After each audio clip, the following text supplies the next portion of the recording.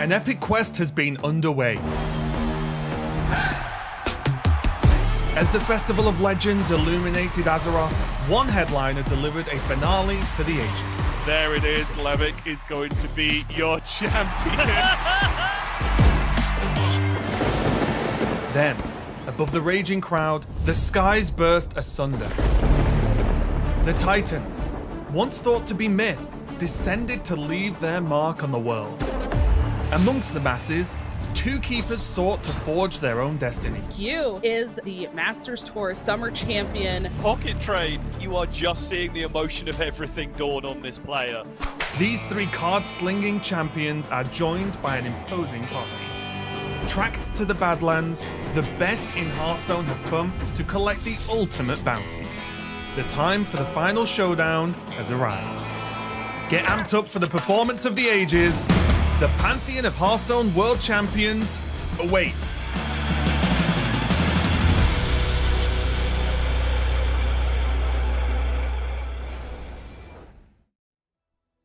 Hello, everyone. Welcome to day number 2 of the Hearthstone Grandmasters World Championship.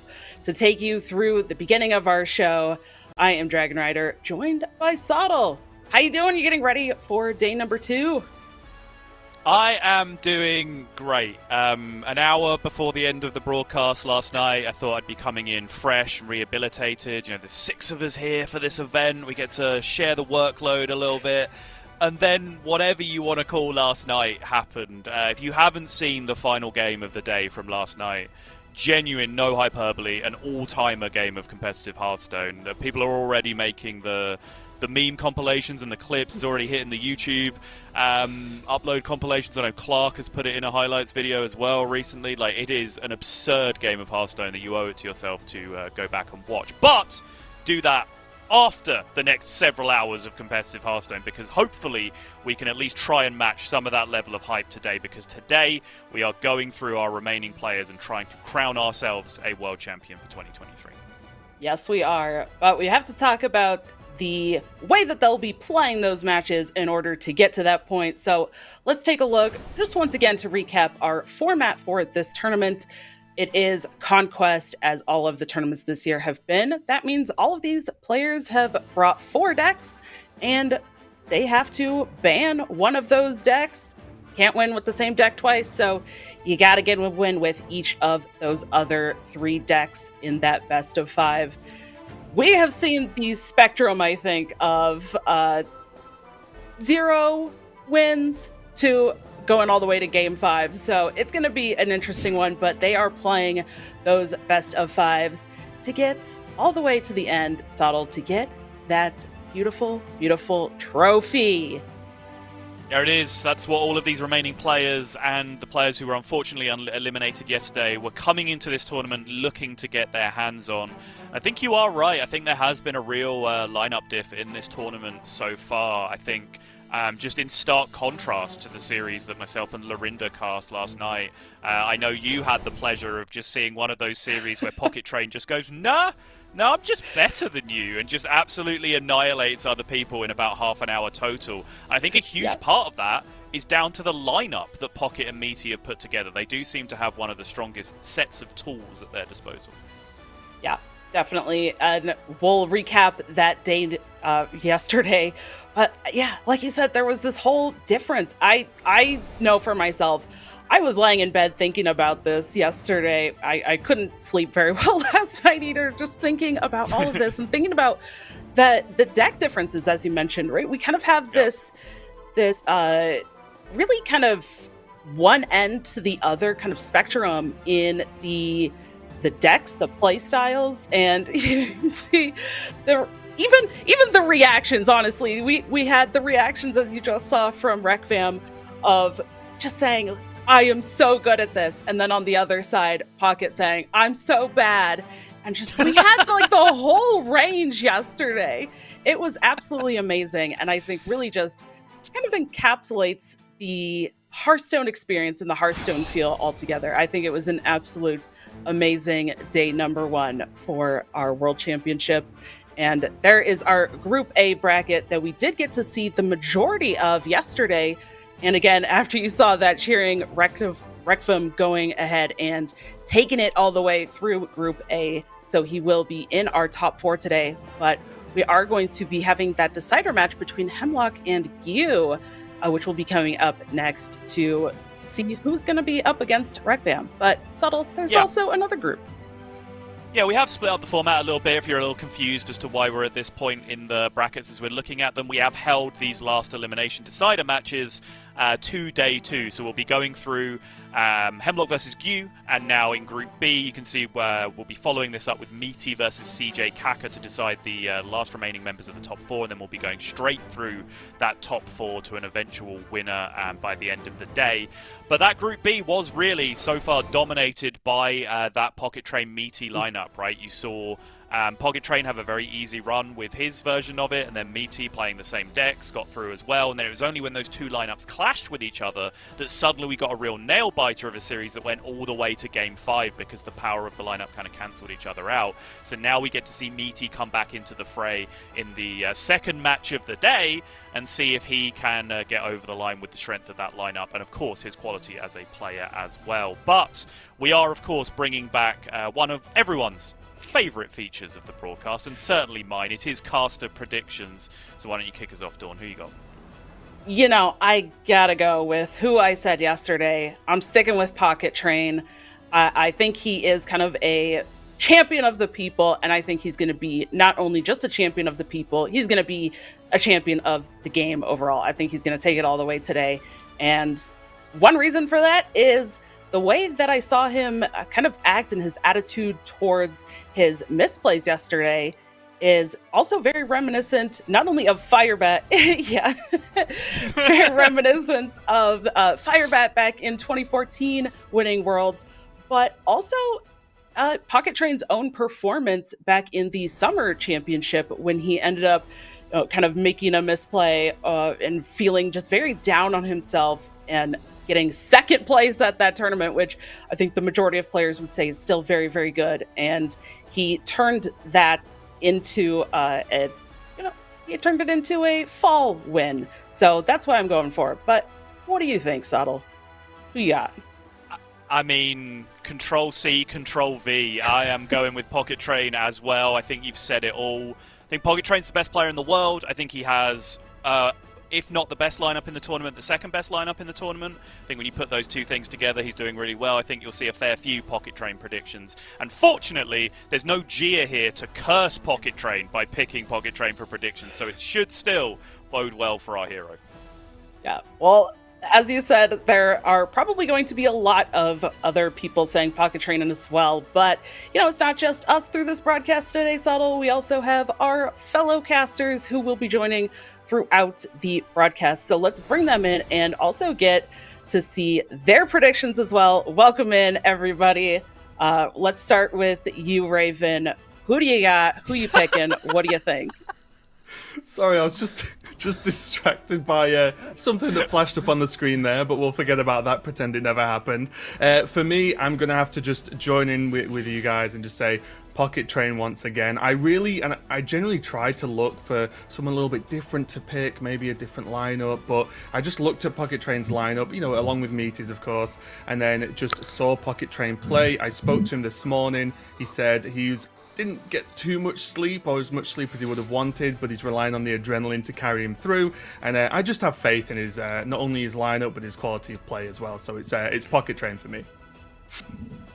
Well, anyone who knows me knows that I now cannot pick Pocket Train because everyone else is. So I've gone ahead and gone with Rekfam. Thought about Gyu because I maybe like his lineup best, but Rekfam has already made it out of groups at the very least, and still part of that same practice group, but I was really impressed with his ability to take a lineup that he didn't feel confident about going into the event and still managed to take those two wins. And we'll see if maybe he can go the full distance with that warrior. He certainly believes in himself like no one else.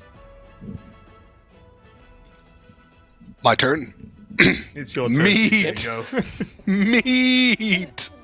The meat man. Come on. I mean, you guys are all picking Pocket Train. I'm kind of in a similar boat as Edelweiss where I want to go against the grain just a little bit. I mean, Meaty's got the same lineup. They're from the same country.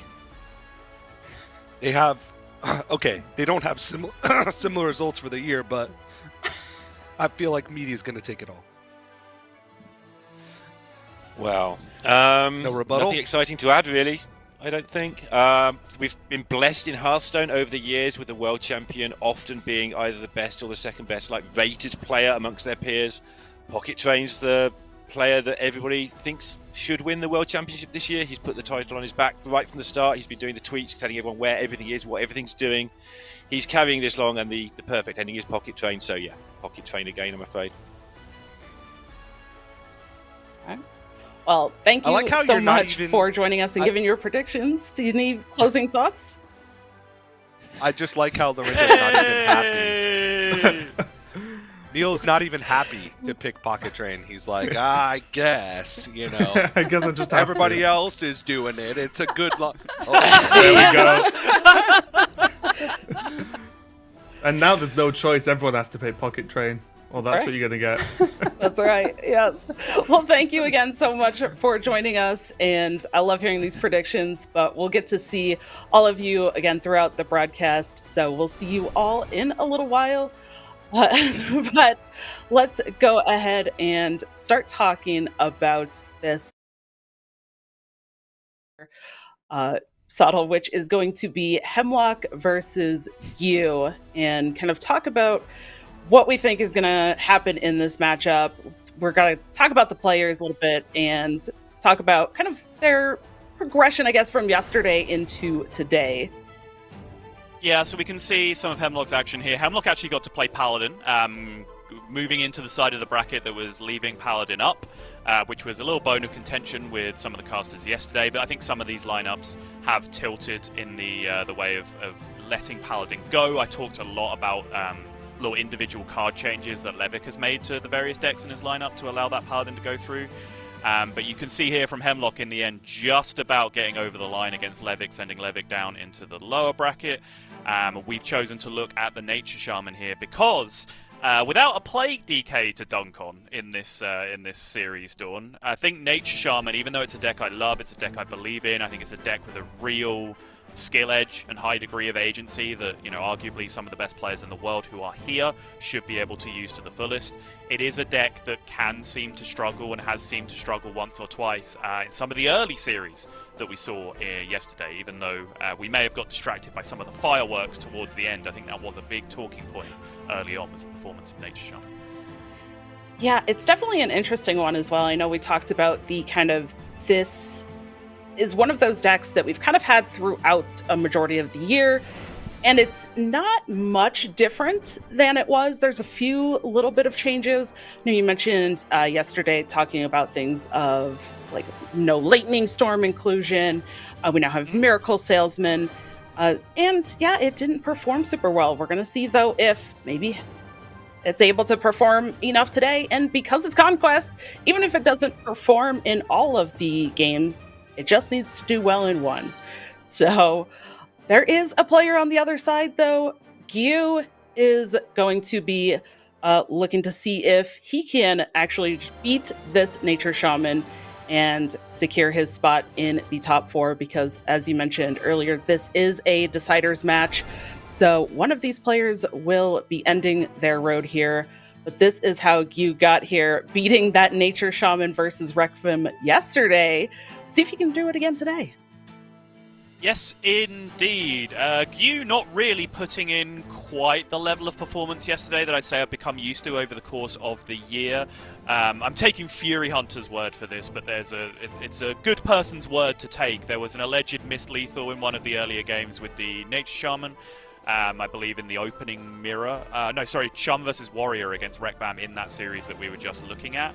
But I think throughout the year, Gyu has found a lot of praise from commentators, from viewers, even from fellow pros alike, as just to how well he has performed in the Masters Tours events and obviously in the ladder to qualify for them in the first place. And I really like this lineup. This is the closest lineup in the field to what I theory crafted to bring to the tournament, which was Gyu's lineup minus Treant Druid plus Naga Priest. That's what I would have ended up bringing to this tournament. So Gyu, just naturally from being the closest as to what I got to, it's a lineup that I'm going to root for. So you'll see, I think Mech Rogue has the real potential to be a sleeper and really try and run through some of those druids that we're seeing on the other side. However, no druid to be seen from Hemlock on the other side. So this, to me, is a point where two slightly level 2 lineups are clashing with each other without that level 1 lineup to prey upon, and it becomes a little bit awkward because they sort of cancel each other out to some degree. So there's going to be a lot of minutiae in the games. I think none of these matchups are going to be super blowouts one type of the other. It's not like either lineup's target strategy is like really landed in this series. It really is just going to be decided by a little bit of who can get the good draws, a little bit of who can make the right decisions, and based on what we saw yesterday, who can keep their head in really incredibly high pressure situations, right? Like that is what it's going to come down to a lot of the time, I think. Yeah, I definitely think that last game of the day yesterday especially encapsulates that, just kind of keeping your head in the game through whatever nonsense happens, and draws as well. I think that was one big kind of storyline that we saw a lot yesterday, whether it was the Nature Shaman, whether it was the Demon Hunter, especially a little bit in some of those Rainbow Sith Mage games, where there just wasn't the draws. But we're going to see if these more, maybe this more aggressive Treant Druid can get the draws. And there is that Demon Hunter on the other side for our first game here. So Hemlock coming in with the mistake. Do we have to mention the turn 1 mistake, Sottle? We don't. No. So what I will say is specifically, obviously, you can go check out Fino's Twitter if you want to see the clip that we're kind of referring to. But I will point out, as someone who also plays Tyrander's pre-skin of choice, just because it was the first skin in the game that released that wasn't Anduin, so I just changed off Anduin immediately and never went back. That is the tech that you need. And I did verify with Pocket as well that he specifically plays Tyrander for that tech of just literally saying a mistake every time that you say a mistake. It's very important. It is wonderful. We are going to see Hemlock just choose to keep the frequency oscillator there, which honestly seems like a pretty reasonable choice. Also picking up the Slither Spear, which is another very good turn 1. But Gyu, off of the Cactus Construct, pulling up a Gold Panner. That's going to get a lot of extra draw for this Treant Aggro Druid. Oh, yeah. My face when panning. That's what we need.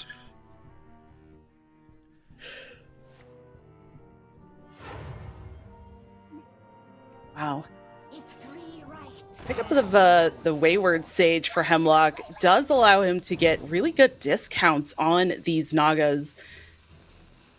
It's kind of interesting, though. I did have a consideration of, did he just want to get that Sigil of Time kind of moved over to the left to potentially save? But at the same time, because the Naga, the Wayward Sage, had just come into hand, if you waited any longer to play it there, it would have lost that outcast effect. So Hemlock kind of just had to go in on it. I think it's a temptation you're faced with in your early days of playing decks that have Wayward Sage in them, even in decks which are still Distillery Studies, where you discover a Wayward Sage sometimes. It's like, okay, if I can just like wait 1 or 2 turns, then this really important card will move over to the far left. And I've got so many cheap cards in my deck, it'll be fine. I'll be able to play Wayward Sage from the right, it'll be fine. No, it won't. It's never fine. It always gets stranded in the middle of your hand. You just have to jam it in that outcast position from the right as soon as you can in both scenarios. Yep. And Hemlock being able to clear up both of those gold pins. Yeah, no, good. No more panning. Hemlock said, no, we're not allowing this anymore. But even regardless of being able to clear those now, it did give Gyu multiple extra draws, which unfortunately some of those draws were kind of the top end of the deck, which he's not going to be able to get to yet. Yeah, it depends how much you want to glass half full that, though, right? Because in a lot of those situations, when you draw a bunch of bonus cards and they end up being your top end, you can just say to yourself, well, okay, if I didn't just draw all of those bonus cards, these would be the cards I was drawing for the next 3 or 4 turns of the game, right? And I'd end up doing nothing. So now I've got past that, and now I'm drawing my Splish Splash Whelps, and everything is fantastic. It is beautiful. And those are buffed as well, which does mean though a little bit more work for Hemlock on the other side. I think the decision here for Gyu is really if he does want to commit this innervate to get one of those Splish Splash Whelps out, which it's kind of like using that innervate for the extra now to get the extra in the future. It's kind of a half now, half later kind of decision, it feels like. But I don't hate just going in on getting the Splish Splash Whelp out. So the reason I think it was held there, okay, it looks a little bit sillier now that the second Innovate was drawn. But so firstly, the 3/2s don't actually fight on the board particularly well, right? There's a 2/1, so it doesn't really compete for board that well. And also, this is a deck that really wants to hinge on using Solar Eclipse with potentially very expensive spells, right? So holding on to an Innovate in your hand can actually make that happen very quickly, very explosively, if you do get to stick some minions on the board. And quite often, unless the Demon Hunter is going to go off with the super early pop-off with the Sharpshooter, you are going to have some form of minion land on board. So I think with Topior, with Solar Eclipse, and the buff spells as well, like having those Innovates available is a big deal. Like, let's not forget, Topior Innovate kills a Sharpshooter now, right? Is an emergency situation if that's what you need to do later on in the game. Yep. Yeah, this is a really interesting case too, where I think a lot of the decks, or you might just want to look at this and say, wow, this stuff costs a lot, or I'm not really getting the value I necessarily want. But it's that multi-turn planning, and I think that Topior and the kind of context of his hand really also contributed to that decision. And now we can see that Topior coming down, and as you mentioned, that second Innervate draw, that just allows this. And also not even just being able to clear up a Sharpshooter that's going to come down. Living Roots is so strong. Yeah. That's another 0 mana 3/3 rusher on the board, plus removal. Fantastic pickup. It specifically kills the one minion that you couldn't value trade with this turn as well. So it's such a monstrous swing in terms of stats on the board overall. Well, yeah, good luck. Chew through that, mate.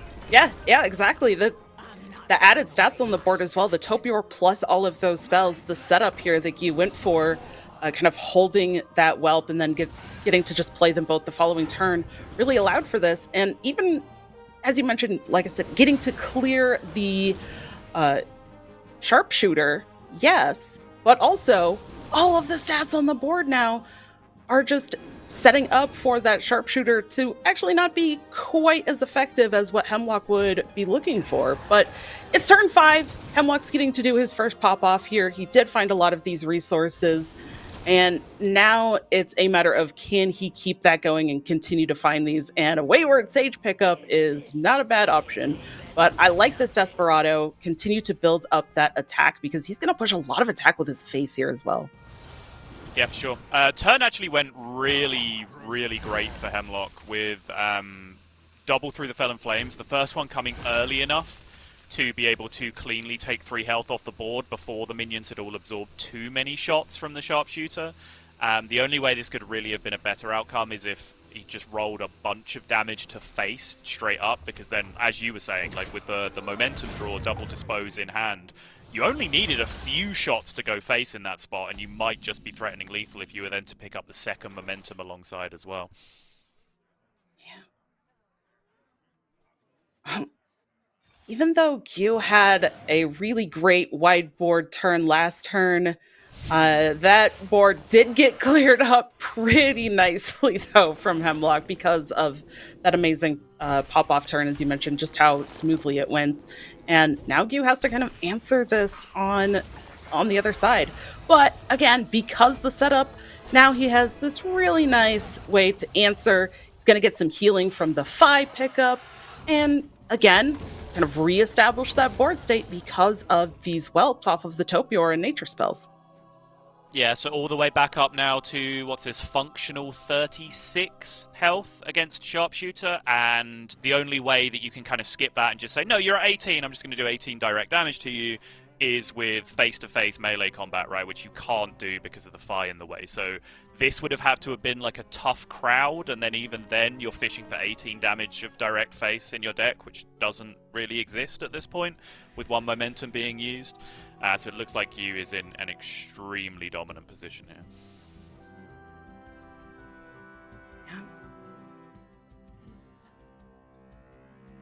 A lot of it does come down to that innovate hold, right? Like just the power of that turn due to having the double innovate and the amount of stats that are able to be dumped on board.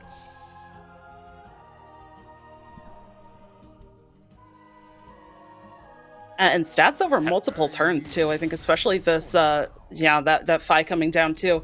It's so difficult, as you said, without something like the tough crowd to put that back in hand. And Hemlock recognized that, went ahead and just threw out the concede. So Yu is going to take that first game. Sottle, how do you feel about the lineup now with that Druid getting that quick win? Yeah, I mean, I feel great about it, right? Like, the Druid, to me, is the one deck... And honestly, like, I didn't test Treant Druid. It's not, like, something that I tested out and then dismissed. But to me, like, this is the one deck that I'm not certain about because I hadn't put significant testing in it myself. So if you're going to give me that same lineup and take the one deck that I'm not convinced about out of it, yeah, I'm feeling freaking great about this lineup now, Dawn. Like, this has just got the good decks left in it now, as far as I'm concerned. But there are still, of course, questions over that Nature Shaman, which, you know, I have to do my due diligence and point them out, even though I am a big believer in the deck, even though I have very high success rate with the deck. You know, I do not necessarily play against the same caliber of players with the same regularity as these players are playing against in the World Championships. So, Nature Shaman has seemed a little bit exploitable in some spots, and maybe that is a question that still remains to be answered, as it is in both players' lineups. Yeah, and that is the kind of question I'm curious to see here which deck comes up next for Yu, if it's going to be that Shaman or if it's going to be that Mech Rogue that we looked at. There is always that debate in Conquest of Q order and if it's random, but these are both decently aggressive. But if there is that consideration of the kind of question mark for the Shaman, I definitely can see it just saying, okay, let's just queue up the Rogue, try to get a quick win with that, and then feel even better going in at a 2-0 with that Shaman. Yeah, I'm just kind of happy to see more Mech Rogue as well. We haven't seen a great deal of it so far. It's not a super common deck on ladder in my experience either, but I do think it's a little bit under the radar in terms of not overall win rate. I'm not saying it's a good ladder deck that's going to, you know, climb to the moon on through the legend ranks, but when it comes to serving a purpose in conquest style tournaments, when you're looking to target particular other things, make life as difficult as possible for individual decks, I think Mech Rogue serves a very, very useful purpose. It doesn't really hit that purpose in this matchup against Hemlock, or necessarily in this matchup against Demon Hunter. But I think with the amount of Druid that you'd be expecting on the other side, for example, like if you go Mech into Coppertail Snoop into Coin Innie, like they're dead. They just don't interact with that in any way. They don't have the cards in their deck really to be able to interact with that. So I definitely think there was a lot of merit in this Mech Rogue bring, and was a little surprised to see as little of it as we did. Yeah, I definitely also expected to see at least a little bit more of it, because it is still a very, very solid deck. And I think especially in a format, I know you all talked about it a lot at kind of the beginning of the day yesterday, this format where you kind of know the other people that you're playing against, you're very familiar with them, and it is such a small player. Well, maybe then the number of players impacts the decks that you bring. And if you're not expecting a lot of super slow decks, you want to just get on the board and start getting out with bodies, start hitting them. I think we see that a lot in the Priest. We saw that with some of the, I guess to an extent, this Naga DH. But yeah, I kind of expected a little bit more of this Mech Rogue as well. And we're seeing that immediate discount into the stronger minions, as you were mentioning already. Taunt? Yeah, not really the one you wanted here. Like, the start, obviously, discount into Mimiron was sick, but the problem is Gyu's drawn all the weird, clunky combo top end of his deck alongside that. Doesn't really have, like, the Spark bots or something to throw out alongside this Mimiron to really go for max value, so I'm imagining you're just going to end up dropping this to protect the Mimiron, just put it on the Magnetic Mech instead. Yeah, makes sense. Yeah. I think stealth would have been amazing for him there. It's also a little bit sad to see that Thunderbringer come into hand when he actually kept that Scourge Illusionist in the mulligan as well. It's like that was the one card you didn't want to draw after specifically keeping the Scourge Illusionist. And this Discover choice, a lot of Midnight Wolf showed up yesterday, but you also mentioned the Tough Crowd, which Tough Crowd against some magnetized mechs especially could be very good as well. And it's still pretty early in the game here. Yeah, so you have to make a decision there, right? Between fighting for board honestly, which you could theoretically do. You have Vicious Slither Spears, which are one of your best early board-based cards, one of your most aggressive early cards. Or just focus on the actual combo turn, right? Because you do have Sharpshooter in hand already. Like Tough Crowd for 2, Coin Hero Power, for example, like wins the board back definitively in this spot. But you'd be using a lot of fantastic resources. You'd be using the coin, you'd be skipping on a Wayward Sage discount. I think that's just too much cost to give away when you do already have that Sharpshooter in hand. Yeah. Ooh, hello. Let's do that. Do you know your colors, Dawn? It's been a little while. They're they changed as well, but They did change. Yeah. you know, that just throws us all up.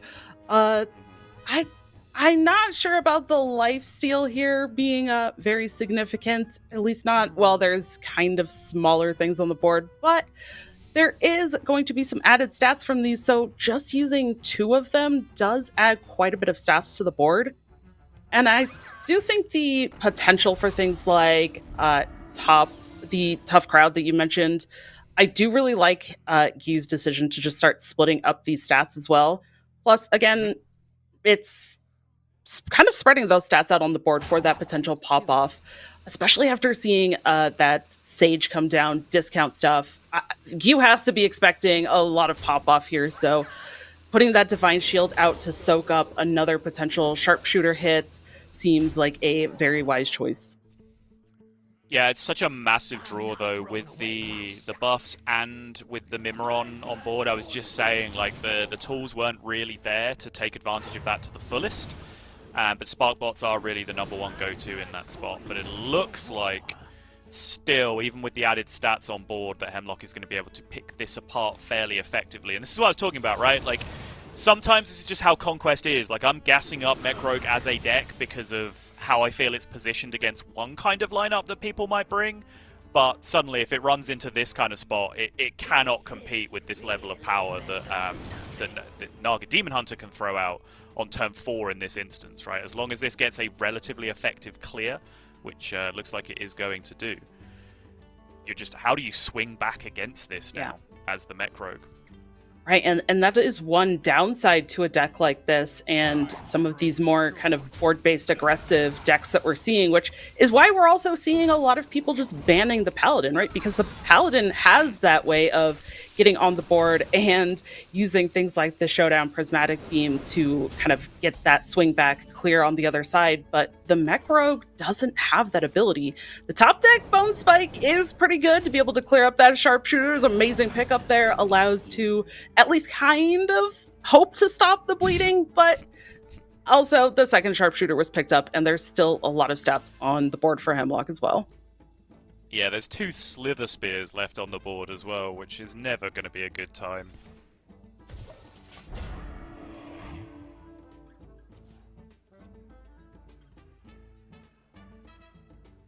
I'm not throwing away my shot. Thank you, Alexander Hamilton. Yeah, here we go. The second Sharpshooter coming down. Not playing in on the Finley, playing all these other things to see what is drawn here. Is it a cheap spell? Nope, just the Naga because the spell was played, and unfortunately, not enough mana to play the Wayward Sage or the Desperado to be able to actually get the Predation for free either. Yeah, awkward draw step, really. The Predation was drawn off the last Naga that was played from hand. Like, the mistake was played, and that drew the Predation off the Sharpshooter, so it didn't get discounted, so a little bit awkward overall. But you're not super worried about doing incredible Sharpshooter chains here. Like, that Sharpshooter just got played because it was the best tempo card in your hand, right? You play that, you play a couple of minions, you get a little bit of extra damage. Ideally, you would have had 2 shots go to the minion, and then it would be a lot cleaner to be able to deal with it, which has got a little bit awkward. But still, just it was the strongest tempo turn that Hemlock was going to be able to achieve this turn, so it still seems like the correct thing to do. Yeah. And I love Hemlock's kind of reaction there, which does maybe not the biggest like pop off reaction, but almost that kind of double take of like, oh wait, nothing came out onto the board after I just cleared this. Oh, okay.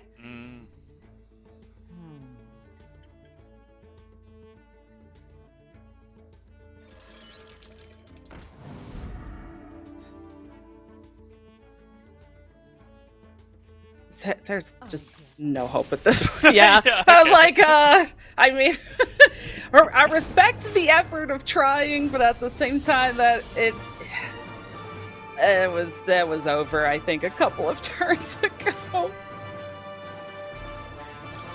Yeah, pretty miserable draw for the rogue in the end, as you said. Like keeping the 4-mana card, and then just like we've seen builds of Mech Rogue with and without that package in general, right? Like it's one of those decks where you do make your deck a little bit more inconsistent, but you spike the top end of your draws way more than you lower the bottom end of your draws. So overall, your win rate goes up, but sometimes you do just get those miserable draws where, yeah, okay, you've got Scourge Illusionist in your hand, you draw the Death Rattle, especially when you're playing so few Death Rattles, in this case just the Thunderbringer, to try and make some magic happen with Neptulon and so on. And yeah, your opponent kills it, nothing gets drawn, they just sit and laugh at you because you've drawn your deck in the wrong order. And when that is paired with a very, very strong draw from the Naga Demon Hunter on the other side, you're going to have a very, very bad time in what is a pretty tricky matchup at the best of times. Because even really, if Hemlock had to chew through the Thunderbringer taunt that turn, that was pretty straightforward to do there anyway, right? Like, okay, cool, they then spawn the Neptulon, you ignore it, you go face, you kill them, you know? Like, that would have worked out fine in the end anyway, so I think that draw from the Naga Demon Hunter would have ended up beating most draws from that Mech Rogue, and unfortunately for Gyu, just did not quite get anything going in that early game, really, despite the draw of the Spark Bots bailing him out just a little bit in the mid game. Yeah, there was like a maybe one or two turn hope there with drawing those, but yeah, just didn't end up being enough. I'm very curious as well. The Demon Hunter was one that we kind of talked about along with this Nature Shaman that we're now seeing Hemlock bring in. Those two decks did seem to struggle a bit yesterday, and even though it feels like we just saw a powerful Demon Hunter showing in that game, I think also it did do well, it did draw well, as you mentioned, but it also was just a lot of kind of sufferable, really not panning out draws on the other side as well. So is it going to happen again this game? I don't know. This hand looks much better for Gyu in terms of trying to kind of get his game plan going. There's some added bots, as you mentioned, from the scrap heap. There is some draw potential. The Snoop finally showing up. He can get some coins to get a little bit more value on the board and start pushing a lot of that damage quickly. But also on the other side, Hemlock has the fish. Yeah, Totem on 2, though, not removing the first mech with the Piranhas. I was going to talk about this. Like, the draw of mech into Coin Squirrel is huge. It's one of the best openings that that Mech Rogue has access to. And Shaman doesn't really interact with that, particularly apart from the card schooling. And that's true of so many things. And I see so many people, if you look at like tracking data for Nature Shaman, you'll see like this list with 1 or 2 cards different, sometimes an Overdraft, sometimes a Radiant, sometimes a Thorium, like those 3 cards sort of rotating around, but the core of this list. And then you'll see various other lists where people just really work hard to want to cut schooling from the deck, and I don't understand why. It's such a uniquely purposed card for solving problems that you don't have answers to otherwise in the deck. So as soon as I saw the schooling there, I was like, oh, okay, cool. Schooling to clear up the mech, but actually Hemlock taking it a little bit slower and saying, no, you know what? You can actually buff that first mech a little bit, and I still have 6 powers worth of fish in my hand that I can take it out after you've committed some of the magnetic minions to it, which is a very brave line to take from Hemlock, but I think something that might just end up working out here. Yeah. Now we see the next Discover choice as well. Another interesting one. Does he want to go for some board presence with the Feral Spirits? Turn the Tides can help with kind of removing that as well, which Turn the Tides is another interesting one to clear up some of these minions and save those piranhas to continue, as you were mentioning. But I do like the choice to just go for a future setup of I'm probably going to be committing these piranhas to clearing, especially being able to play multiple of them in one turn. So I will need some sort of follow-up to actually commit and put my own things on the board for when I have my big pop-off turn. And the stealth train has begun, and I think that's part of the reasoning behind that Feral Spirit as well, where personally, I think Sight Unseen against an average mech rogue hand, I would rather have the rushing 3-3 over the taunting 2-3s, because you want to kill their mechs, you don't just want to put things in the way, right? Because that then allows them to attach Wind Fury and coins and stealth and stuff to leave on the board. You want to remove that board so they don't have that base of magnetics, which makes the rush better. But I think Hemlock looked at this situation and went 2 Spark Bots in hand, haven't seen a Spider yet, pretty good chance that I'm seeing stealth come out on the following turn, in which case having just blockers in the way to prevent massive face damage is going to be more useful to me than a rush minion. Yeah. But now Hemlock is in the spot where, okay, he did see that stealth. Is he committing the taunts here? It definitely seems reasonable, but I think the question is, does he want to be overloaded going into next turn? What's his plan for next turn? Because if he's overloaded and he doesn't have enough to commit some of these, he's going to have to play the Thorum. I'm not sure if that's what he wants to do quite yet. He does have a lot of low-cost minions that he can just fill in next turn. This is the kind of draw, these are the kind of hands that you want as Mech Rogue. So, you being responsible here, of course, this is the World Championship, this is a decider, this is an elimination game, his entire year's worth of work is on the line. Me, I see an innie, I play an innie. Okay, no, Gyu's gonna hold it back. Well, he doesn't have the mana for it yet. He's only on 4 he does. mana. There's a coin in the attack, right? There's a squirrel on the thing. So you could have attacked, played the thing, made the copy with the innie, gone from there. I do wonder if he also wants to just keep it stealthed. And I don't know, because if he plays the innie, he doesn't get the stealth as well. True. Yeah, no, that's very fair. Well, no, that's actually... No, because you're copying... You then have Wind Fury Rush on a thing that also has coins, right? So you then have more coins available to be able to play the Stealth Spark Bot at the end. So I think you could do it all. Thanks, Bob. Yeah. Wait, it's not even Bob! Oh my god, the Battlegrounds player again. Everyone's just called Bob now. Anyone that talks to you in Hearthstone is named Bob now. That's right. It's just how it works. It's all Bob. Yeah. Shut up, Raven. Raven's slating me for that now. And fair enough.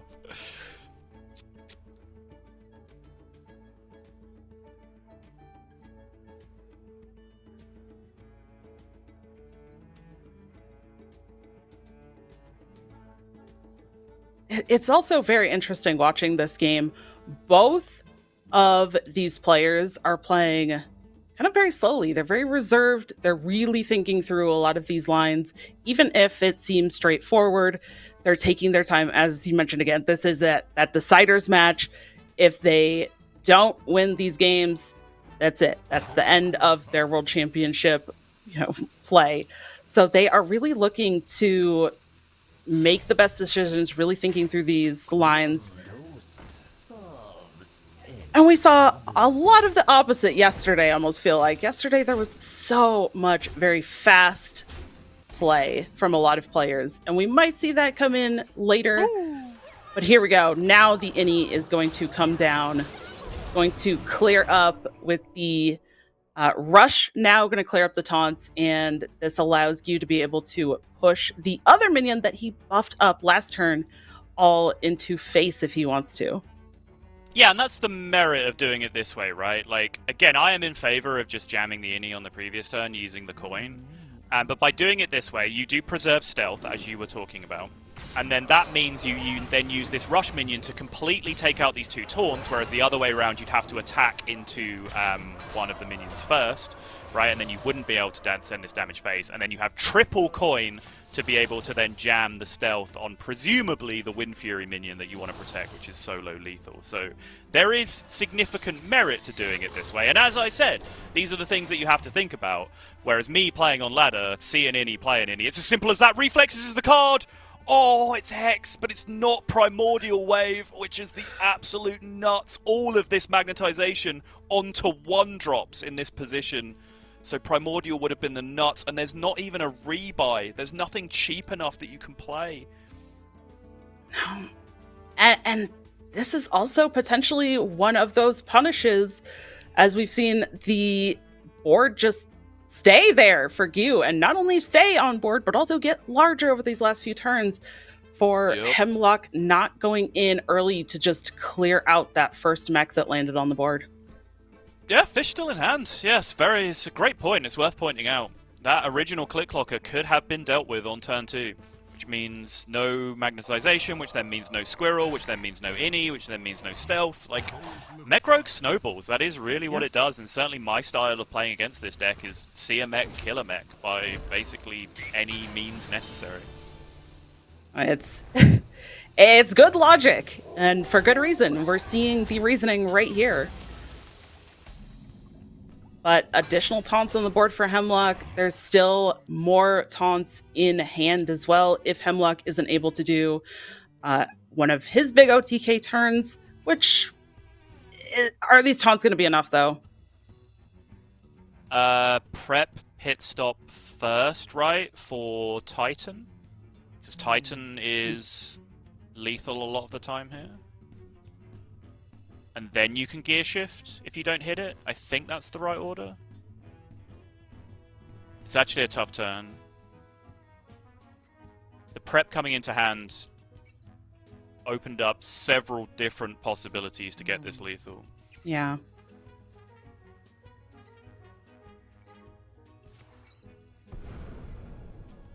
There it is. We are going to see the prep into the gear shift. Will he be able to find it? Shift? Okay. Okay.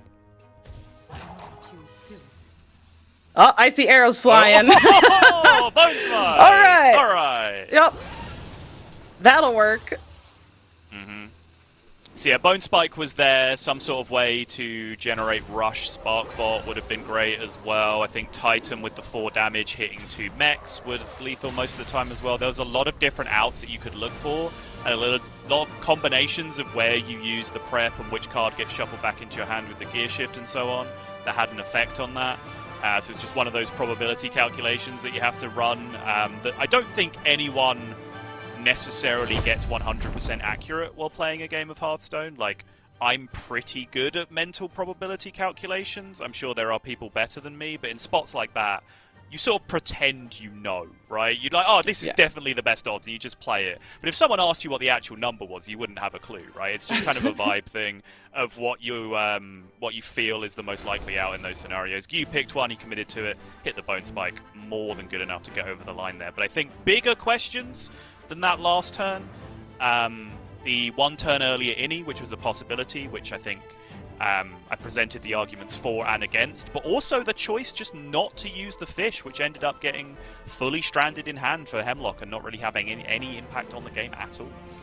Yeah, I'm definitely with you, though. I feel like just committing those fish early, trying to keep the rogue off of the board as quickly and as consistently as you can, especially when that's kind of their whole game plan, right? If they can ever stick a board, you don't even need to necessarily have a big turn where you push a ton of damage. Just kind of keep them off the board for a bit. But on the other side, the other argument is because of the kind of variation in the deck list for the Mech Rogue that you mentioned, there is actually that top end. So even if Hemlock were able to kind of come in and say, okay, I'm just going to keep your board clear, because of the deck build, it's a little bit different than what we've seen in the past with the kind of topping out at like 6 mana. So we'll see if that impacts the series overall, but this time Hemlock bringing in the mage. Hemlock has not like stayed with these decks. He's kind of switching off. Oh, the shaman didn't work. Okay, I'm going to bring in this mage now because I know Gyu has the shaman on the other side. Yeah, he's gone Demon Hunter, then Demon Hunter again, then had to switch because the Demon Hunter won, so was on Shaman and has now switched to Mage. So it has been a good amount of variation in his queues throughout the series so far. But we now see the flip side of this, schooling in opening hand again for Gyu on the other side as well. But this is a matchup that I became intimately familiar with. I played an absolute ton of Nature Shaman when it was first released. During the time when the build was very, very contested on, I ended up making one small card change to the deck, which then has kind of evolved into what is this standard version of the deck that we see now. But during that time, if you queued ladder at High Legend, you probably played some form of Nature Shaman versus Rainbow Mage at some point. So this is a matchup I have played an enormous amount of times, and it's one of those matchups that I think is tight enough where whichever side of it you have more experience with, you feel is favoured.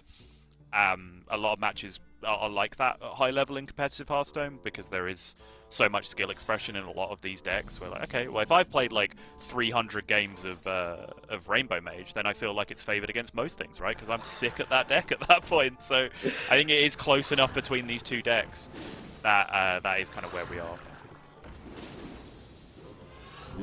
are. We didn't see Hemlock play the Piranhas in the last game, but Gyu is going to go in on them here. And notably also did get both Miracle Salesmen already, plus Schooling, and now has the second Schooling in hand. So this hand is kind of building up to just be a bit of this early tempo. That Hemlock picking up the Cosmic Keyboard. Kind of interesting as well to get to pick that up. I think, was that what he picked off of Discover? Or did he take that Prismatic? I'm not sure, actually. I was too busy talking about matchup stuff on the previous turn to actually see what happened on Hemlock's turn. But it's very annoying to have come on turn 3 instead of turn 2, I can tell you that much. Because if it was equipped last turn, it would have been Coin Cold Case, which is the absolute dream here. But as it stands, Hemlock is going to have to withstand a little bit of pressure, which is very irritating. Like, this is actually what Mage does to most other decks these days, right? Is it just plays these irritating 1 and 2 drops and just chips away with 6 to 8 damage at the start of the game, and then follows that up with the little burst combo, whereas Nature Shaman, Gyu on Nature Shaman, really pulling a little bit of anything you can do, I can do better right now. And Ancestral into Flow Rider is very, very nice for keeping this ongoing. Into a Reflexes as well? I think so, yeah. Yeah. I was actually going to mention before he drew into the Ancestral Knowledge that even though he did have that aggressive kind of early start, he didn't really have a lot going on in his current hand and was probably going to have to rely on the tradable effect of those snake oils from Miracle Salesman. But you just trust he knows what he's doing. He's just going to draw into the good things. Okay, so I was going to say, apologies, this may get a little deep. So, without the draw of the Flow Rider on this turn, I was about to advocate you could just open the Lightning Reflexes and look for a Flash of Lightning, right? Because the rest of your hand is so bursty. But now hitting the Flow Rider, you're now being offered that Flash of Lightning entirely naturally, so you have to then look at your hand and go, okay, I get to have Flash of Lightning next turn, and then under the Flash I have an entire Lightning Reflexes, I do have a Bioluminescence, I have some cheap minions, I have a 0 mana Lightning Bolt, and I have a Crash, which is definitely going to get down to 0 mana as well. The problem with that is because your opponent played exactly Keyboard Cold Case over the last 2 turns, you're not necessarily going to be preserving this entire board state, right? Whereas if they had not gone with the Cold Case, you'd actually feel relatively confident outside of the mech coming out from the mage that you'd actually get to keep a couple of these minions maybe, and that would be immediate lethal on the following turn. I still think it's the pick, and it is what Gyu's gone for, and actually finding Feral Spirits off it is a really, really nice pick up here for that extra minion base. Hemlock might be in trouble. Yeah, and I was going to say as well, I think if it is the pick, you absolutely just want to play it in that case as well. Like you pick it, you play it the same turn, which is what he went for. And he's got the cards to kind of go in on a big turn if he wants to next turn. But as you mentioned, it's going to depend here on how much of this changes on the side for Hemlock as well. Crescendo? Crescendo kind of huge, actually. Without some sort of clearing power, you need both skeleton shots to hit minions with the trades to be able to clear this up, unless you want to use the 4/4 to trade as well, which ideally I think you'd like to send some of that damage face. Uh-oh.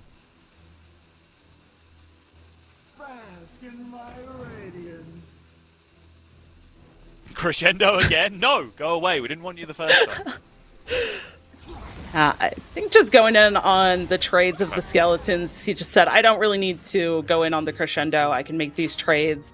And the jazz base burned there. It's a little late almost at this point. Another flash of lightning and another...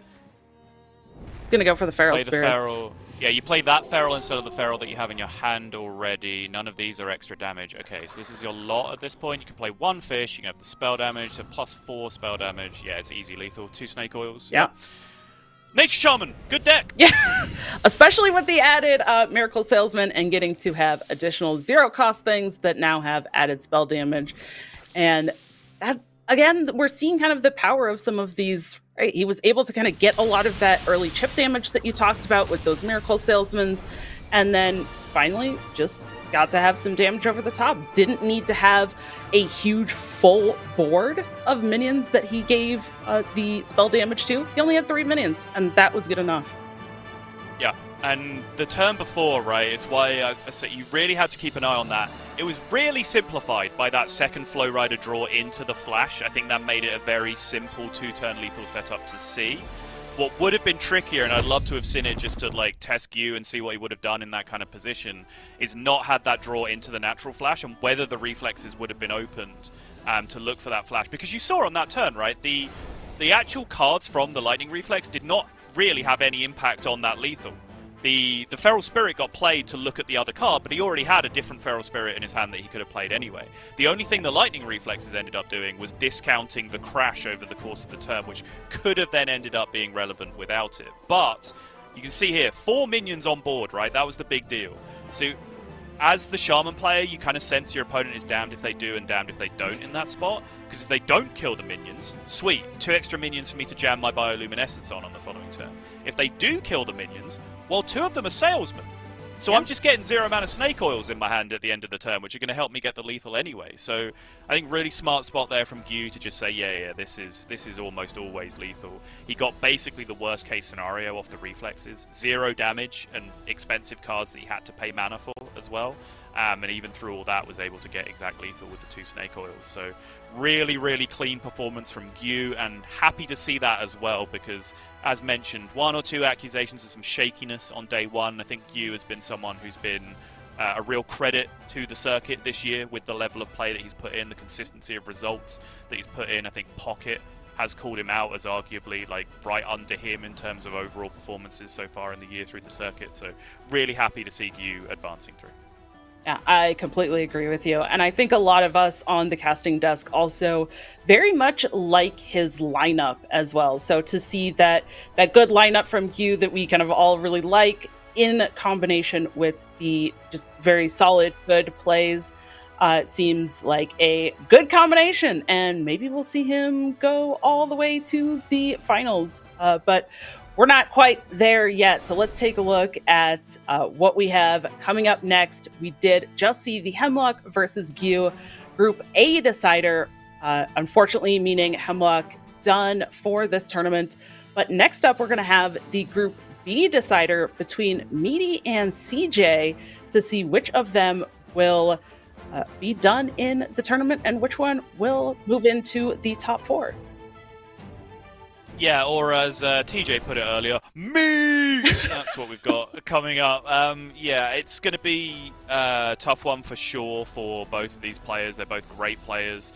CJ Kaka has to kind of put behind him everything that happened. Hopefully he was able to get a good night's rest previously, but we are about to see well, a lot of people, we talked about how we like this lineup from Gyu, but I think overall the vibe is that Meaty and Pocket Train have the best lineup in the tournament overall, so we're about to see that come into play and see how it feels going up against a slightly different challenge with CJ Kaka as well. But I think you are right to point out, and we should highlight it a little bit more just before we move on and go to that next series. Just say goodbye properly to Hemlock, of course, because he has just been eliminated. These first 2 matches that you'll see today are elimination matches, and again, every player that got here has achieved a level of consistency and dedication and hard work and ability that very few people have ever achieved in competitive Hearthstone. This is one of the most taxing competitive systems we've ever had, and for a player to make it this far, make it to the World Championships, and then, you know, crash out early on in the tournament, it's not what they would have been looking for. But I think each and every one of these players, Hemlock absolutely included, have been a credit to the system this year and a credit to Hearthstone this year. So well done to Hemlock. We will be you will be missed in the remainder of this tournament for sure. Yes, I completely agree. Well said.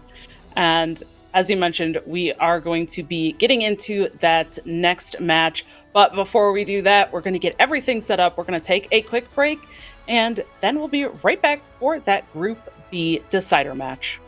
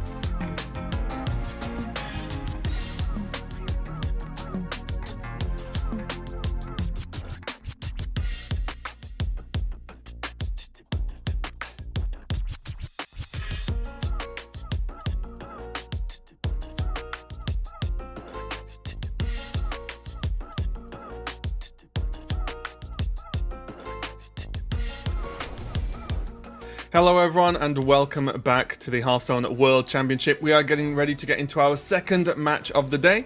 I am Raven and joining me for this one is the one, the only TJ Sanders. How is it going, my friend? It's going good. It's going good.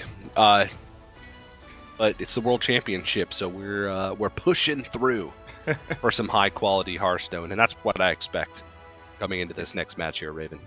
Yeah, we just saw how much is on the line for the first 2 matches of the day, especially because we're just finishing off those groups. So these are, of course, elimination matches, as will the rest of the matches effectively be for the day. But just in case you've just tuned in and missed that one, for this one coming up, we are going to see, of course, Meaty versus CJ Kaka to see who's going to join Pocket Train out of Group B. And I think the main story for this group, TJ, at least as it stands now, is Pocket Train and Meaty prep together. They have the same lineup, and they, like, Meaty lost to the mirror match, right? Lost to Pocket. So, in your opinion, is Meaty favoured? I know you picked him in your prediction, but do you think it's the strength of the lineup that this little practice group has created that is going to really favour Meaty in this one? I would say so, yeah. I don't think the Demon Hunter, which I believe to be the weak point in the lineup here for CJ, has the tech to be able to stand up to these like very heavy, like board flood, mid-range board flood kind of decks that Meaty Pocket Train are bringing. And also, Pocket Train didn't just beat CJ, right? He 3-0'd him in like 20 minutes. Sure. It didn't.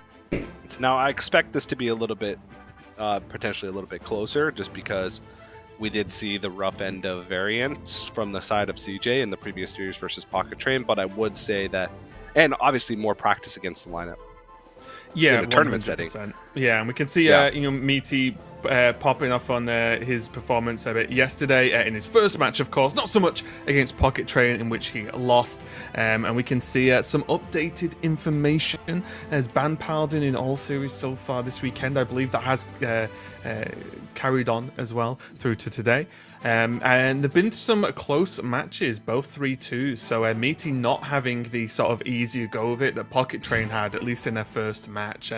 How do you think Meaty's feeling going into this? Because it's a weird situation to have lost your sort of winning in for today, really, to a mirror match with someone you prepared with. Do you think that makes you like more confident going into this match, or do you think it's a bit of a knock that you lost the mirror?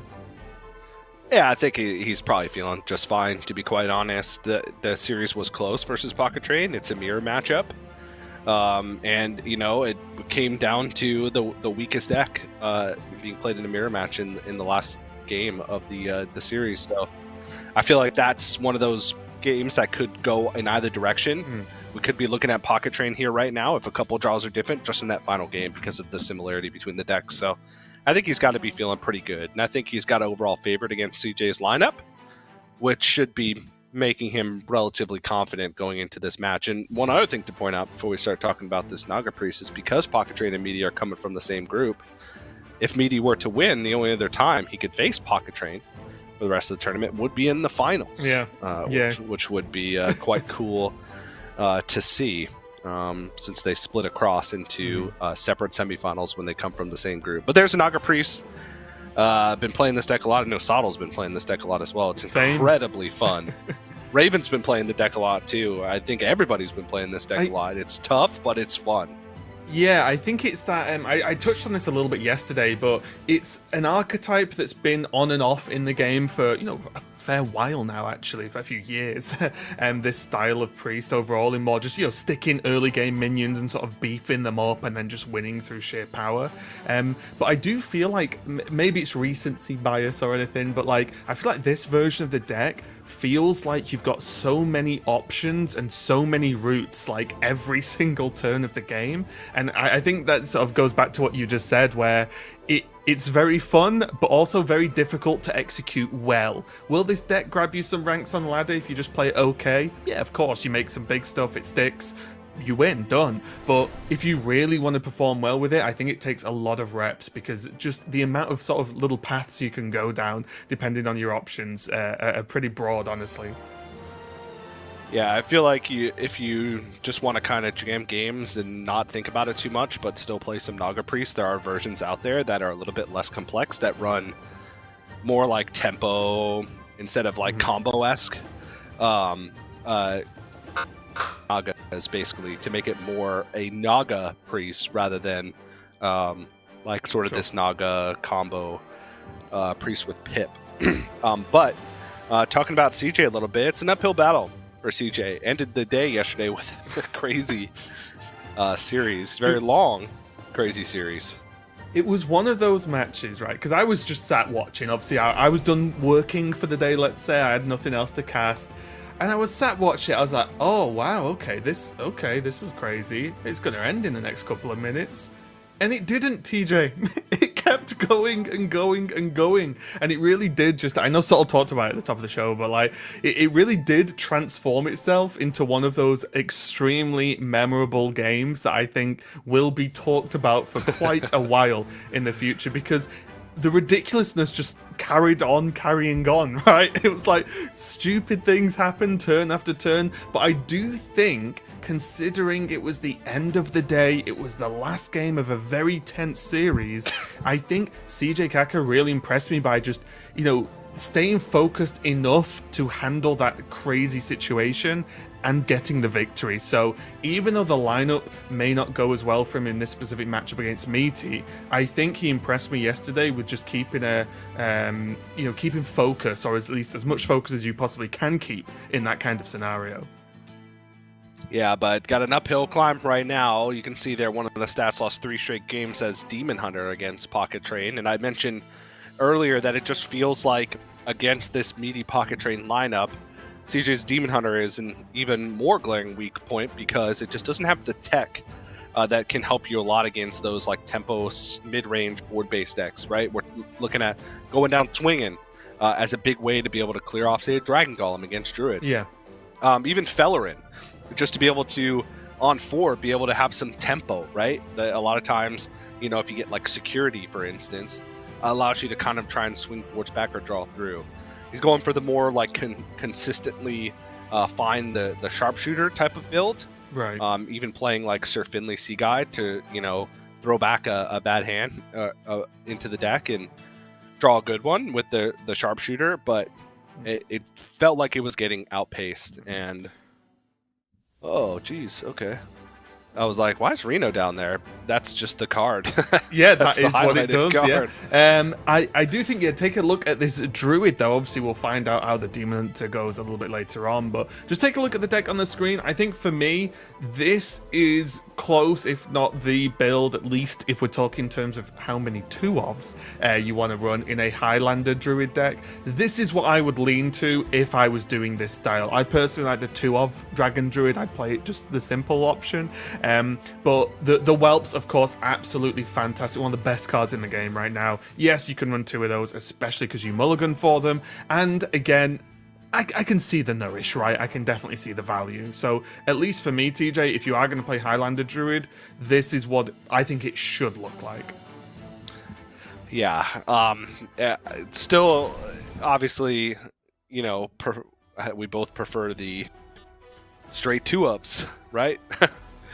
If you're going to be playing Druid, but this is as good as you can get if you're going with the Highlander variation. And I'll tell you something, you don't get games like we saw last night if you're playing the 2-of Druid, so maybe the Highlander Druid's the way to go, just for style points and being memorable, let's say, because, like I said, that game was something. It was something, yeah. The Highlander decks just tend to... they've done that since the beginning of time. You got to play some janky cards in the list, and now the Highlander cards are just so high in power because the rest of the decks in the meta are so high in power. You kind of have to in order to justify even playing Highlander. But it's time to get into the series. We're going to see Druid versus Mage to kick things off. Yep, CJ Kaka on the bottom on that Mage. Going to be pretty interesting, honestly, because again, like, how do you feel about this matchup? Because this is the 2-of Druid, which sort of we both said we prefer from Meaty.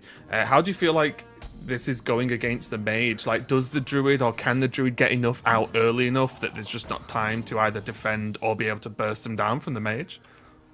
I mean, with this hand, yeah. I mean, if you're going to draw the literal best set of cards in the deck... That's insane. That's like the highest win rate cards in a nutshell right there. That's pretty crazy. You're going to be able to go Splish Splash Whelp. Yep. I was thinking if that was worth it instead of just playing on the curve and being able to coin out the Dragon Golem, but you'd be playing like off curve on like 4 because you'd want to play Snapdragon, whereas this allows you to just go coin 2 into 3 and Yeah, and I think yesterday we saw Meaty aggressively want to play Snapdragon. Like, I think in one of the games, I was either watching or casting, I can't remember now, but it was just like coin Snapdragon turn 2. I think even with a whelp. Because I think he drew it on 2. So I think Meaty just really wanting that power just already done and dusted, and then the rest of the deck will curve out. So I don't mind this, especially with these pickups, right? At worst, there was the Proto Drake. Sorry, I always forget the name of that one because I always look at what that one generates and not the name of that one itself. But there's always the Proto Drake at worst, and now we see the Spike Tail as well. So there's still good curve options, and honestly, Cactus Construct is a heck of a card, TJ. I think if that was in the hand alone, there'd still be a good chance for Meaty. Oh, yeah. Well, this is an interesting scenario as well. Resistance Aura, it is holy. Which is a spell school that's harder to find, but there's not... This deck just likes to play a lot of big minions. They don't, necessarily like to play spells. There's really not that many spells in the deck. You're looking at like Aquatic Form, Innervate, Ashara Garden. I think the biggest one is Take to the Skies, right? That's the one that would be sure, good to hit. Yeah. Just because that's one of the most expensive spells, right? So if you make it more expensive for any given turn, it's going to be that much more awkward. But I think it was picked up because it was just cheap and easy to get out. Yeah, right now, Meaty is struggling with, if he just continues to play on curve, the Dragon Golem's just not going to have enough juice. CJ does have a reasonable hand to fight back. Has Tempo Disruption, has the Inquisitive Creation, which even on 5 mana is usually good enough to be able to combat at least the first Dragon Golem and let you play for tempo. Yeah, and I like this from Meaty though. I think if you're gonna be waiting to and sort of do nothing to just get a Dragon Golem out, it sort of reduces the point of the Dragon Golem anyway, right? Okay, this is pretty nice. That's this is so gonna help. good. Yeah, it's actually the perfect pick. But yeah, I think if it was hold the dragon so the Dragon Golem's bigger, it's like, well, you'll be doing a bigger Dragon Golem into a bigger board, right? So it doesn't quite have the same power. Obviously now Meaty's just got the best of both worlds, so being able to play out a pretty wide board and generate those dragons in hand. Yeah, in this situation, probably one of the best hits from the Cactus Construct. Oh yeah.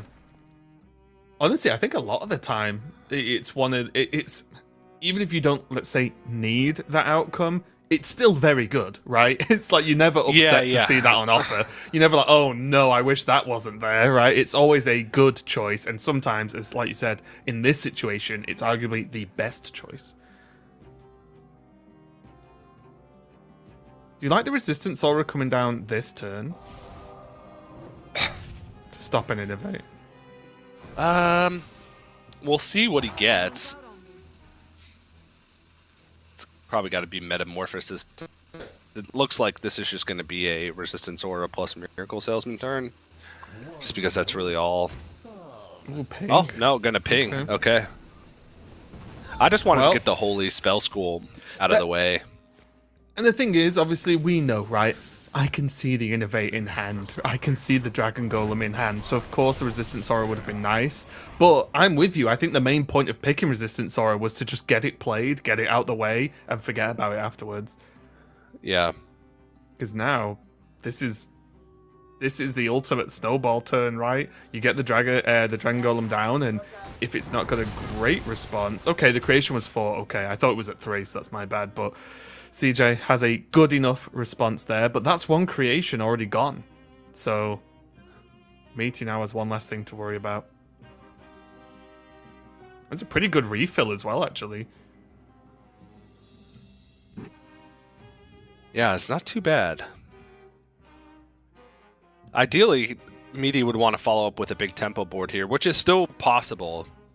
It's just he'd be completely out of resources after this turn. Mm-hmm. I think you do it, though, right? Do you not just play everything except for Alex Straza? Yeah. Because if not, then, well, what else are you doing, right? Like, you've just seen the creation. This is now just go all in with everything you've got and hope for the best. Yeah. Sounds like a bit of a simple plan, TJ, but I'm a bit of a simple guy, so...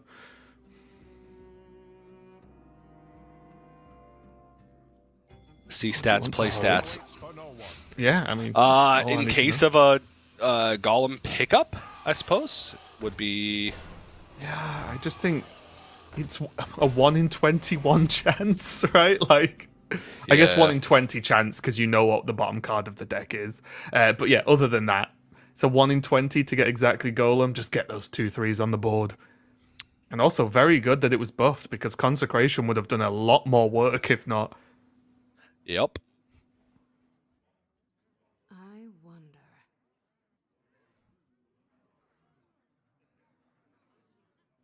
And this is the problem, right? Like, Conk's okay, but CJ needs something bigger because this board isn't going to go away anytime soon. Clear off the 2 little dragons, but those are effectively bonus minions for Meaty, right?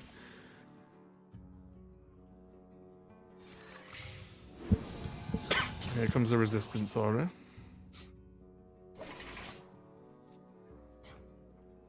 Yeah, it's a little bit awkward now because there's not really any spells in hand. Yeah, and Meaty I would have think it plenty was of mana just to be to able to play do it. holy, right? Get Well, it he done. played the Consecration already in that turn. Oh, so- sorry, yeah, he played Conk, didn't he? I forgot Conk, yeah. So some of the Paladin spells always throw me off because some of them I think are holy aren't, and then some of them that I think aren't are.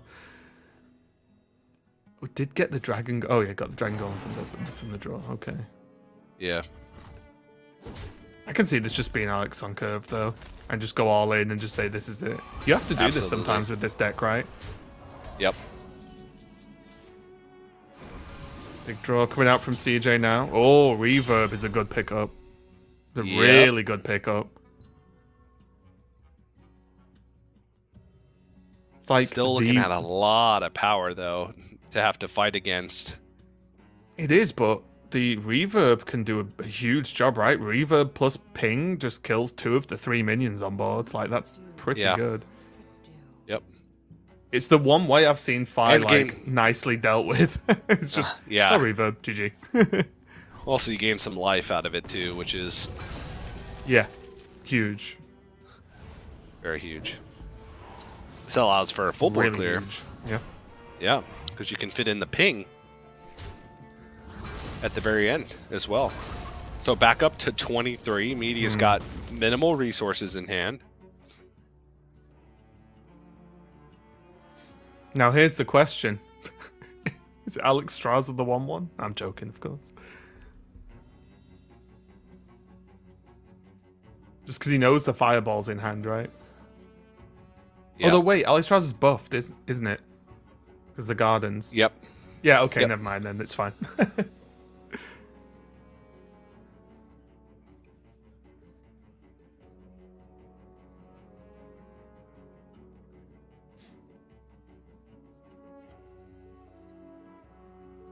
Is it too late to play a flower child, or there's nothing left, right? Yeah, what's it 'cause even That's, hit? that's Dragon Golem 2, isn't it? Yeah. Yeah, so you never hit mind, nothing. Yeah, Yeah, there's it's nothing completely left. dead. Yeah. It's buff because of the Snapdragon, but honestly, It's just got to be Alex. Yeah, Alex and go. yep. I like it. Oh, second reverb off the top. And there's a world where he doesn't even have to use it, right? That's why I like this first. Just discover the spells, trade, see what else is on offer.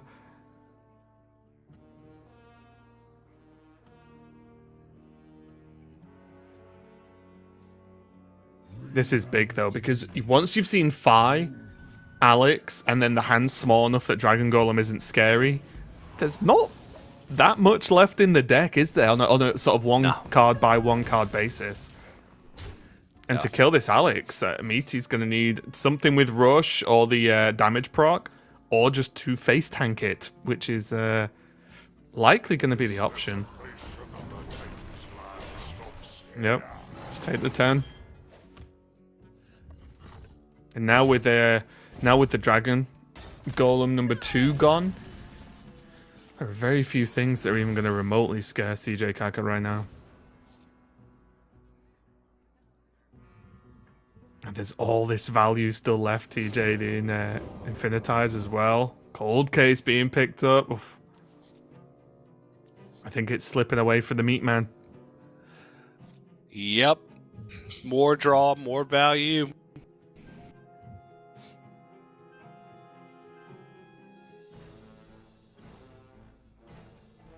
Those reverbs, they've got a lot to answer for, TJ. Came at the perfect time. Yeah, really strong. Lady Nashar as well is arcane currently. It's and gonna be still, nice and for Sif's Sif. picked up. Yeah. Yep. Right, it looks like there's a bit of damage there, TJ. Yeah, it's a million. It's 1, 2, 3, 1 million. Okay, yeah, got it. Yeah. Was it +6? We're missing like Fell. Even can use a Flame Geyser. Yeah. Because why not? To be able to clear this off the board, yeah, because just with Snake Oil, Flame Geyser, and Fireball, it's enough. Yeah, and also as well, you add on the fact that there's no Alex Straza now for Meaty to say self-heal, apologies, out of any... Again, if the range was difficult, there's no way really to gain armor, no way to heal.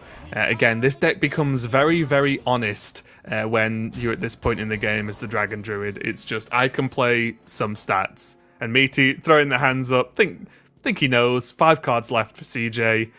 Just saw the Arcane come down. Sif is going to end it. And it looks like game 1 is going to be going to CJ with Mage getting it done. Yeah, very nicely done. I like CJ in the matchup versus Pocket Train. Just queued Demon Hunter first and kept queuing Demon Hunter, knowing that's the toughest matchup. But I do like going for momentum. Are you like an emotional player, would you say, TJ? Like, do you think that you would do this to give yourself a sort of mental boost going into the game? I'm personally am not an emotional player, but I know there are many out there. And you might be able to say that Meaty is a more emotional player than Pocket Train, for instance. And so Pocket Train's never going to let like a loss in the series get him down because he can step back and look at the bigger picture. And maybe CJ just thinks that Meaty might tilt a little bit more if he's able to rack up some early wins. Because we're looking at close matchups across the board until we get to the Demon Hunter, I feel. So yeah, and we can see here that, you know, the creation able to wipe the only really big Dragon Golem push, and then this turn now, this was the second wave from Meaty. Looked really good for Meaty here with all this power on board, but then the reverb number 1, and then reverb number 2 to deal with the Alex Straza, and once that happens, there's such a lack of card draw in the Druid deck, and such an abundance of, maybe not card draw, but card generation and card draw in the Mage deck, that these sort of last gasp kind of fights always favor the Mage as long as they have a turn or so to generate some cards. So CJ just did exactly what he needed to hang on there, pushed Meaty back, and like you said, it means that he's just got this Highlander Druid and the Demon Hunter left. But I am with you. I think it's this thing we talk about all the time, especially in Conquest, is great win for CJ, of course, but there is still Highlander Druid and the Demon Hunter to get over the line, right? This is by no means done and dusted for Meaty.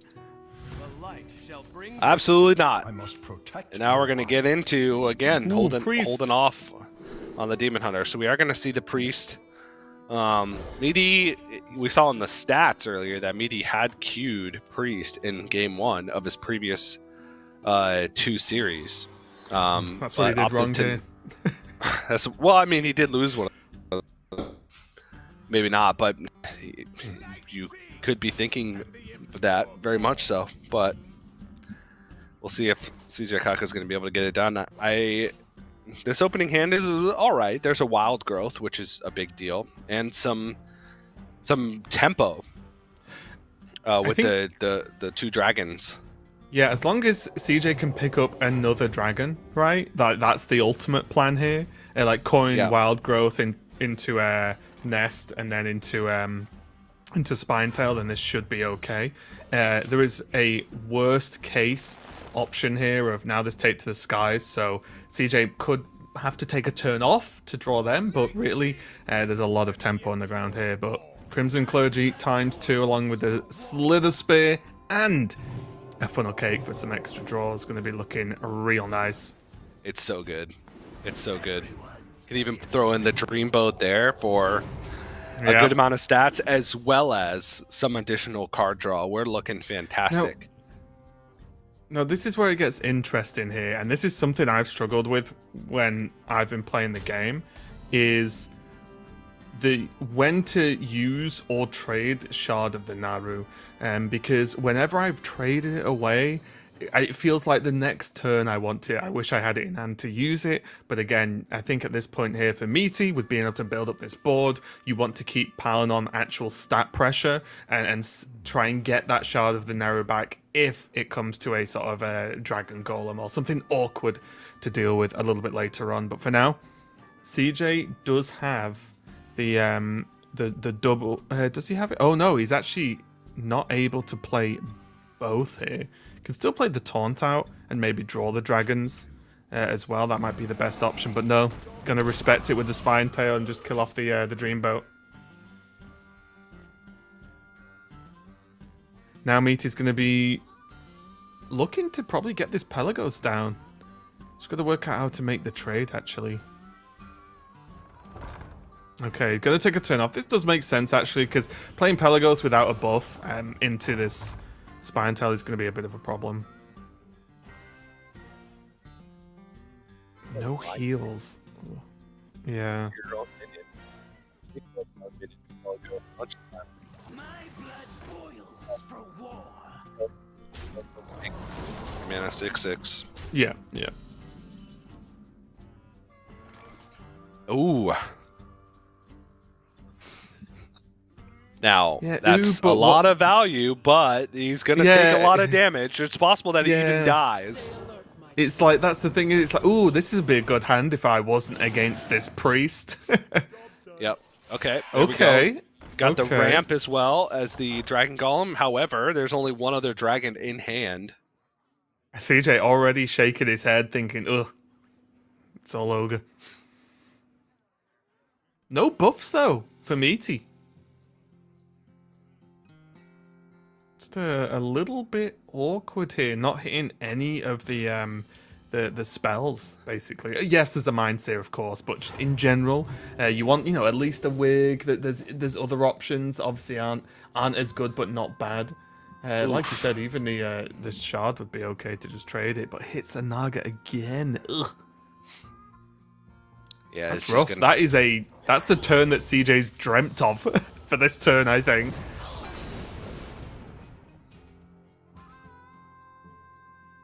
Now here's the question, TJ. Do you even think it's Dragon Golem next turn, or do you think it's just going to be Fi? Because it gets Fi down the turn before Amanthul, right? Yeah. Yeah, I like this. Basically try and get 2 heals from Fi, and some trades, of course, as well. And it's just very difficult outside of Shard of the Naru for Meaty to deal with. And the Powered Synchronize, not fantastic, but does have a draw lined up with the Cathedral. Okay, there's a wig. Okay. Things can now be played. Yeah. Can he synchronize the Fi? So, it would cost 7. I've got a weird question. Okay, what's your question? What if Meaty just doesn't attack this turn? With Carestia's blessing, I will find the truth. I'm trying to work out how worth it is, like, attacking at all. This could be synchronized on... Oh, okay, it's going to go wig. Interesting. Because this is just healing, right? Isn't this just going to heal the Fi more when you could just Amanthul next turn? Maybe he wants to hold on to the Amanthul. These are pretty clean trades because it's a value trade with the first Vicious Slither Spear. I guess. Pelagos sticks onto not active. Oof. We're looking at Nourish. See, I can see just look at the deck list thinking, what? But it's just Nourish, I believe. Yep. Because one Splish Splash was played earlier, right? Yep. Not that it'd even be the play this turn, just because there's so much potential damage sitting on the other side. I guess the Serpent Wing was played unactivated, so wouldn't be too worried Does it about have a that. Watcher? Okay. It's unforged. Oh! Oh! Okay.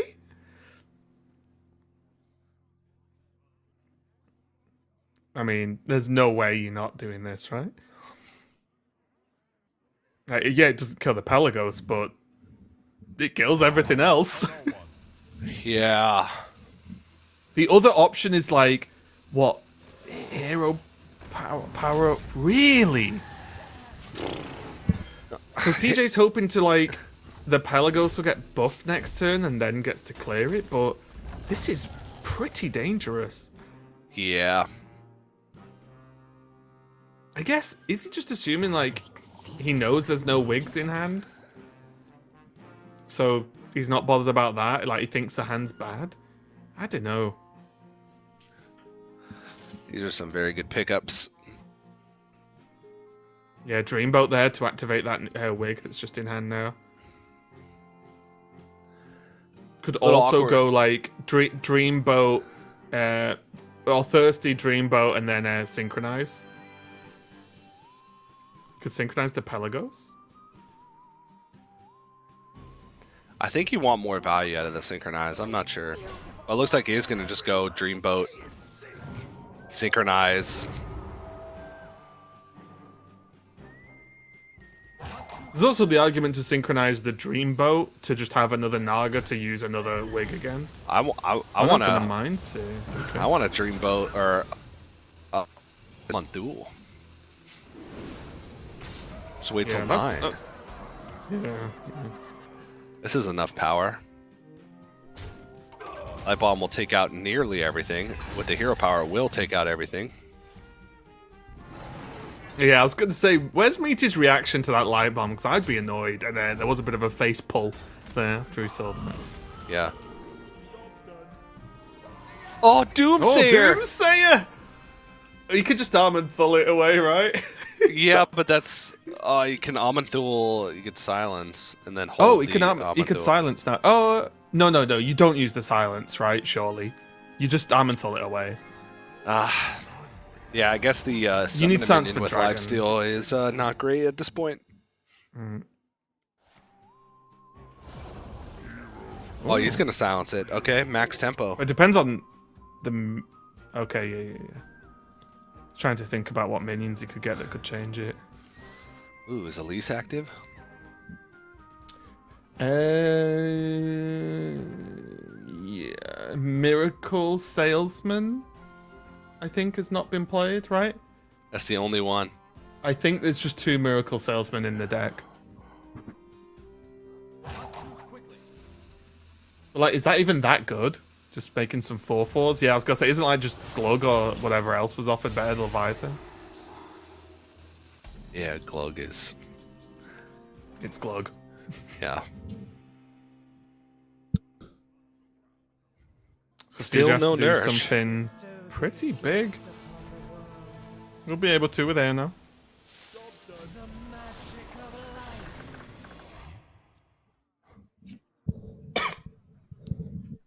And now this is where, what, just Glug Synchronize go?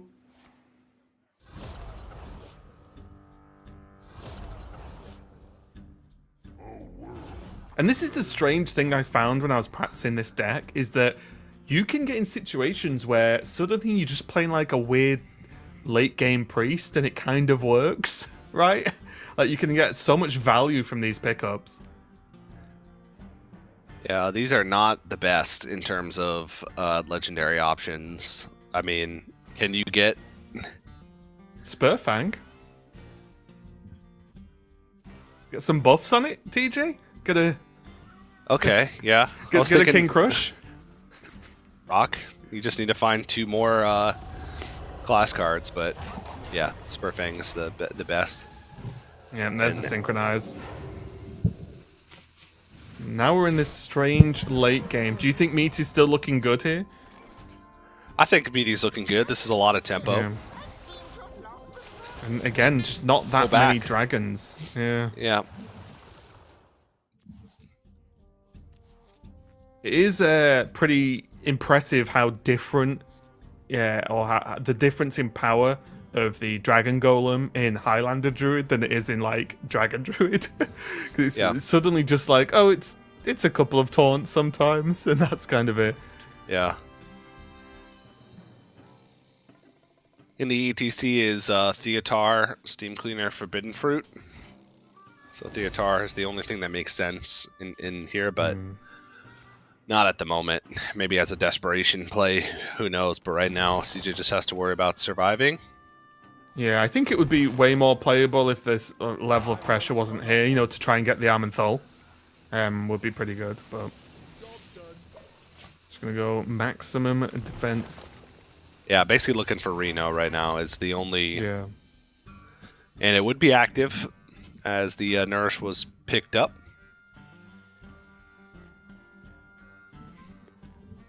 So just trying to hard cycle to the Reno.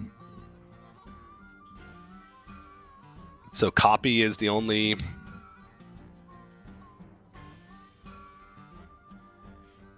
Yeah. Yeah, it's the only ability left. Alright, let's Cathedral start, though. Oh, okay, I like this. Gonna buff Else the you could Fiddly. trade into it. Yeah, trade into it and then copy the Glug. And it also just makes some room on board, right? Yeah, but I don't think Meaty wants to extend here because he knows that CJ is just looking for Reno and has seen the 2 duplicates, right? So he's just gonna get the legendary from the final. I'm gonna dual activation and hold.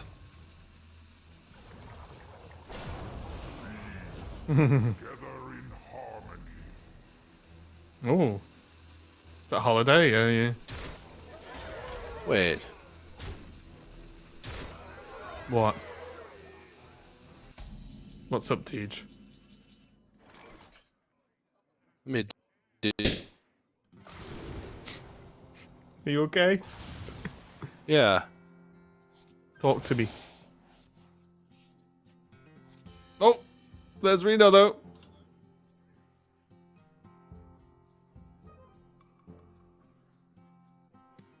Okay, so Reno, huge pickup. You can now get rid of it here.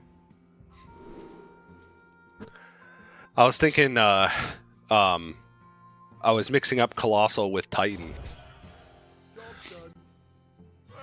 Oh, For a right. second. Okay. Oh, you're wondering why it summoned more. Okay, yeah, I'm with you. I'm with Yeah, you. yeah. Yeah, okay, Yeah. yeah.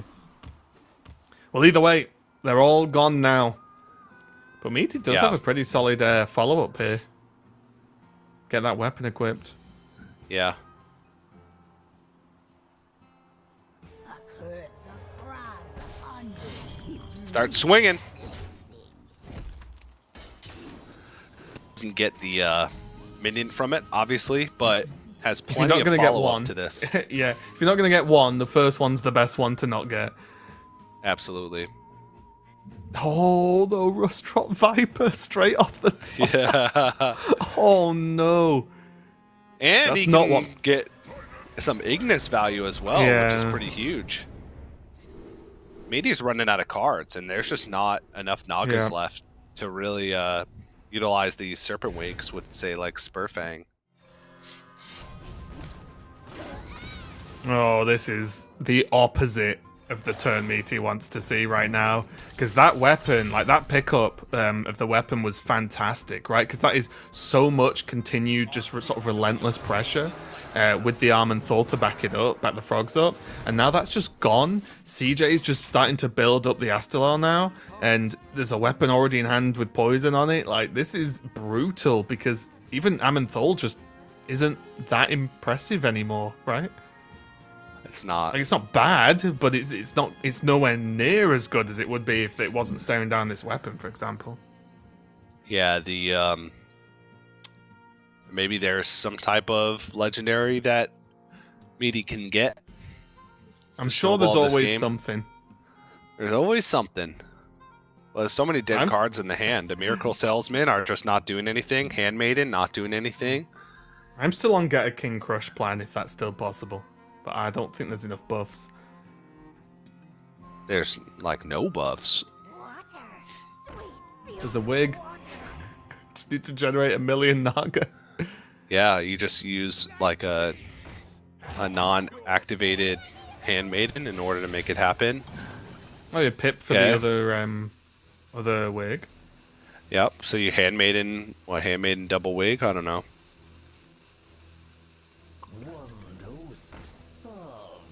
Well, either way, Or just go wide. this is sure. likely to be one of the finest final pushes. Yep. It's a whole sales team there. Oh. And there's Pog Saran. Yeah, but which one?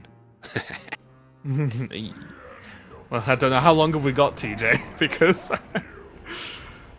if we want to mimic what happened last night, then we could be here for a while.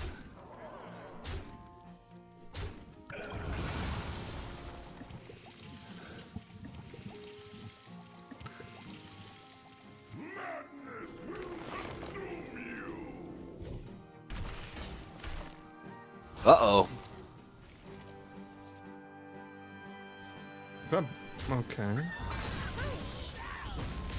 Not the worst. Nope. Let's Again, start there's will be like burned there's here. a slight fear that CJ has to worry about some random legendaries, right? Like that's the only real fear CJ has right now. Yep.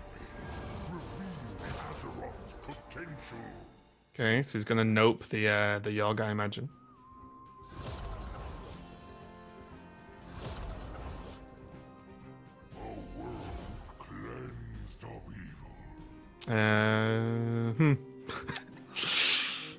All of those seem terrible. Yeah. 2 of them seem extra terrible. Yeah. I was gonna Yeah. say you just take the 3/2, right? It's just as a playable card. Oh, there's Rare Straza. You can Yeah. say that was shuffled in earlier. So this he's got to tank the 4? That's fine. Yes. I can't see any other way out of that. But yeah, isn't it? This is the armor bullet, isn't it? Yeah, that's not too bad. Just gets it back in armor. Like, it's okay. Fatigue is kicking in now, of course, but there is going to be Snapshot shuffled in to help him with one of those fatigue procs. And also there's this ETC coming down as well for more pressure. Oh, Forbidden Fruit. Love it. Easier to draw blood. Which actually sets up for a lethal. Mm-hmm.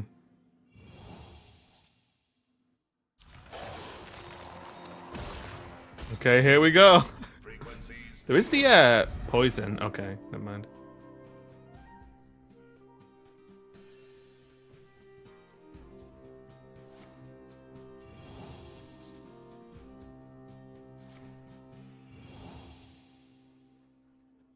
Am right? Yeah, it's funny. Yeah, I think so. Because, like, weirdly, kind of bad that it got Divine Shield, I think. But yeah, that should be enough. Forbidden Wow. Fruit. The Yeah, just For the like flanking that, damage. ETC coming in clutch. And CJ taking win, I believe, win number 2 there. So suddenly, he's in a position to just take this series 3-0, and Meaty, he's in a bit of a dangerous spot. But we did talk about the Demon Hunter earlier on, right? And like that being maybe the sticking point for CJ, that being the deck that he really needs to get over the line really to feel comfortable. And that's even more true now, as if he gets over the line with the Demon Hunter, then that will mean he's won the series and moved on into the top cut. So really, really tense game, really tense series for CJ overall, but it's been going well so far. Yeah, it's been going quite well, but this is where it's going to hit the roadblock, I feel. But it has 3 chances to get it over the line, and I feel like it just takes that one game, that one set of draws to get there. But that was a long game. That was a grueling one. That one had like 3 different stages. It had the And I fight think- for tempo early, then the light bomb, and both players Yeah. trying to rebuild backup board and resources, and randomly generated late game effectively. I think that's what surprised me the most with this priest is how well it can fight late game. Because if you think about it, right, like this style of priest goes up against Highlander deck. If its first few pushes get cleared, you would just say, oh, well, you probably just lose, right? Because one, Highlander is naturally a high value based deck.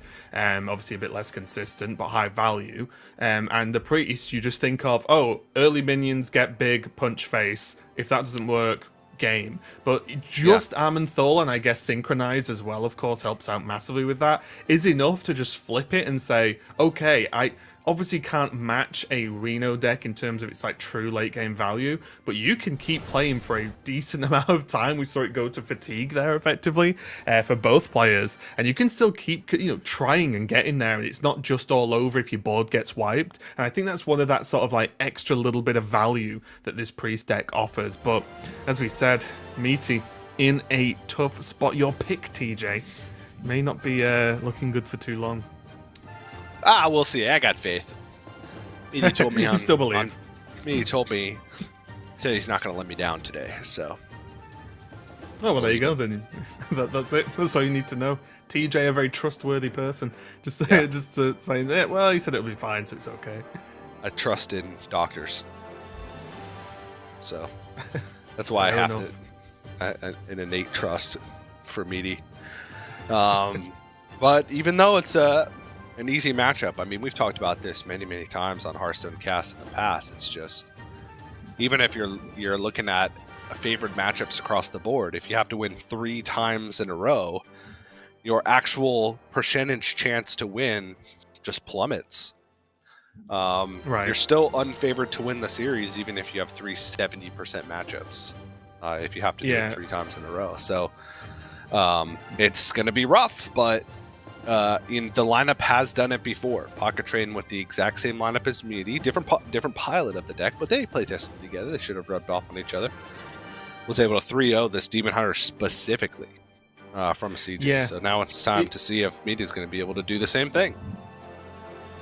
It's always scary as well, though, because maybe this is just a me thing, but I would go into this as Meaty and just think, oh, it is Demon Hunter though, and it just needs that one like pop off, and it's just game over, right? So it's very, very scary indeed. CJ just needs to win one more game to move on to that top 4.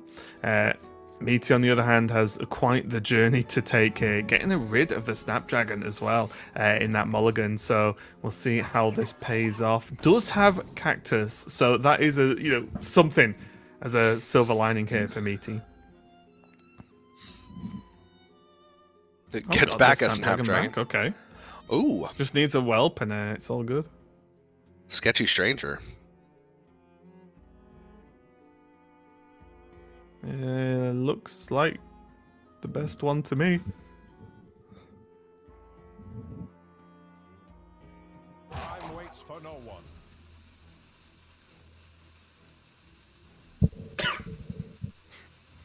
Could be pretty impactful here. And that's if he ends up playing it, or like when he ends up playing it, right? Because it's not like it's going to overly fit the curve, because I imagine Meaty will still want to coin Snapdragon into Take to the Skies as his sort of plan A.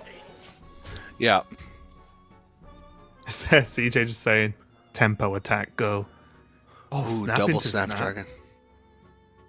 Here's a question though, TJ. Does Meaty need double snap into snap? Sorry, snap into snap? With the hand, it actually seems really good, right?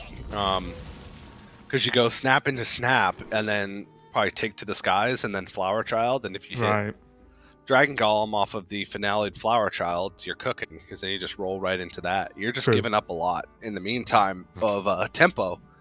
But Snapdragon still comes with a reasonably sized body, but that's going to be a free, well, not free in the sense that was not in his deck to begin with, but... I was just wondering the upside of, obviously it depends on what the draw is next turn, but going Take to the Skies next turn to try and get like the free dragons instead, or hit something like that, so you have that turn to sort of try and secure the board on turn 4. Then you play Flower Child and go in that direction. Does depend what he's going to draw, of course, but just potential options for Meaty. And now he also has Cactus and Secret. Yeah, I like the take to the skies though. Being able to Yeah. have the option for tempo next turn is quite good. Oh,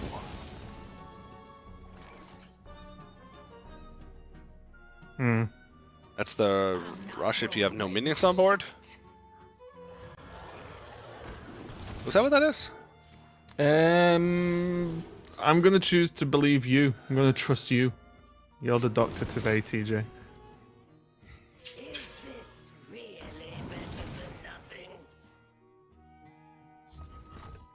But CJ going for the raw tempo. Only really, what, one dragon he's scared? No, two dragons he's scared of, right? Any of the deal damage from hand dragons, but this is rough. Oh, there's the Ooh. stereo totem.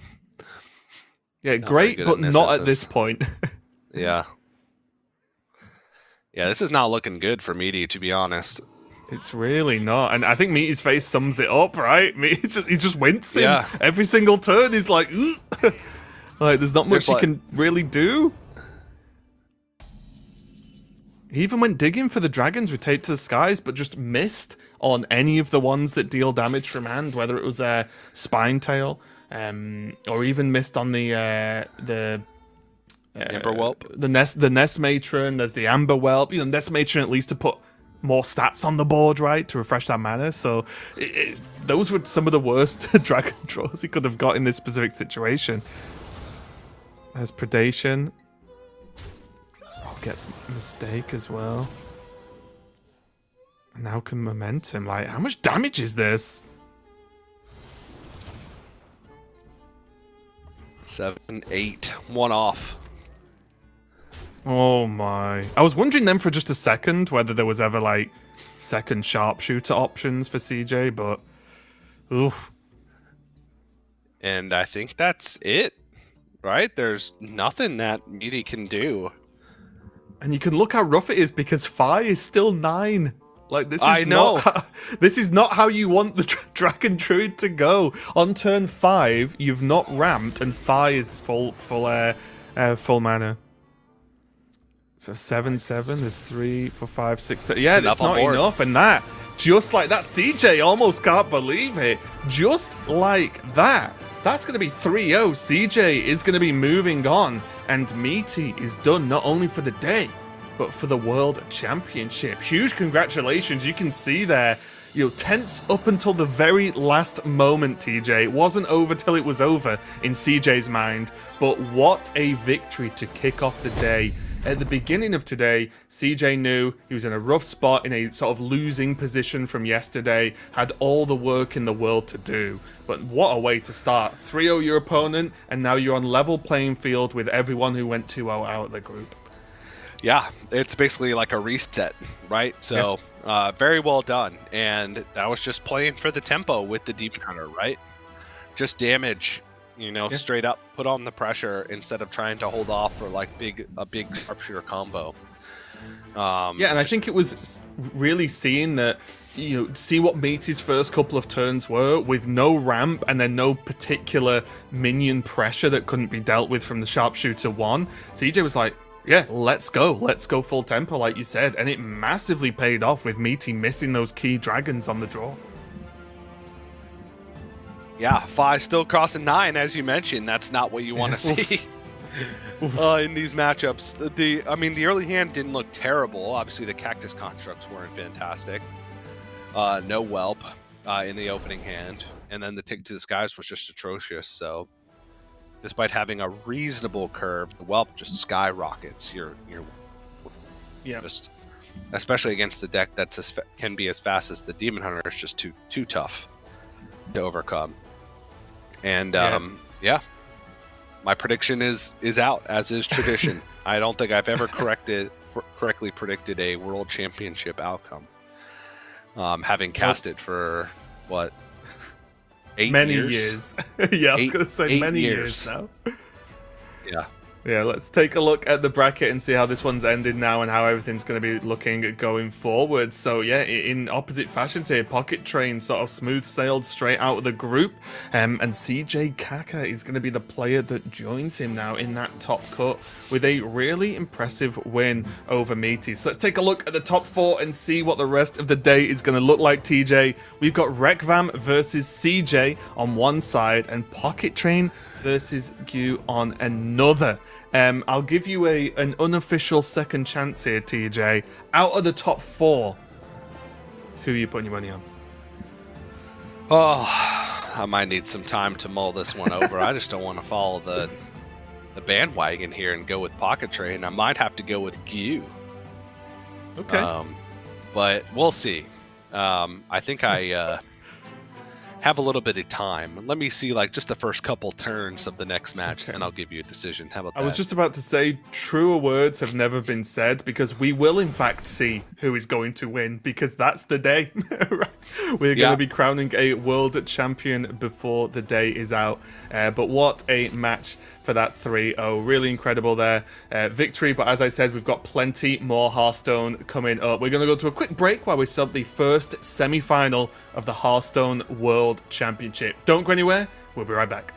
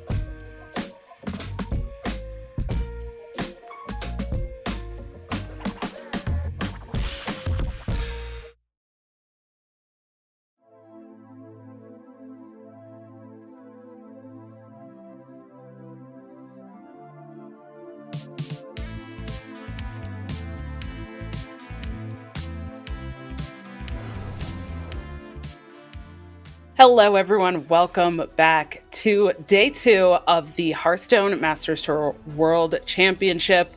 We are just partway through today. We still have several more matches to go. So to bring you our next match, I am Dragon Rider, joined this time by Edelweiss. And Edelweiss, yeah, we've got some top 4 action coming up next. Yeah, very excited to see how this all plays out. Of course, we no longer have the perfect play group of Rekfem, Pocket Train, Meaty, with Meaty taking the 0-3 to CJ as Pocket 3-0'd CJ earlier. So I think CJ's feeling a little bit better, with the momentum behind him now. But Rekfem, the one of that play group who did opt for a different lineup just because he was worried about getting targeted in groups, and has got this warrior that could be a kind of sticking point for him. There is a possibility going up against CJ that he could once again sort of out-armor the mage's potential damage. But yeah, we see here just, he's got that Nature Shaman, which has been a sticking point for some, as well as the Demon Hunter that has been a sticking point for others. So it might struggle a little bit, but I think he was feeling very good after the group stage, and I'm hoping he can kind of keep that energy going through the rest of today. Yeah, it's definitely going to be a little bit interesting to see kind of how these different lineups pair up here. We have seen so far Rekfem go 6-4 in games this weekend. So even if there is maybe some potential sticking points, we were kind of talking about maybe one of these decks does struggle. Overall, he has had a very good win rate, went 2-0 with the Warrior so far, was able to kind of cruise through that upper bracket. So we'll see if that Warrior continues in that trend. I am very curious to see the Warrior specifically myself. So let's take a look at that Warrior deck and look at one of the talking points that we've had a lot over this weekend and yesterday especially was this kind of Reno deck and the inclusion of duplicates. How many duplicates is ideal? What do players want? And I think here Rekfem really has gone for some of these just absolute best tools as duplicates. Trial by Fire, I think specifically one of them. But Prison of Yogg-Saron and Reno have been some very interesting cards that have kind of been showcased a lot yesterday. So I'm curious to see if that also trends in this match. Yeah, we see he's gone for, 2-ofs for Shield Block, which at least draws, Blade Storm, which is one of the cheaper but powerful removals, Bellowing Flames, just, I think, one of the best cards available to control Warrior presently, and of course Craftsman's Hammer, great for early board control, or once you have Odin going, Trial by Fire, since the buff has been a completely insane card. So I can definitely respect having 2-ofs all of these. I just was surprised that we weren't an entire deck of 2-ofs, that you'd bother going for Reno at all. But Rekfem's kind of proved the point, like, hey, it's not a Reno class baseline. It doesn't have, a warrior legendary dependent on Highlander, so you don't need the hero online immediately. And sometimes Finley can help you to sort of right the ship a bit. And while this Warrior seems like it would be one of the harder decks to get through, he's managed to go 2-0 with it, so. Yeah. Well, I know somebody else that might want to challenge this Warrior deck, and that is CJ, who we're going to see on the other side, because we have really kind of seen his more Reno-style decks, and that Mage that you mentioned earlier, kind of be powerhouses almost in yesterday's matches. And he obviously did also do very well in the previous series that we just saw. So taking out Meaty in that decider match to move into this match here, as we see, wow, I am actually really excited for this match because I feel like the kind of trajectory that Rekfim was on yesterday could continue today, but also I think the trajectory that CJ has had through yesterday and then today, he's kind of has the momentum in his favor, I feel like. So I'm really curious to see this. And on the other side, this Highlander Reno Druid deck that we are looking at for CJ, that definitely was part of that amazing final game yesterday. Do you think it's going to come down to one of these like Highlander decks like we just showcased Edelweiss, or is it going to be maybe the Demon Hunter or the Shaman that become more of a sticking point that CJ just has to get through those? So, for CJ, the Demon Hunter has actually been banned. So he's working with the Druid, Rainbow Mage, and the Pure Paladin. I think, Rekfim maybe just not wanting to deal with potential early blowouts available to the Demon Hunter, and since his warrior can take a little bit of time to get on its feet, feeling like he has a bit more chance against the Paladin. I was maybe a little surprised to see this Druid going through, because I would think that would be the tougher deck for a deck like Rekfim's warrior. We could have a long one, basically. if it comes down to warrior versus the Highlander Druid, I think we could be in this for quite some time, just because there's a lot of back and forth tech cards. You can get a big Ignis weapon, but then it gets vipered away. Of course, the Highlander Druid can play Fizzle to shuffle in all of its high power cards, and sometimes Prison of Yogg-Saron just take things into a very strange direction. So it should be a very exciting series, but it could honestly go in all kinds of directions if it really comes down to those Highlander lists. Yeah, it's definitely going to be an interesting one as we are getting ready to get into game number 1 here. Again, Rekfim versus CJ. This is our first semifinal match, our first top 4, and we are not going to be seeing either of those Highlander decks to start. CJ is bringing in that Paladin first, which I don't know exactly how these players are queuing, but if he decided to just pick that, then this seems like a good choice. The Paladin has been banned across a lot of games this weekend, so just bringing that in to start seems solid. And he's got a pretty solid hand as well to go into this. Can coin into a Hi-Ho Silverwing and then follow up with Hand of Adal if he wants to, but Rekfim getting that turn 1 mistake, and also has a Sharpshooter in hand. Yeah, I think if someone leaves you a Paladin available, you just play the Paladin. That's sort of how it goes this weekend. Coining out this Hi-Ho Silverwing, I think, is, in fact, because CJ would like it to die and bring up the possibility of pulling Boogie Down, which is just an excellent tempo tool. We've heard it likened to things such as... Oh gosh, blanking on card games now. Used to cost 4 mana, then cost 5. Recruited 3 2-drop minions. Help me out here.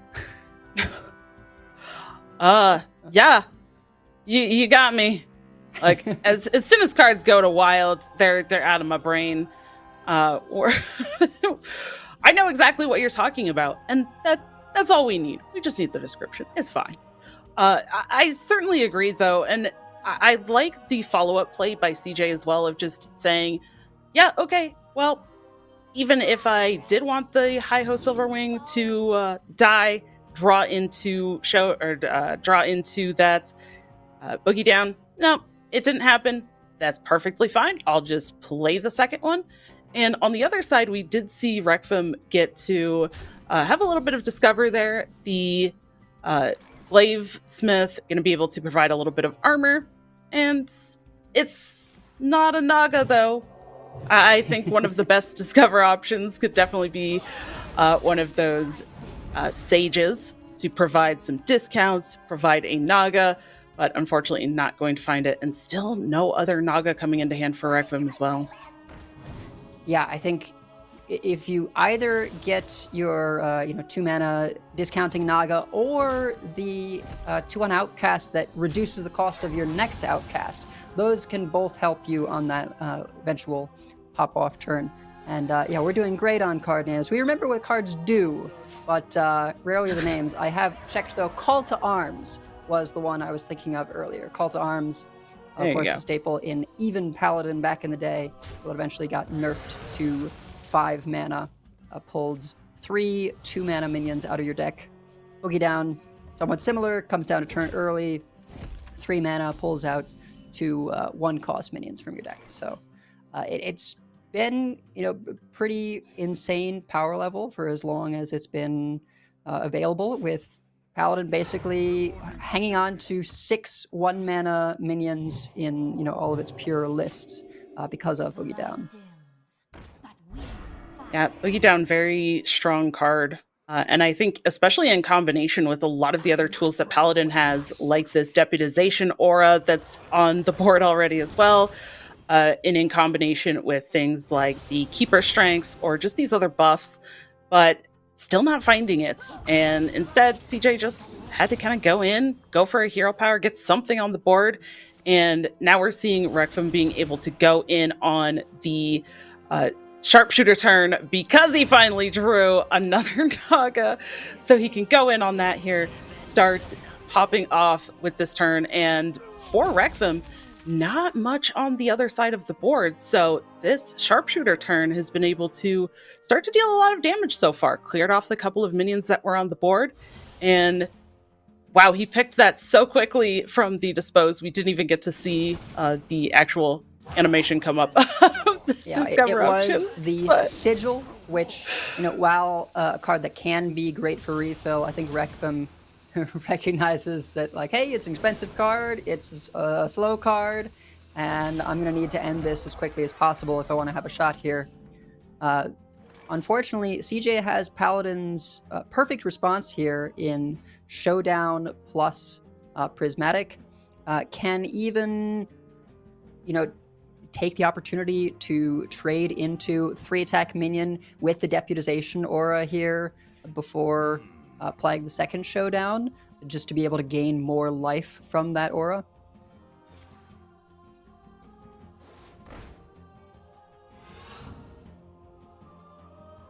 Yeah, and I really like this kind of slow, methodical, just thinking through these decisions.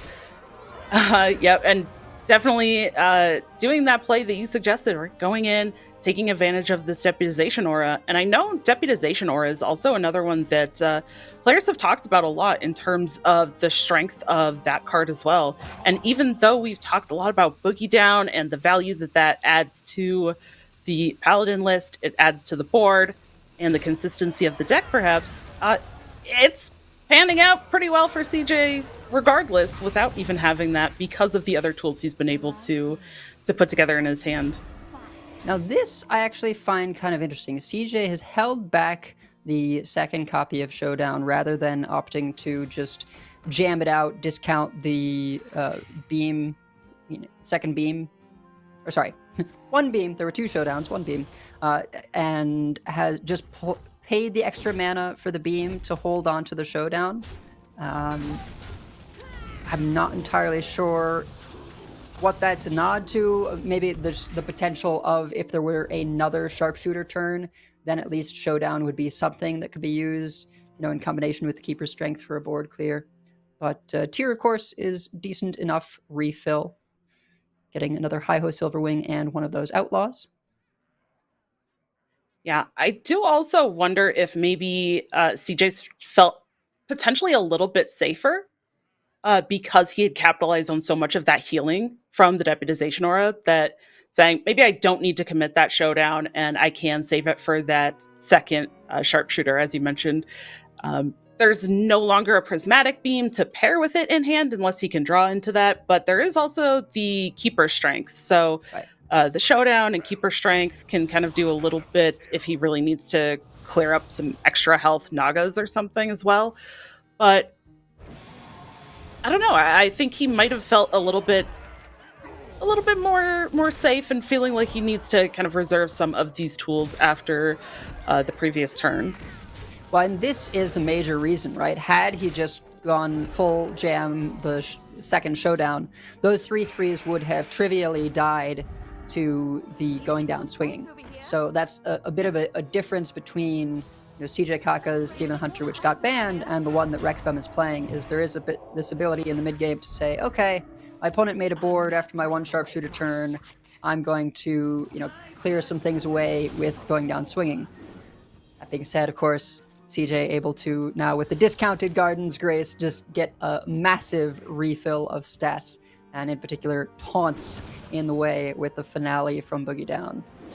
If that Jitterbug doesn't die early on in the sequence either, then he's going to be drawing quite a few cards here. Yeah, lots of draw for both of the players. And this is one of the points that you were talking about as well, where because of that Boogie Down, he was able to kind of combo a lot of stuff in the same turn, put a lot of stats on the board, and Rekfem has to work through a lot of this here on the other side, even still trying to work through all of this after playing so many cards. There's a lot on the board for Rekfem now that CJ can come back with, but there's nothing left on CJ's board now. And that's kind of what the Paladin wants with the Keeper Strength and the other Garden's Grace in hand. You ideally would have liked at least one minion to live to send all of that into that minion and be able to push for lethal, but it's not going to happen. Yeah, CJ looking at the horn draw and feeling, so close, but with just 2 damage off and no ways of buffing his character's attack. It is going to be just the Hero Power, Garden's Grace, and of course, card everybody loves, Keeper's Strength, which has certainly been a powerful tool in Paladin's kit, making it possible to swing the board multiple times between Showdown, Beam, and the Keeper Strength. So Falarin the Forgotten gonna have to pull something big here, and it doesn't. Don't even get to see. Rekfem saw and determined it was not good enough. Yeah, as you mentioned, a couple of the cards that are different between the Demon Hunter list that Rekfem, Pocket Train, and Meaty all brought is they have those added draw mechanics. They do have that Falarin and the going down swinging, but still, even with added draw, with added discover, with added generation, not enough to combat this Paladin. But I don't think any of us are really surprised at this point, right? We kind of just, if the Paladin's up, we're going to expect it to get played, and we're going to expect it to probably get a pretty quick win. So even though the maybe beginning or mid of the game didn't necessarily go how CJ may have wanted, with not finding the kind of early Boogie Down, he still was able to put a lot together, was able to stave off a lot of that damage from both of the sharpshooter turns, and then clear the board afterwards, both times. So it just kind of came to, well, at this point, I don't even need to push tons of damage with a big minion. I can just stop what my opponent is doing, and now the Demon Hunters run out of resources. And it really comes down to that one of Deputization Aura that acts with Showdown as a full heal for the Paladin. I think had that not been the case, then even with all those board clears, Rekfem could just get over the finish line with damage from hand. But with Showdown Deputy just acting as a former Reno Jackson effect, sort of healing CJ almost entirely up to full life. At that point, it's very challenging for the Demon Hunter to, push through without getting additional damage from board, and CJ was just clearing turn after turn. Yeah, well, that does. Well, oh, we just got some added info, Edelweiss, that 5 games of Paladin. No, not a Paladin. Just 5 games that CJ has won in a row. Yeah. Some of which were quite grueling from last night.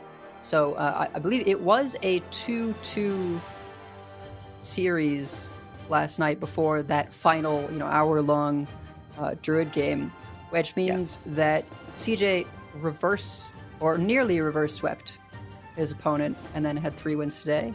Is that right? Not quite. I think that means 2. Well, he 3-0'd.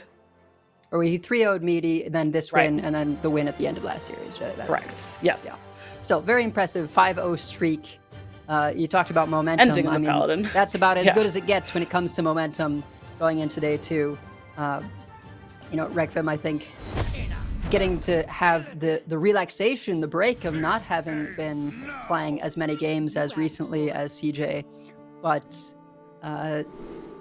sometimes when you just feel like you're on a roll, that can be, just as powerful as being refreshed.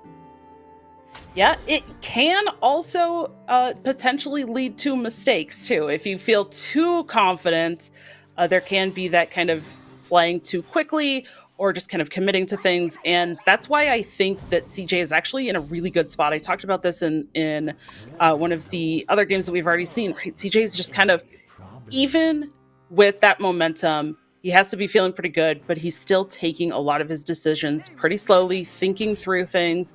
And I think that that's going to be incredibly helpful for him. But we're also at the World Championship, so these players are no stranger to multi-day events, long hours, to having momentum or not. And I'm definitely not counting Rekvem out either, especially with a pretty decent start here with being able to get the mech down early here. That's going to continue to get some discounts. Maybe not the most powerful or discounted hand currently for Rekvem, but some tools that he can work towards. You mentioned already that going down swinging and just drawing immediately right into Sigil of Time on curve. Well, that's that's going to help.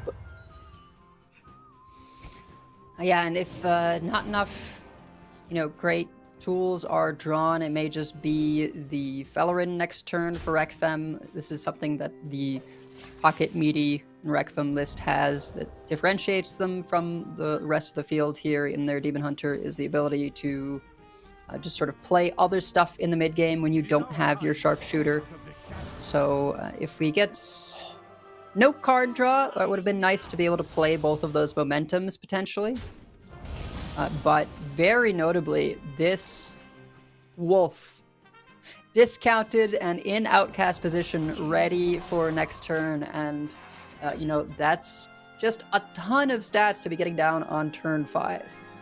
Yeah, and especially right after we just saw the top deck cold case coming down on the other side as well, because that's a lot of stats that now Rekfem can say, okay, well, I'm going to trade into these skeletons, and if the damage goes into these other stats, that's fine.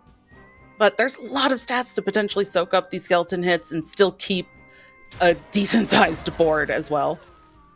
Yeah, he really almost, wants the damage to go face to keep these healthy. Yeah. I think it's just wondering, do I play a Naga here and Predation this last one to keep the other wolf healthier? What resources are sort of worth using or not using here? I think when you don't have the sharpshooter, you're always sort of loath to play Dispose of Evidence because it can shuffles another card in your deck that is not sharpshooter to top deck. So just opting to use the Slither Spear and Predation to take out that last 2/2 and spread the damage out here somewhat.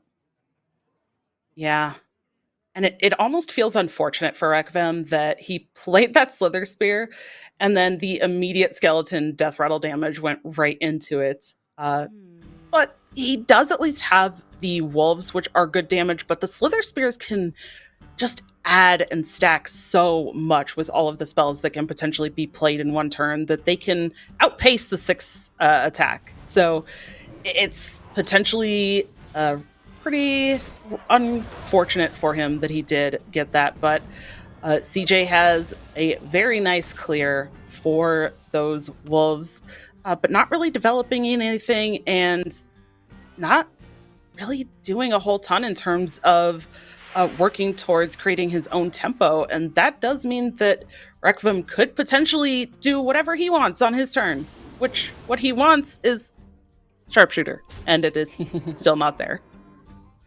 Yeah, I think question here of hero power versus the minion, and Requiem at this point sort of knows, okay, well, my deck has forsaken me a bit. I need to eke out every little point of damage that I can, squeezing in the hero power.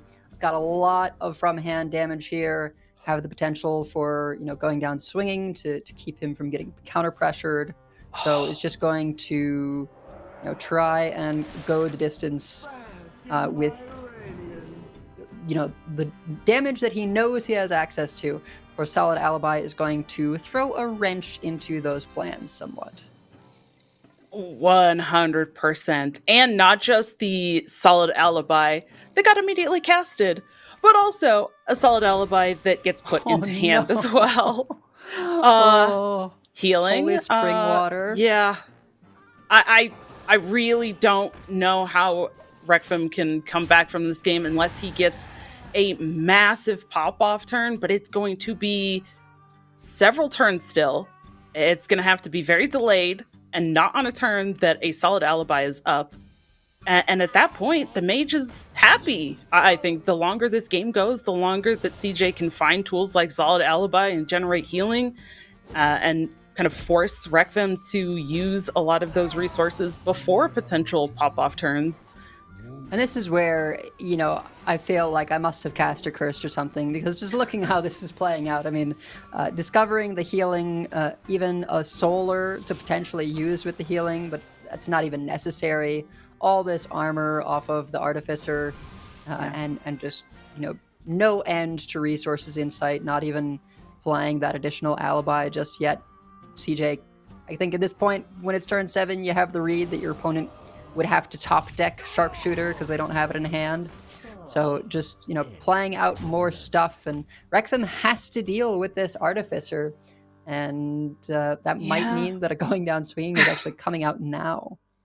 Yeah, I mean, the hero power going down swinging does answer it, but at the same time, there's there's a secret now. Does he have to play around this? What is his game plan with the rest of his mana outside of that?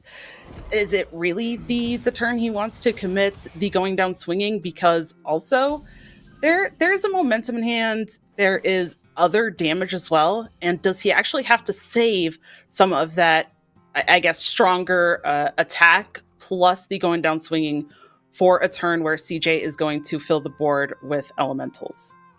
Yeah, I mean, that is the thing about CJ's list versus some of the other mages we saw. There's no excavates. It's just sort of the old-fashioned, keyboard and elemental inspiration list. So I think the going down swing is being reserved for that elemental inspiration, just to be able to deal with those 4/5s. I think some relief here, seeing no reborn or divine shields. So it is going to be just, momentum and going down swinging could take this down. I wonder if he even tries to go for the Naga pop-off turn at the same time. Maybe not. No, I don't. Just take this clear.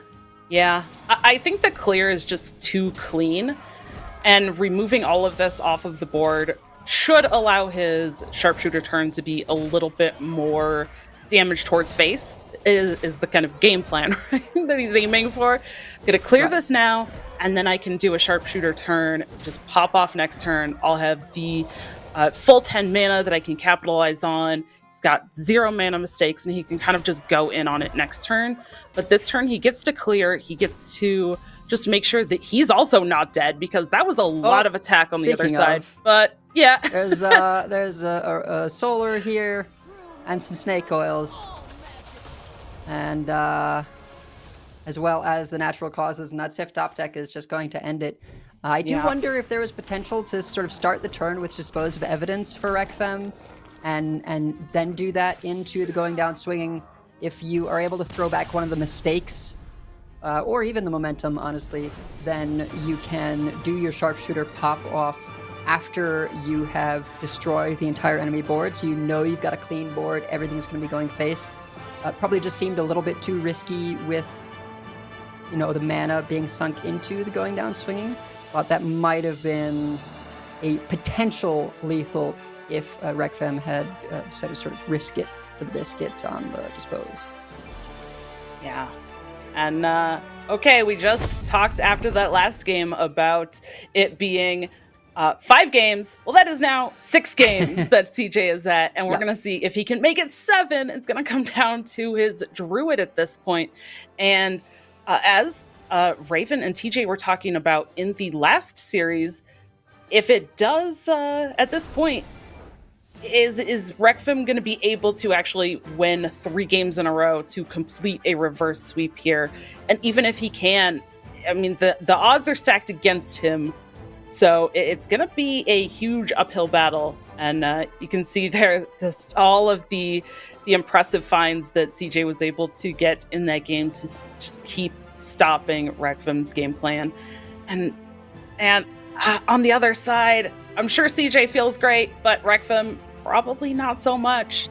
These last couple of games have felt quite rough for him.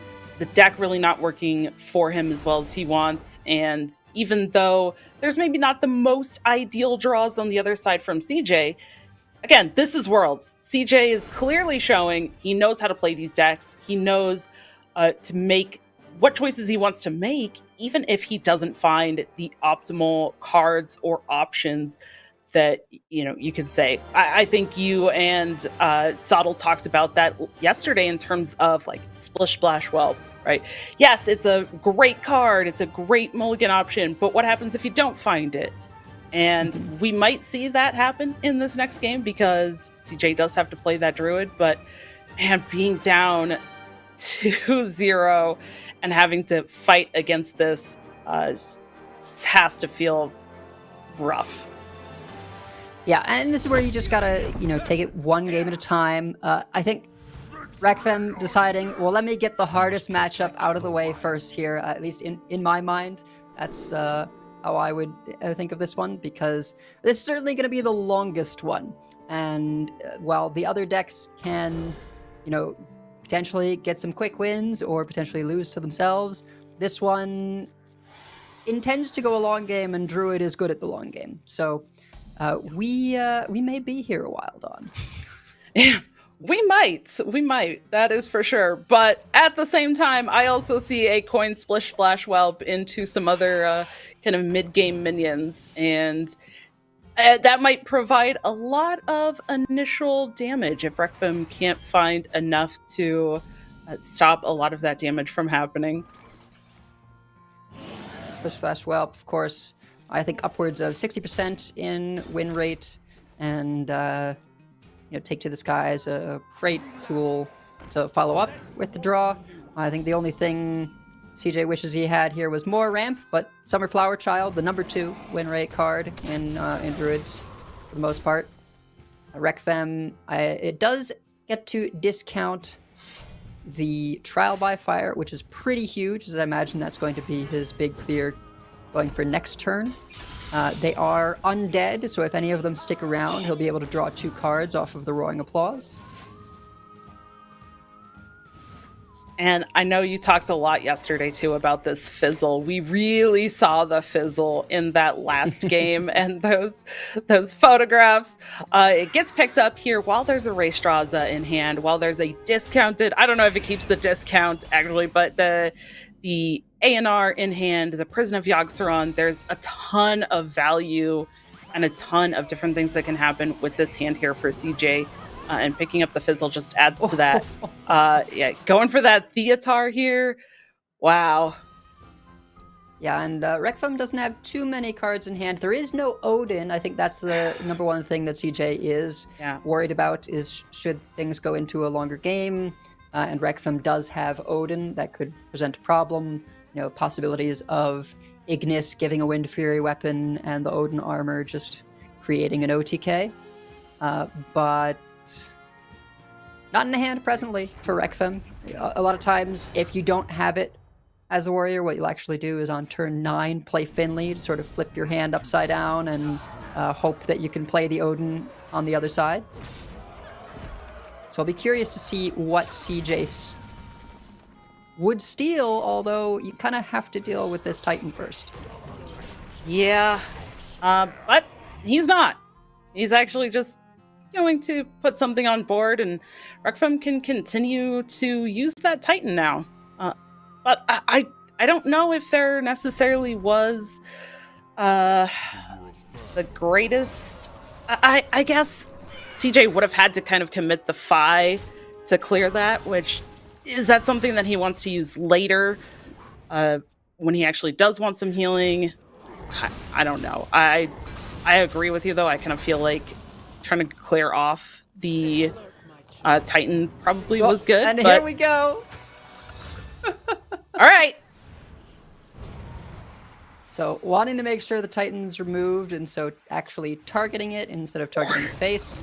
There's one more shot here, and that's not going to do it, but the 1 damage is just enough for Phi to finish it off. Not with too much health remaining, though.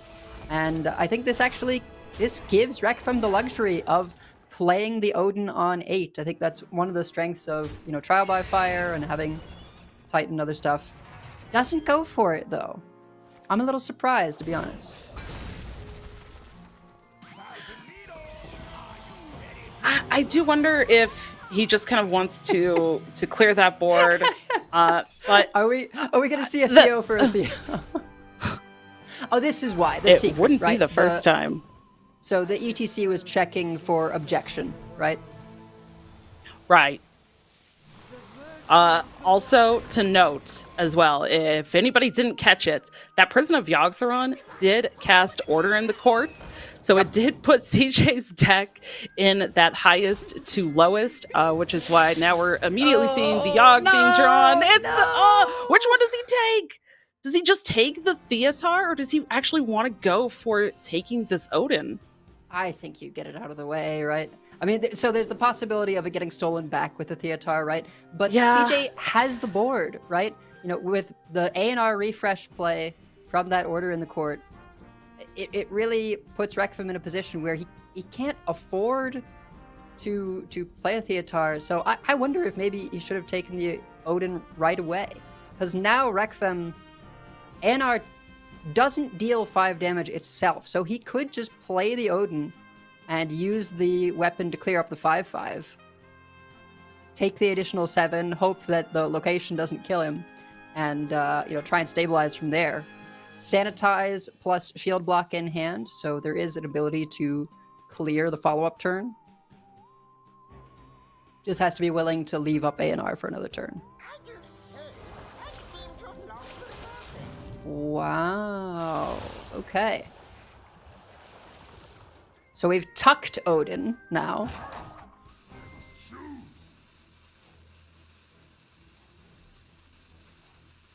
And activated Reno. Not going to remove Rheastra's location, but it will remove the prison.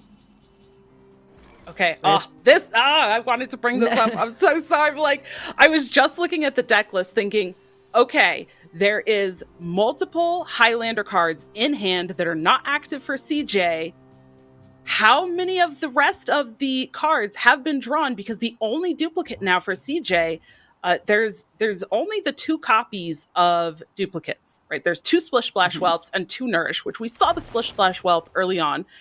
And yeah, a lot of the higher top end has already been drawn for CJ. So the immediate next draw is that second copy of Nourish, which does mean that those Highlander cards are active now, which is pretty important because if there were more 6-7 cost things, it would be a while before CJ were able to use those. But at this point, does CJ actually need to commit to some of these things? I think maybe Yogg, this other Theatar, might be more resources that he can use sooner and kind of wait on those Highlander cards. Maybe, but I mean, Rheastraza is just a ton of value over time. People joke that it always gives you Alexstrasza the Lifebinder for that extra damage. And now he knows that Odin has been put on the bottom of Rekfem's deck, so he isn't going to have to worry about that clock. Has just seen Reno, and I think there's no potential for Rekfem to get a second Reno, so the portal is going to be safe. Rekfem just trying to create as much pressure as possible to dissuade something like Rheastraza, but that just means I think we're about to see the counter Reno coming down. Yeah, and it's a really interesting turn sequence here as well, because if he goes for the Reno, as you mentioned, not getting the Rheastraza down, but because the Astalor specifically as well, if you don't want to play Reno on the turn where they're going to play that final piece of Astalor as the only body on board if you don't have anything on board. So he could have gone for the Reno there, removing everything, and him not having his own board, but Rekfem just having to play that second Astalor piece. But instead, going for that added value of the Purified Nest. Yeah, and I really respect that. I mean, CJ just saying, okay, I know this can't get Reno'd away. I'm just going to jam it. This isn't that much damage you have in play. It's honestly sort of what I would have liked to have seen from Rekfem when CJ went for stealing the Theatar instead of stealing the Odin, is, if Rekfem just gets that Odin down, and it means the times when he is, gaming armor to stabilize or to play sanitize, he can be pushing damage face. So we'll have to see how this ends up playing out. Getting the Astalor 5 in place does mean that if Rekfem is Reno'd now, he's able to just play Astalor 8, which is kind of exactly the thing you want in that situation.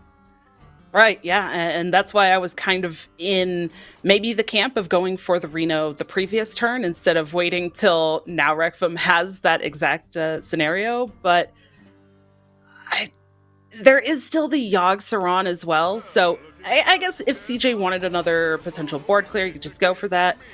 He's not dead to the Astalor either here, so even if Rekfem just goes ahead and goes for the Astalor now, all face, right? CJ still has some life to work with, and there's this Forbidden Fruit, there's armor from the Frost Lotus, potentially more armor or life gain from this Ignis that's been picked up, so maybe it's okay now if Rekfem just wants to go for the Astalor. And one nice thing about going for this sequencing, even though that 0 mana refresh 4 crystals could have been really nice for CJ, he's just throwing it out here as 5 additional health to soak from the Astalor, and he's got the Yogg Saron follow-up to now steal this Astalor and present a ton of counter pressure. There's the snapshot, which is just filled with very, very high value cards. That is part of that reason that I really felt like we needed to put the pedal on the gas as the warrior and try and start getting those attacks in. And the cage head. Sure. I mean, why not? At this point? Add more. Yeah. Let's just go for this.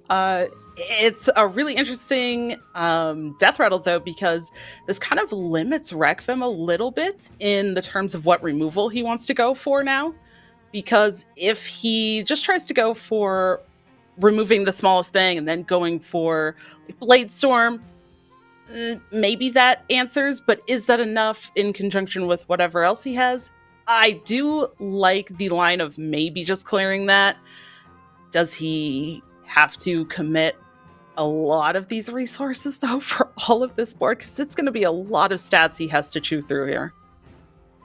Yeah, I mean, the minion that comes out of the cage head is a 9/9. The charge won't be relevant because it'll be Rekfem's turn, but yeah, gonna have to hero power it down and then follow up with I think it's got to be the sanitize. That really nothing else will do here. Reinforced plating, pulls a rock, and then sanitize, clears up the board, clears up his own minion that got summoned, and yeah, being on the defensive is not really where you want to be when your opponent just has pretty much limitless value. Yeah. And the poison or the life steal we saw there in the options for CJ. The secondary options maybe not the greatest, but now we're seeing this stolen Theatar coming down to steal gonna take something prison, else right? here.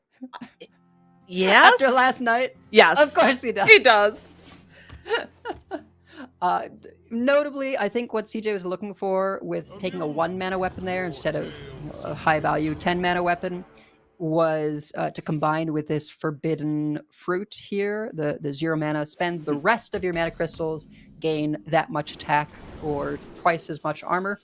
Can be combined with a Wind Fury weapon for just 22 attack out of nowhere. So pretty notable that CJ did whiff on the Wind Fury for that 1 mana weapon. Yeah. And then on the other side, we also saw Rekvim just top deck, finally get back to that Odin that he put in the bottom earlier. So if there is now some armor generation, that could be a lot of damage that Rekvim can still put together as long as he's not dead. But the poison going to quickly and easily clear up the Odin itself. So that does also mean Rekvim has to find more of that armor, more of these tools, and continue to rely on these kind of additional things in hand that he has. But as you said, there's also just so much value for CJ in the cards that he had already, the cards now he's taken from the double Theatar. He's now got his own Astalor he's working on. I just, there's so much going on for CJ, or in CJ's favor, that this has really kind of just felt like an incredible struggle for Rekvim. Yeah, and one of the disadvantages to being this sort of mildly Highlander version of the deck is that Rekvim has used his only Sanitize, which is one of the better removal tools available to Warrior. There is a copy of Brawl sort of standing in for that other 5 mana board clear, but not in hand presently. Could be trading for it, but 1 minion's still going to remain up, and you've got an Astalor 8 headed your way for 14 damage. So I think he's going to be wondering, like, hey, do I have to just go for a lifesteal weapon off of the Ignis? Can I try and pick up Wind Fury and do something crazy there? Just how is he going to be able to piece together a clear? There is a potential for Rock on the 2/2 and then Blade Storm would clear up a fair bit, or the free hero power and then Blade Storm. Yeah, and then it is going to be that Trial by Fire, build up some stats to soak the potential Astalor 8.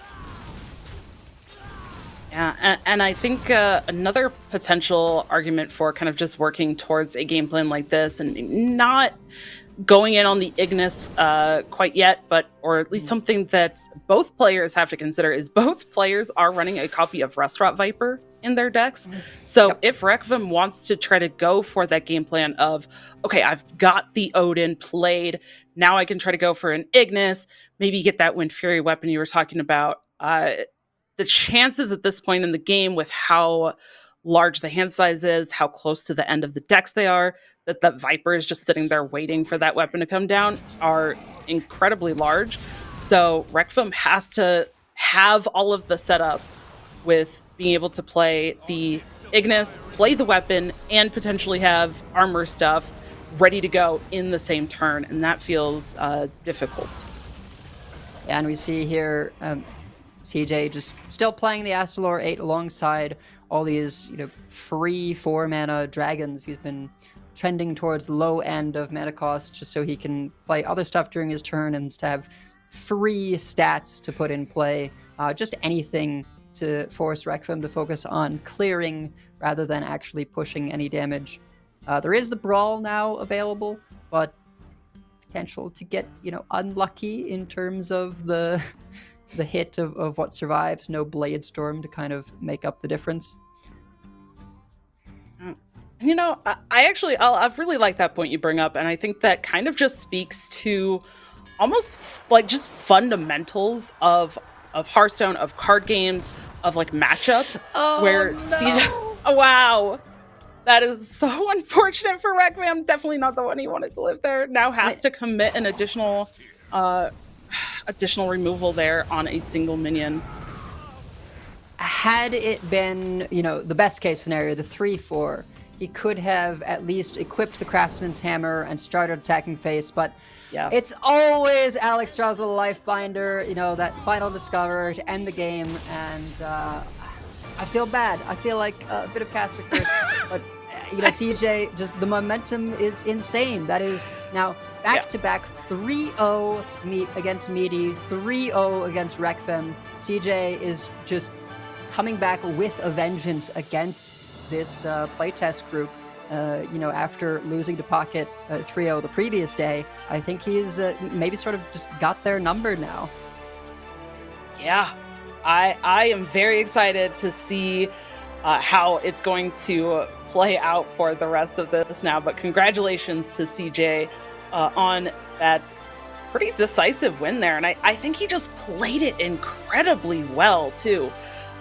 Again, as we were kind of talking about at the end of that matchup, CJ just kind of recognized that he was in the driver's seat of that game, that he was moving with the not only the cards that were given to him, but kind of just that game plan of, hey, this warrior will have to make a lot of decisions of that can I clear everything and do my own game plan?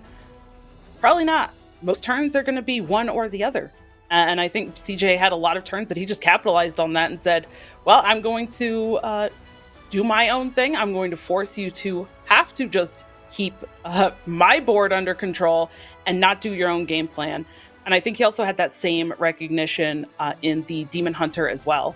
So seems like CJ, like you said, kind of has it on lock. Very, very well played. And even though Requiem really did try to keep those boards under control, he played as best he could with the cards that were given to him.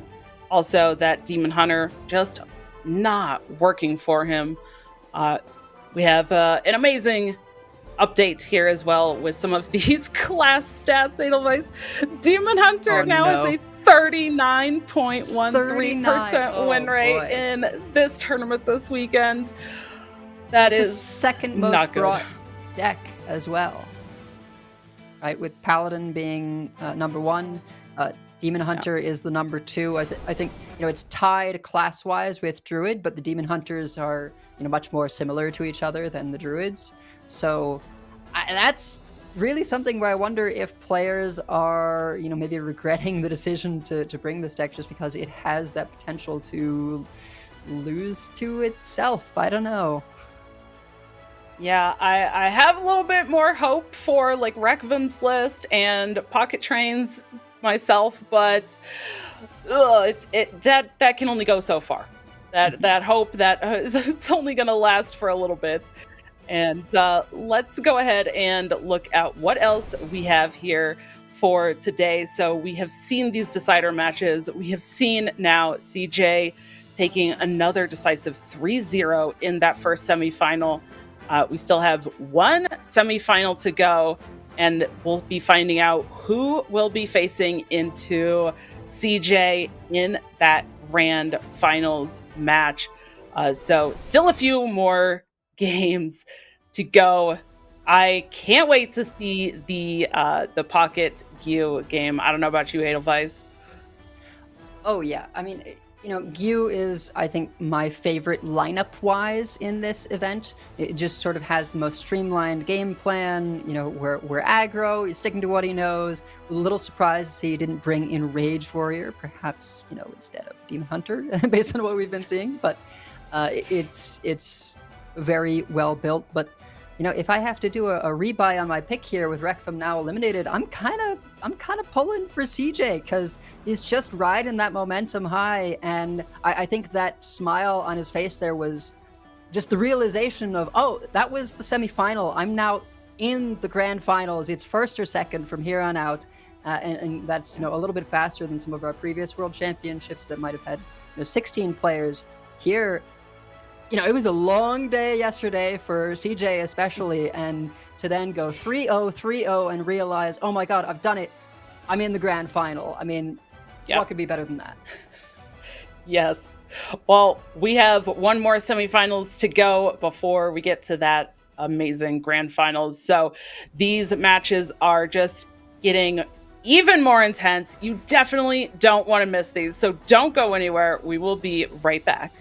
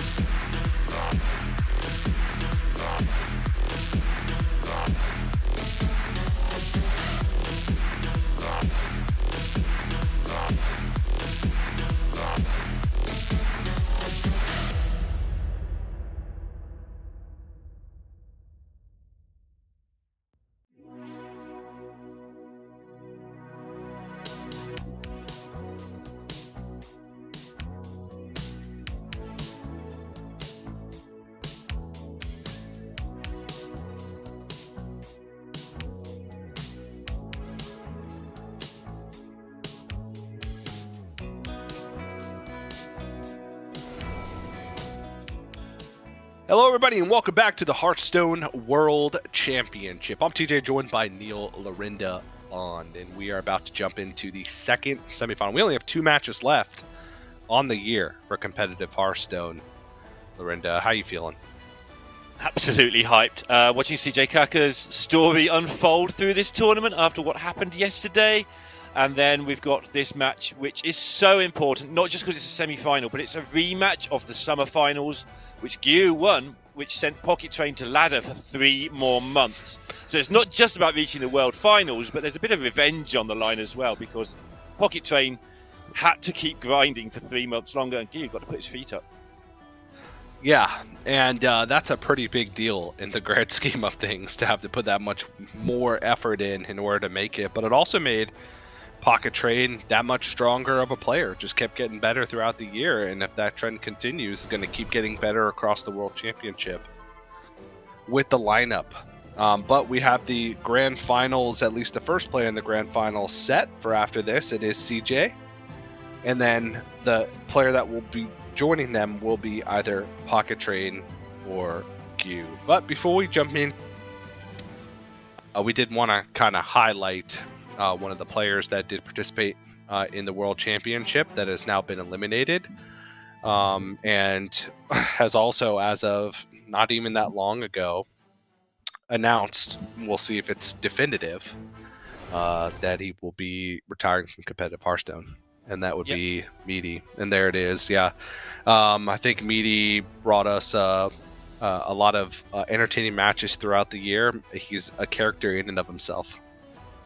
Yeah, absolutely, and he streamed the entire year. Like, he was streaming not just to stream, but we got to see Meaty's path to the World Championship live on air every day. You know, the ups, some of the downs as well, because you can't play for 9 months solidly and not have a few moments of anguish and saltiness. Is going to happen to anybody. We got to see, he showed himself to us all the way through the year, and we got to go on his journey with him. Always take with us, I'm not going to put words in his mouth, but always take with a slight pinch of salt things that people post immediately after getting knocked out of a World Championship. But, he says he's going to end competitive, he's going to carry on streaming. That's possibly a premeditated decision. We'll find out as time goes by. But either way, he's brought a lot of people, a lot of entertainment, and a lot of fun this year. So thanks to Meaty for everything he's done for the game. Hey, sometimes just following along with a streaming career in Hearthstone just accidentally qualifies you to things. We've seen that happen for some players in the past if they're good enough. And obviously, Meaty with that top 5, top 6 at the World Championship is good enough. We'll see what happens next year, but definitely played it well and was a victim of the CJ saga that we've seen thus far in this World Championship. It's like the match yesterday just powered him up because he hasn't lost since that match. Hasn't lost a game of Hearthstone. So Yogg just discarded his hand, and he says nobody discards CJ Kaka's hand ever. This is what I'm going to show you now. I don't need a hand to win Hearthstone matches. I'm just going to win on raw willpower. And just winning every single game now. But we are match. We've got Pocket Train, who's got the same lineup as Meaty. Obviously working together on that deck along with Rekvam. And like I said, there's revenge on the line. It was 2-2 when they played last time around in the Summer Champs. And Pocket Train was under a flash with his Shaman deck. And Gyu found a way to clear using double jam session, and there's a massive Amornu on the board. Pocket Train had an Ancestral in his hand. We'll never know what was in it because the Ether was it looked like a tough hand. But here we are, 3 minutes later. With this line, absolutely obliterating people with Priest. This won't be a grindy match. There's a lot of aggro in these two lineups. yeah, absolutely. And you can see some of Pocket Train's stats, 2-0 with both Druid and Priest. The Demon Hunter is the only deck that seems to be giving Pocket Train any trouble. And like you mentioned, lost 2-3 against Q the last time they played, which was in the Summer Masters Tour Finals, which made Pocket Train have to keep grinding, but it also, that practice was probably a big contributor in his win in fall. So we'll see if going to be able to carry that momentum, because Pocket Train has a lot of momentum currently. Maybe not as much as CJ, but in terms of like throughout the year leading up to this point, Pocket Train just seems like the player that's the most going to be going up against Gyu, and Gyu has a lineup, Neil. Yeah, he really very does. unique. He has a lineup. Pretty weak. If you look at any stats on that deck, anywhere, then it's pretty weak. But let's have a quick look at this Naga piece first, I guess, as it's on the screen. I should probably talk about what's on the screen once this year. This deck is a lot of fun to play, and it is incredibly explosive. You can get some turn 1, turn 2 boards that are just unclearable, right, TJ? Yeah, it can really push tempo very quickly in the game, and it can snowball board states incredibly quickly with the mana cheat of like Funnel Cake, and the ability to get thirsty drifters out incredibly early in the game and even copy them with power chords synchronized. So One thing we've noticed, though, thus far across the weekend is that unlike, Naga Priests of old or even other decks that fill a similar role as this deck, which is these sort of like board-based aggro/mid, have some potency in the late game in the form of Aman'Thul. And you can even copy Aman'Thul with Power Chord Synchronize if need be. And that can lead to some late game shenanigans. And you can never really count the deck out because it does have power at each stage of the game. Pocket Train doing a couple slaps, getting himself ready. Yeah, he looks ready. If ever a man looked ready, it's Pocket Train. Look at him. How ready he looks. That Aman'Thul as well, you were talking about, like, a lot of the times these decks have one power card at the top of the curve. But because this deck draws through its deck so quickly, you do tend to get it. If the game goes long, you're going to have a fairly early Aman'Thul, often on curve, and carry on whatever you started. There's not many whiffs in the opening hand. There's some slightly slow hands, and if you get one of those, you just don't do anything for the game. But that Priest deck, the bring of the tournament, I think, it's not necessarily the best performing deck. Obviously, Paladin is. The few people who, for some reason, chose to let Paladin play have lost to Paladin. It's 4-1 in this tournament. 4-1 in the tournament, and the people leaving it up are relatively confident in their ability to beat Paladin, so that win rate should be inflated even further because of that fact. So, but take a look at some of the highlights. You've chosen to leave it there. Knowing that everyone else is banned it, you've chosen to play against this deck that is a formidable force. You should beat it more than 20% of the time, you would hope. Yep. Apparently you don't. Yep. But take a look at some of Gyu's highlights with the Shaman still in the lineup. I believe the only player left remaining out of the three with Shaman in the lineup. The only player with Rogue as well. Rogue and Shaman both not performing fantastically across the weekend, but Gyu has been performing fantastically. You look at his lineup and you're like, how do these matchups work? You look across the board, he seems like slightly unfavored in every series that he goes into, but then he wins. So, what are you going to do? And 3-0 with Druid so far this weekend with the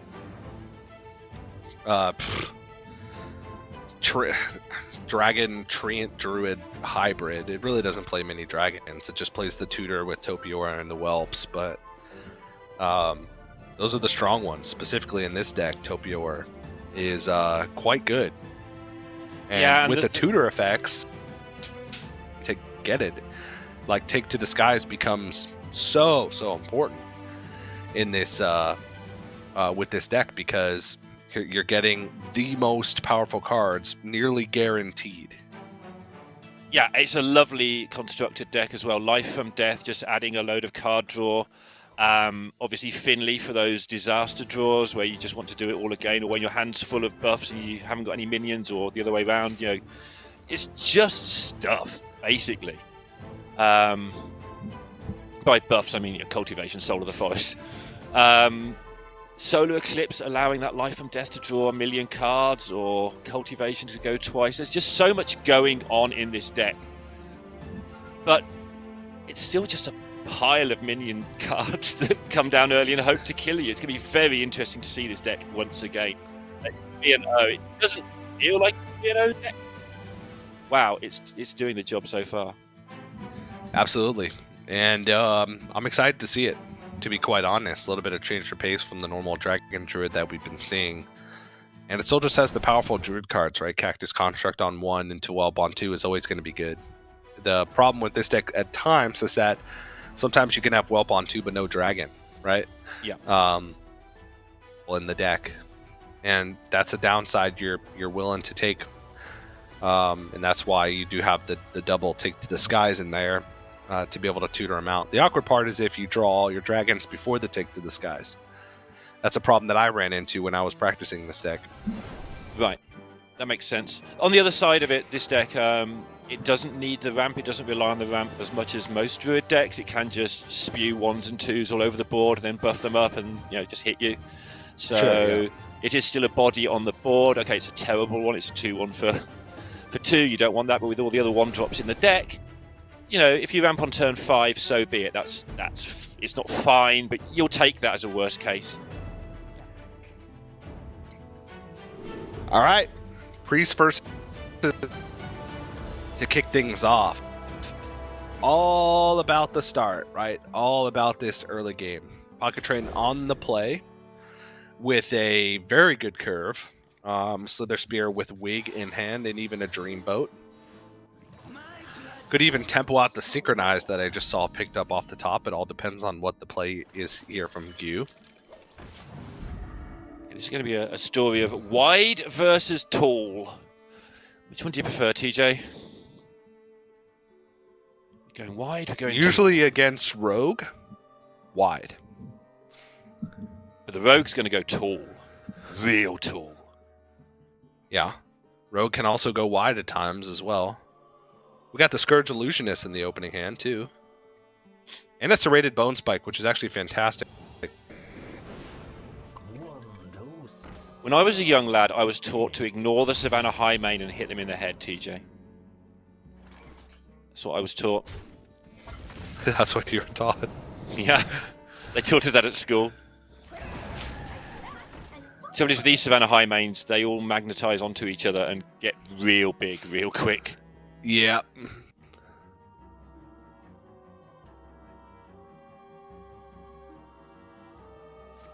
Both It's decks just are gonna interesting. clear it. Yeah, I was gonna say like just ditch the Wig, Power Word or Power Chord, Synchronize on a Miracle Salesman's not the best, but it's all about the tempo here. Yeah. Masters beneath you. Yeah, both these decks are very tough to play for the first 4 or 5 turns in particular. I think they both get a bad reputation for not being that tough to play, especially the Miracle Rogue. If you make any mistakes early on, you're in trouble. But yeah, we see now Pocket Train how he set this up. Wasting, in air quotes, the Wig, and look at the board it's made him. Yeah, quite strong. And it's just going to go face. The trades on the board for the Scourge Illusionist actually aren't too terrible. Just because Pocket Train's fine with the value trades. Because that means that the Scourge Illusionist is not dying yet. He can have a little bit more. Gyu's turn is really not that good, and he's already got Neptulon and Thunderbringer in the hand, which is not good with the Illusionist. I guess it's not the worst thing in the world, but Neptulon specifically... Actually, it is the worst thing in the world. It is the worst thing in the world. Yeah, I was trying to work out how it's not the worst thing in the world, but I think yeah, it's because the actually Scourge worst thing in the world. Illusionist will just pull the second Scourge Illusionist. For some reason, I thought he was playing 2 Thunderbringers for a second, but nope. No, that'd be awkward. Have to have a recount. Yeah, this is brutal. Yeah, it looks like Gyu's just gonna flop here in game 1. Pocket Train playing for max tempo. It's looking quite good. All back to that Wig play that you highlighted on turn 3. Yep. I mean, you can see Pocket Train has nothing left going on in this hand at all. It's all over, but doesn't matter, or probably doesn't matter. Just being careful with that, of course. You know, saying games are over doesn't always work out well, TJ. I learned yesterday.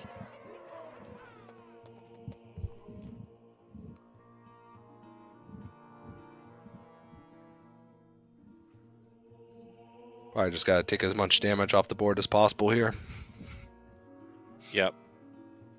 I guess the Slither Spear does present sometimes as much power as the Miracle Salesman, and you get another trade with it next turn. It's really awkward because the Salesman gives a tradable card when Pocket Train's got one. Killing the Slither Spear puts Mind Seer into play, which is extra damage. Yep. So either way, he sort of had to struggle there. I agree with the choice, though. Slither Spear being pretty scary against a couple of spells there. Oh yeah, it doesn't do anything.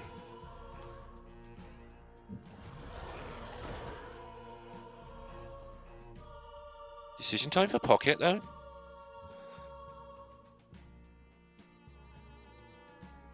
Yeah. Ignore the high main, TJ. That's what we were taught at school. A little risky when you're dealing with a magnetic deck. It's just one spooter, right?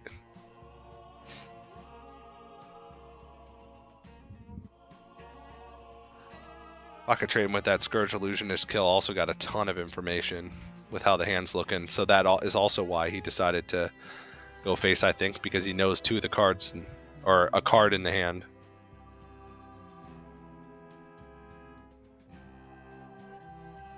Nothing here.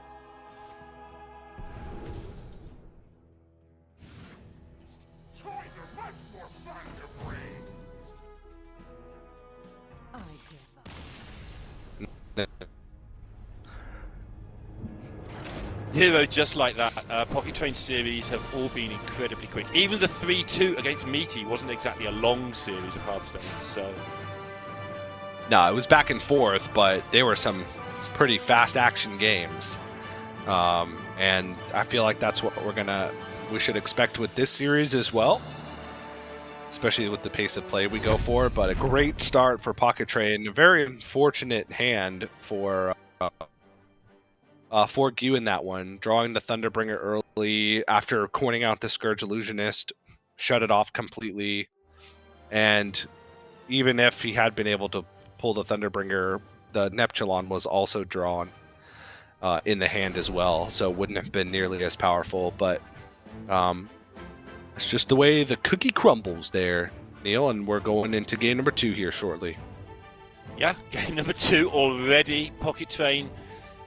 I don't know if he'll be relieved to get the priest out of the way. You're always relieved to win the first game, obviously, but I don't know how much faith people have in the priest, how much they don't. But because the priest has that capability to just have slower starts, kind of like the Mech Rogue, it is nice to just get it done, I think. Whereas the other two decks, a little bit more consistent, I feel,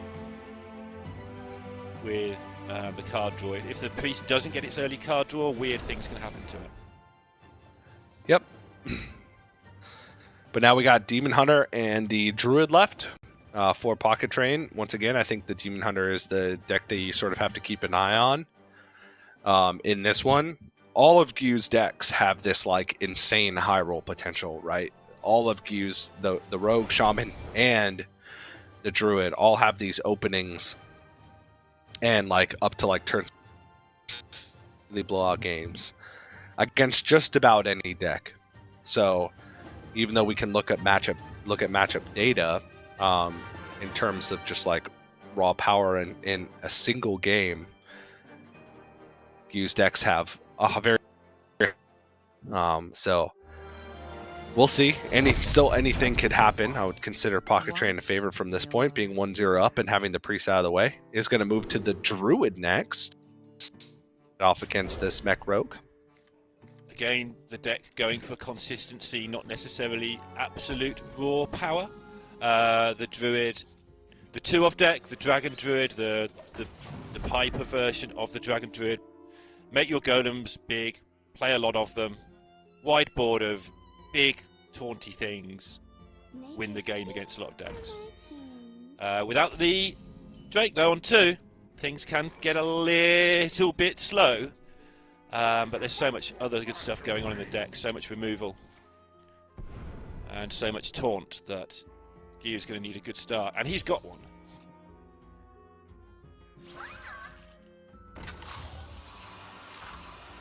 Very cool.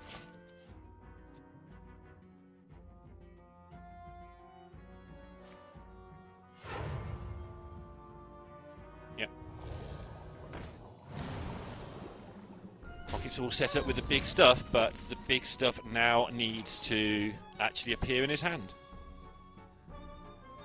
Yep. Has like the super combo for buffing up minions with the Gardens in aquatic form, but needs the minions as well.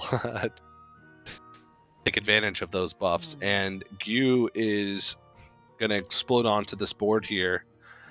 Good pickup with Gear Shift as well to be able to dump these Spark Bots and Gear Shift potentially next turn to just kind of reset. So many options. V setting though. next turn.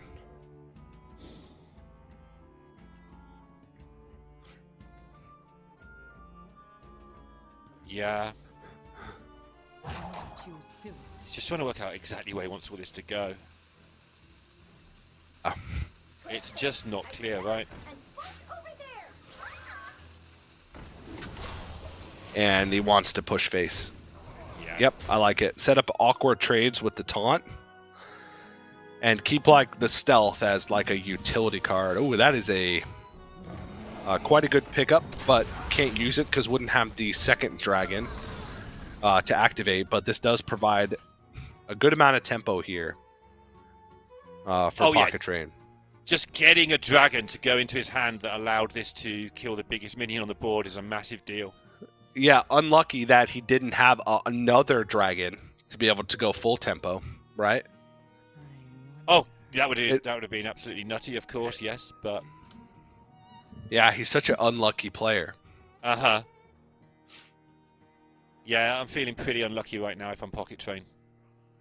1-0 up in the semi-final of the World Championships after a year of qualifying in second place. So many options. Behind Weak U.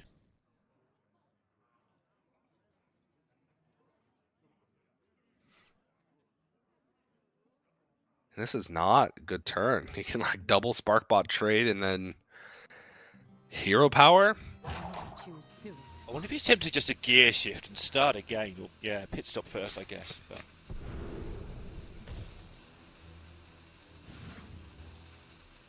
because he is expecting to get miles behind any second now.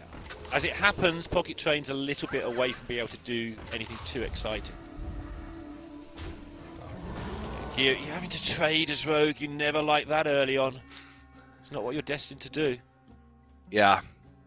Oh. I guess does just want to dump. I was thinking hero power might be better because you wouldn't be giving over a free trade onto the oscillator.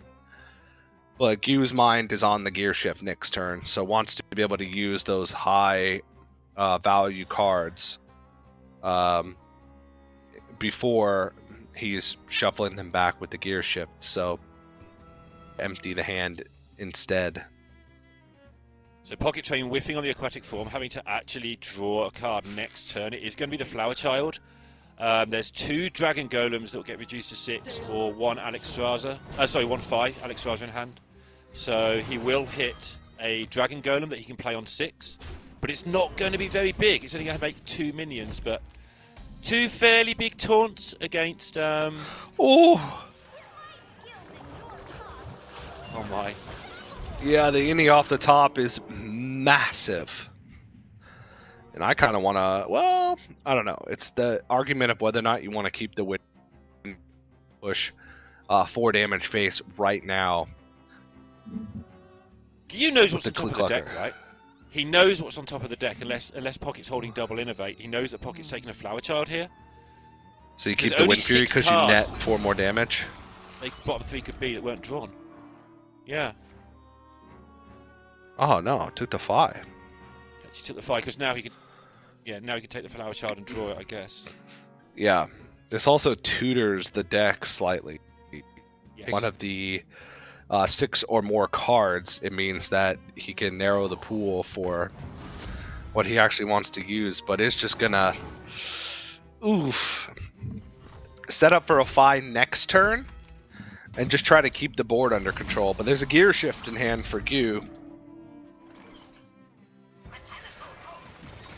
And a Mimiron to be able to just throw on the board prior to the gear shift. This is looking quite good. Ooh. Yeah. Ooh. I don't know, TJ. It looks powerful from the Rogue, but I know Fi it is changed not first, buffed. but yeah, Fi is not buffed. So it's not really doing much right now against this Mimiron.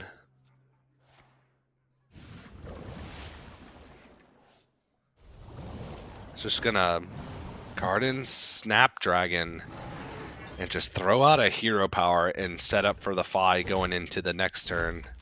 This does not feel great. Perspective. His turn looked fairly straightforward. Now he's got to actually think about it.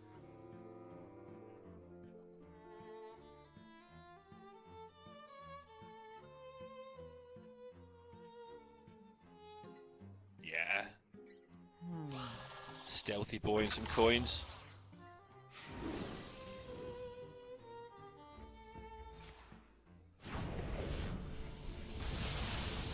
It's just so much damage now. Yep. Don't even And need just stealth, tempo, right? too. Just gonna hit him. Yep. Put him down to 2.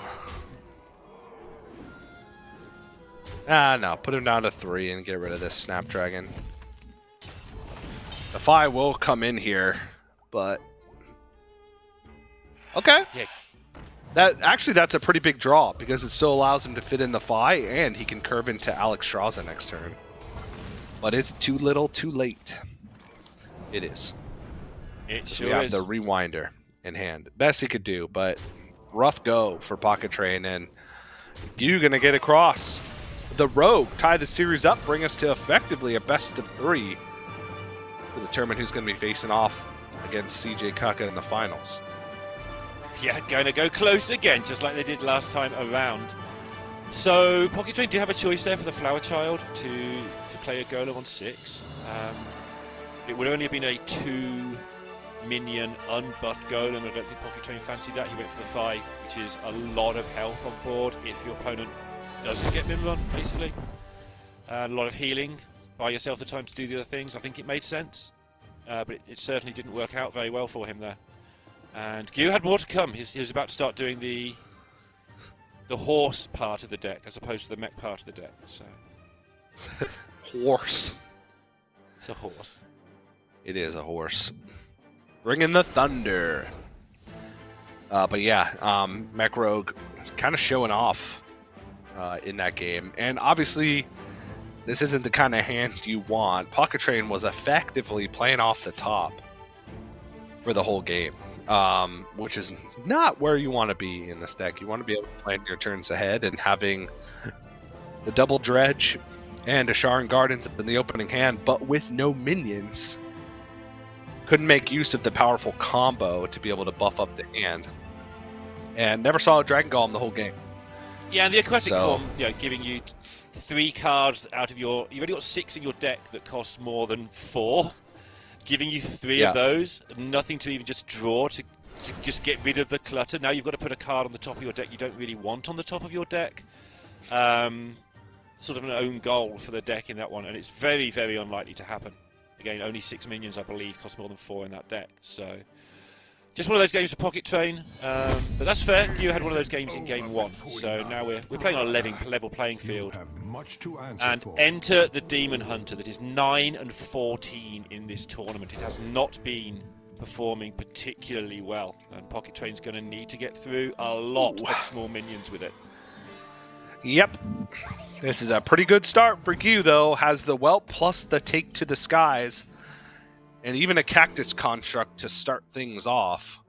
Ooh. Oh. Is it the mine? It shouldn't be, but is it? It's got to be Celestial Projectionist, right? I think so. I think so. There's a lot of uses for the Projectionist in this. Actually, no. This is not Dragon Druid. This is the Treant Druid, so not as many uses for the Projectionist, but I still feel like that has the most use cases. The mine does 8 damage, TJ. Because the Demon Hunter can't not okay. clear it. Sure. Just- Yeah. It's 8 points You're of right. slap. Yeah, you right. My blood boils for war. Yeah, bam. Clear a minion, take 4. I mean, I don't know if I'd have had the guts to take it, but it's a lot of damage to your deck that's trying to damage people quick. Oh, did he draw a dragon? Oh, he my drew a God. dragon! I'm not throwing away my shot. Okay. We all Not know ma- how monstrous that is. Sorry, TJ. We just straight up deal with this in the deck outside of Wrath. And Gyu's gonna look for it with the aquatic form. Doesn't find it, but finds the other aquatic form. Reroll. Yeah, but he only gets one additional option here, and it's Cactus Construct, but can still get the Rolling Stone from Cactus Construct, but opts to go for Innervate. Sharpshooter staying up. But Topior can come out next turn, still next turn, with the whelping. Yeah. I'm not throwing away my shot. Oh no! What's happening? Oh.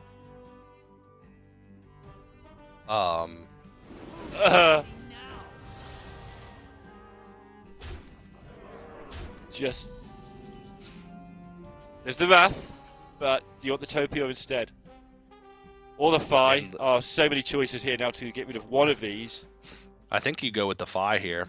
Yes, me too. It eats up so many shots. It also forces your opponent to do something about it.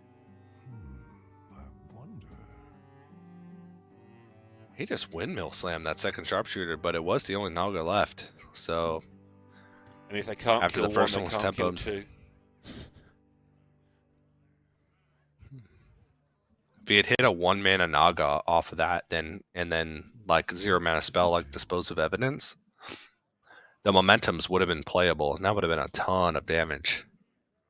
Yeah, Not sure I if it think- would have been lethal damage, but it would have been a ton. Actually, I think it might have been lethal damage because there's so many spells played for the Slither Spear. There's the Fi, and this has to be a big pop-off turn for Pocket Train. That's a mistake.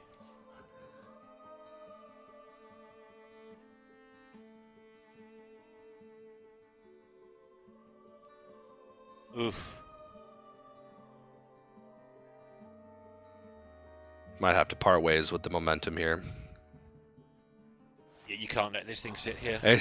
Well, it's just more mana efficient because then you're going to play cheap Naga, and then the Predation's going to be free.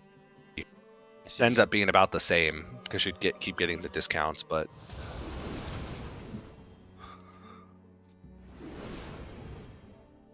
Everything in his power not to use any of this lifesteal up.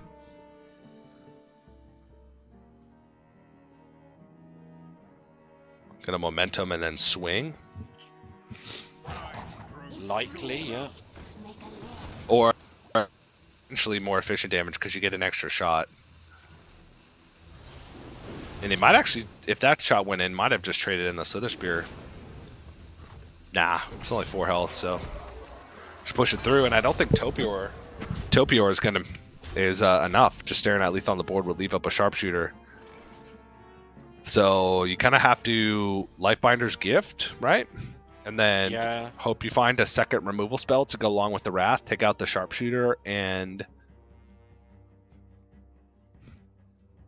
the Slither Spear potentially. What to do?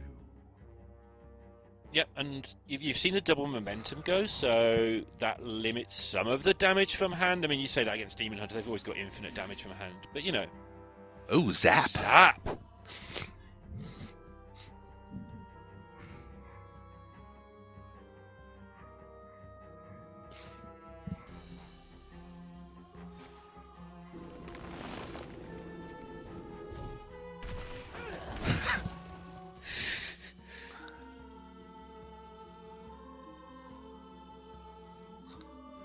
I believe only one of these Desperados is active because the second one was picked up on the last draw sequence. Okay, Computer. yeah, that makes sense. And this is rough because if you just take out the Slither Spear now, yeah, with the zap, you miss out on a potential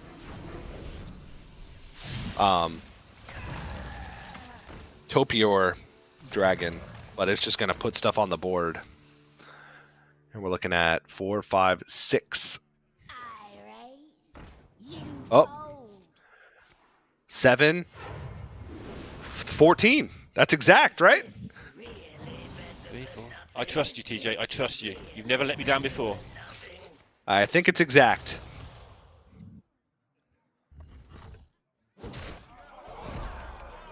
Yep. Yeah, camera a little desynced there. I think that's pocket counting the lethal. Yep. There it is.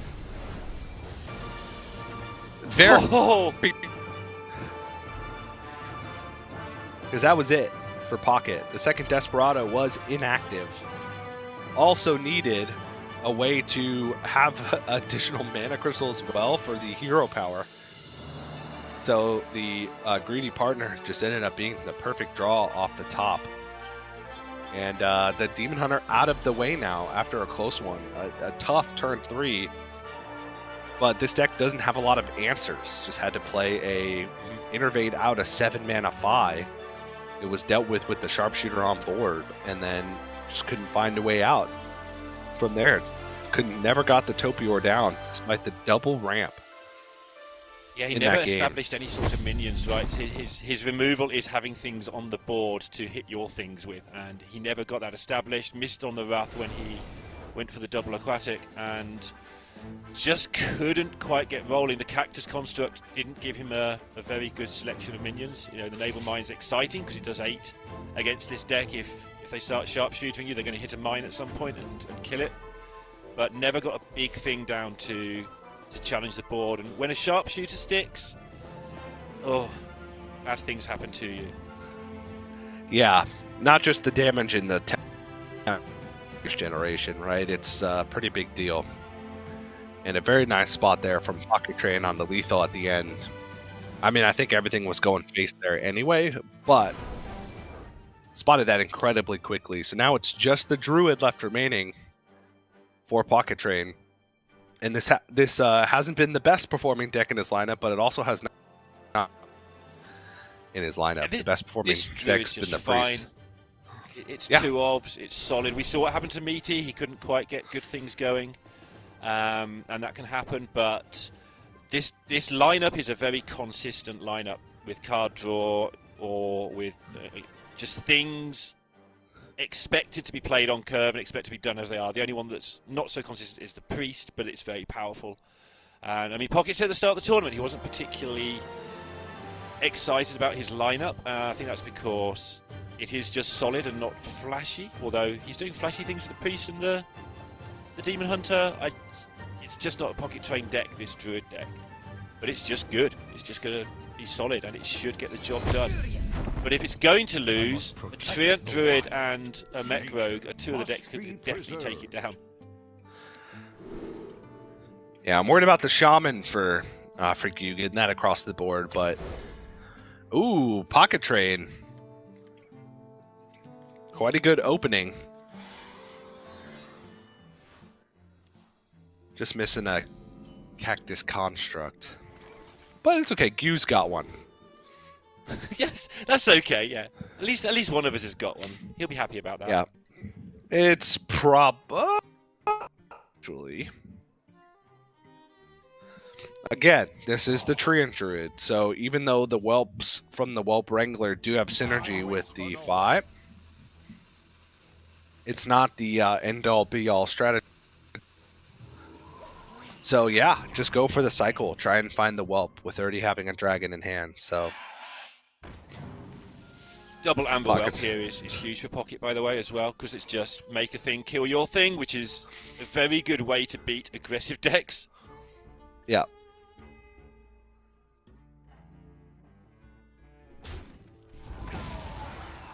Well, okay, no Whelp from the side of Gu.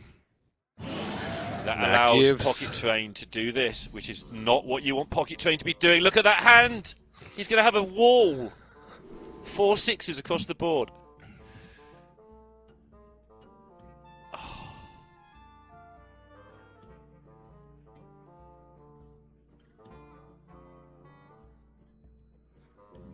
You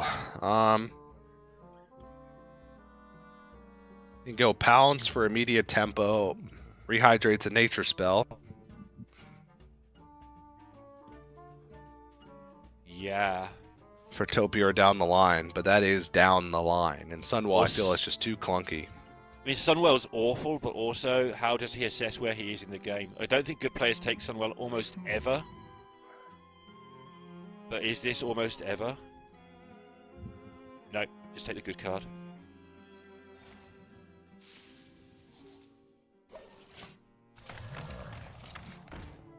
I mean, with Planet Evidence, rehydrate, regain 2 mana, but... The state of this turn.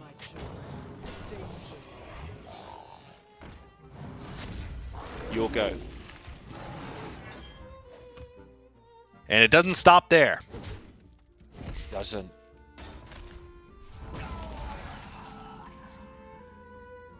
And this is all because he was able to play turn, take to the skies on 3, because there's no pressure coming in.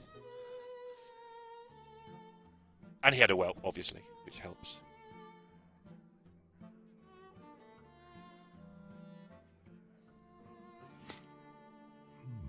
I mean, what do you even do? Um, You fill the board with whelps? Or not with whelps, with treants? Like, what's your win condition in this position? Like something. How do you get to Topio? How do you do that? Do you cycle a Wrath and try and hit a whelp? Are you that desperate? I think you have to kill a 3/3 in the real world, but maybe.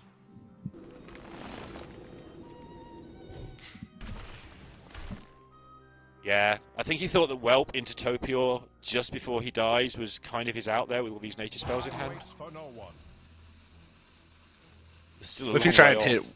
What if you try and hit Wild Growth from Planet Evidence? Nope. Yeah, that might be slightly more likely.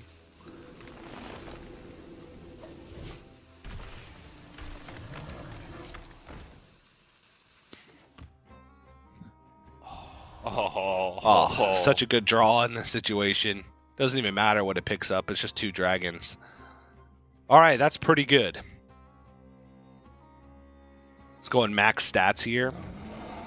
Is this Spine-tailed Drake? Oh, I thought it was buffed. No. It's max Doesn't stats in matter, a way it's because buffed. it's minimal dragons played, which means you get to play maximum dragon golem if even needed ever. Yeah, I mean, there's 16 damage on board and Amber Whelps in hand. May not even matter. I think we're looking at the beginning of the end here for Q. Fi is full cost? Wouldn't matter, he wouldn't draw it anyway. You spent the whole game trying to find this dragon, and it's here to taunt him now at the end. Yeah.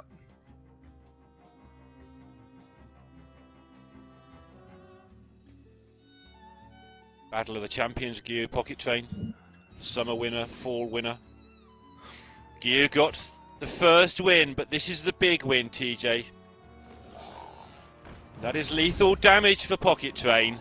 He's going to the World Championship final. We've been waiting to say that all year, and here it is. One more match for Pocket Train against CJ Kaka to become the World Champion.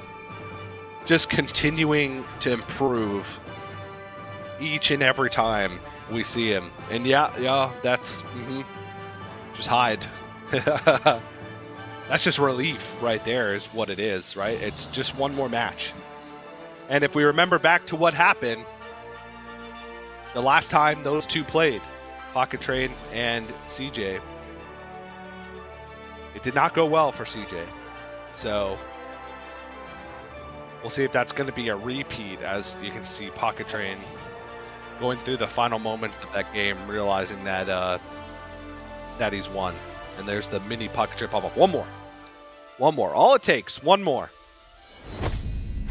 One more, but CJ hasn't lost a game since he got his hand removed by Prison of Yogg-Saron.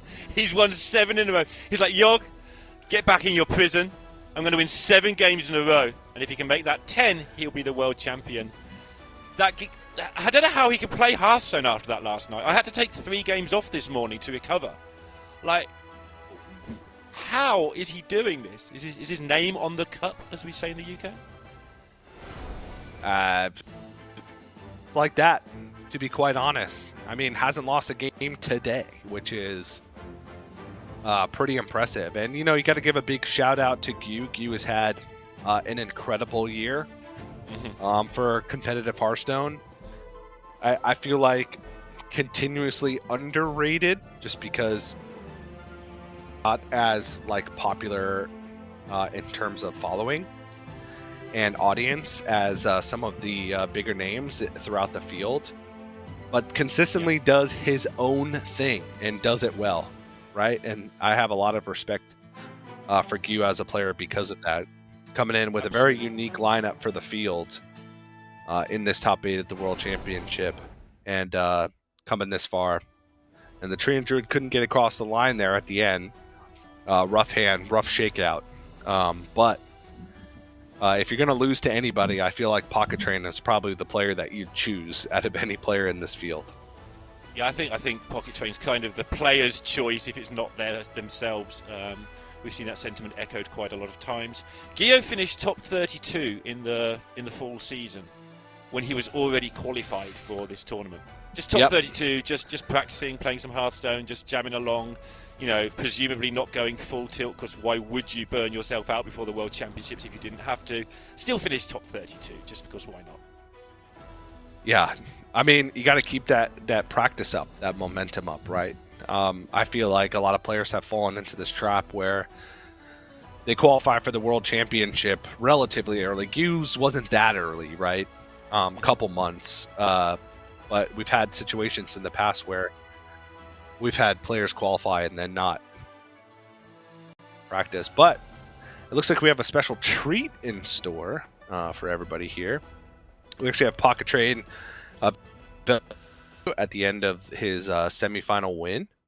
So let's see if we can get him in here to ask him a few questions about how he feels going into the finals. Pocket Train, can you hear us? Yep, can indeed. Hello. Hello. First Can you off, hear me? congratulations. World Finals. Yes, we can hear you. So you gave the one more at the end. Was this match kind of just like a stepping stone in your mind? Obviously not the ultimate goal. You have your mind on one thing, and that's winning the whole thing.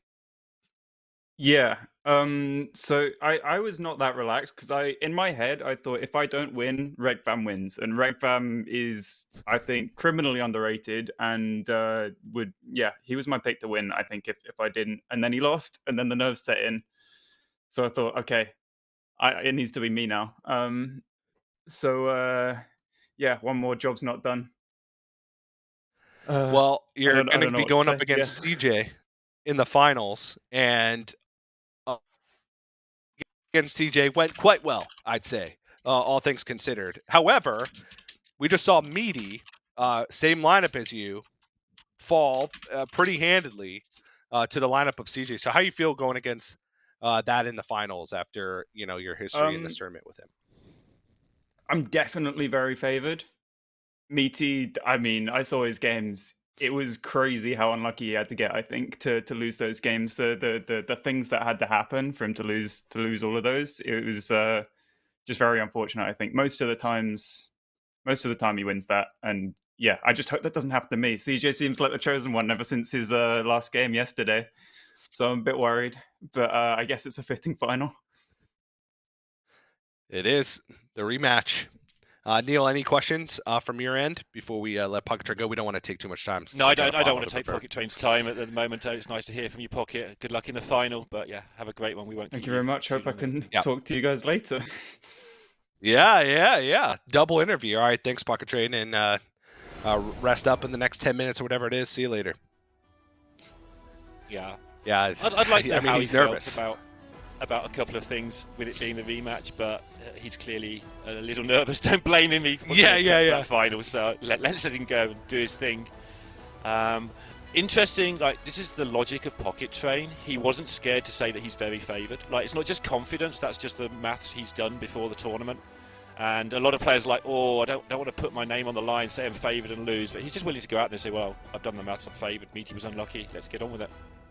Yeah, and I mean, everybody that sees the decks and the matchups can see that we're coming down to a grand final. It's just one match, right? If it can happen to Meaty, it can happen to Pocket Train as well. If CJ just takes the opportunities that he's given, which he did in the series versus Meaty, we could be looking at a much closer series than the one where these two players first met at the very beginning of yesterday. So,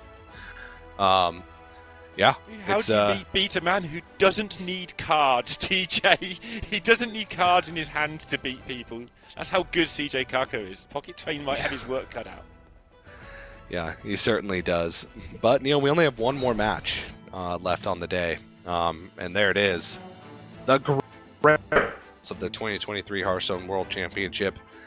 It is going to be CJ Kaka versus Pocket Train. The plot armor for both of these players seems thick. CJ feels like he can't lose a game today. Pocket Train feels like he can't lose a series. So when both of those things come against each other, who's going to be the one that comes out on top? That's a tough thing to say. Guess we'll have to keep watching to find out, won't we, TJ? We will have to keep watching. But sorry, I lost my train of thought. How about we get some more people in here to fill the time while Pocket Train's getting his analysis done? Yeah. Well, I think we're going to get more people in here very shortly is what we're going to do. So we do have to give Pocket Train a little bit of time since he just played his match to let him prepare, rest, hydrate, get some water in him, get set up for his final. So before we jump into a little more coverage for the grand finals and then ultimately the final grand finals match, we're going to have to go to a quick break. But don't go anywhere. The conclusion to the 2023 Hearthstone World Championship right after this.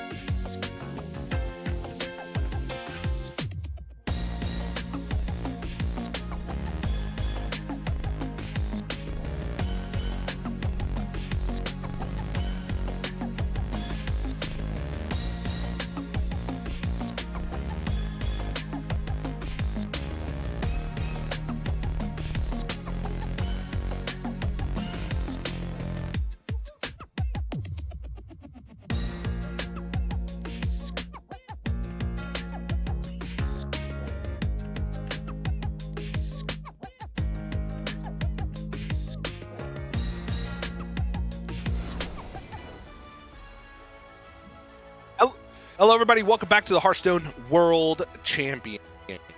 Edelweiss, Lorinda, and Dragon Rider, aka Dawn. We're going to give you some pre-finals analysis as Pocket Train gets semi-final. Going to give him a little bit of a break to kind of refreshen up. But Edelweiss, me and Neil were obviously on the broadcast. But how are you feeling coming into this grand final? Well, it was nice to hear that at least Pocket was with me, that Rekfem was sort of the number 2, right? That if we weren't going to go for the clear protagonist of Pocket Train, that Rekfem was number 2. So I feel good about that pick if it didn't turn out in the end. It just seems like we've got protagonist energy coming from 2 directions with CJ's streak. So maybe leaning Pocket just because of that 3-0 earlier in the day, and he feels pretty confident. But I don't know. CJ's feeling a little unstoppable right now. Yeah, and Dawn, you were on the bandwagon from the get-go, one of the forecasters to originally pick Pocket Train to win. After seeing this play out, seeing CJ's run thus far, and feeling unstoppable today, are you still confident in your pick with Pocket Train taking it in the grand final? Look, I can't bet against the Pocket. All right, we gotta stick with it. I was a little nervous. I'll be honest. In that last match, though, when I saw it was 1-1, I went, "Oh no!" And I'm gonna come on record and say it. I kind of called you guys out in our Discord and was like, "No, we can't change the predictions. Okay, you made that bet. You're gonna lay in it now." And I was getting a little nervous, like, oh no, now watch, Pocket's gonna lose, and that's gonna be sad. And I was gonna stick with it, but yeah, I'm sticking with Pocket. Yeah, well, a lot of players I think are on that mindset, but we're gonna take a look at some highlights from these players from throughout.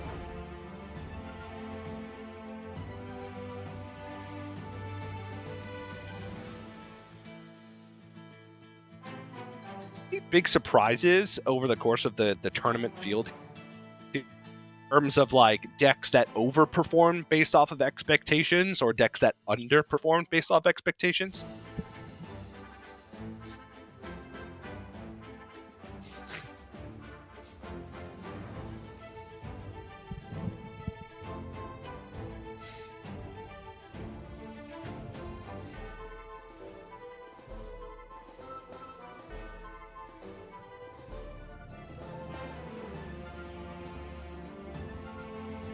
He had some great points, notably the priest and the druid. So well done here, Neil, as he tries to figure that out. But Edelweiss, I guess I'll pose the same question to you. Knowing what we know now with the results, you can feel free to be completely results oriented in your analysis here, as is tradition in Hearthstone. Yeah, absolutely. So in terms of popularity and how they performed. I mean, this priest is the highest win rate deck. You know, not a large sample size because it was only brought in the 2 lineups, Meaty and Pocket, but it's gone 5-1, second only to Paladin, which has been banned 85% of the time, but then 80% win rate at 4 wins, 1 loss. So Priest really seems like the sort of meta breaker read that these players had, and even though Rekfem wasn't able to move on, the Warrior did pretty well for itself. Again, you know, small sample size since it was the only Warrior in the tournament.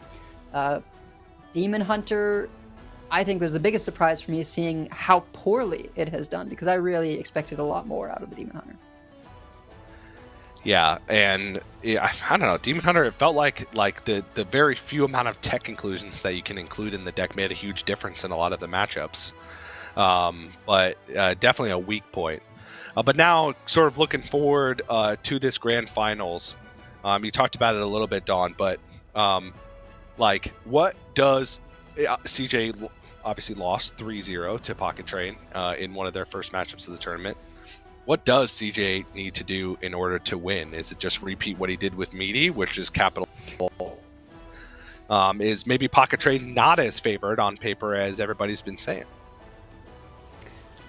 Yeah, it's going to be a combination of some of those. I think the cues, depending on how that works, but I think in a way that the mindset is actually going to be something that's very important for these players as well. We saw in that last interview, and we've seen in previous tournaments like that summer championship with Pocket Train getting into the finals, but only getting second, that sometimes those nerves can get to him, or he can kind of get inside of his own head. And that potentially could be a hindrance for him. But on the other side, CJ has built up that momentum. He is on a roll.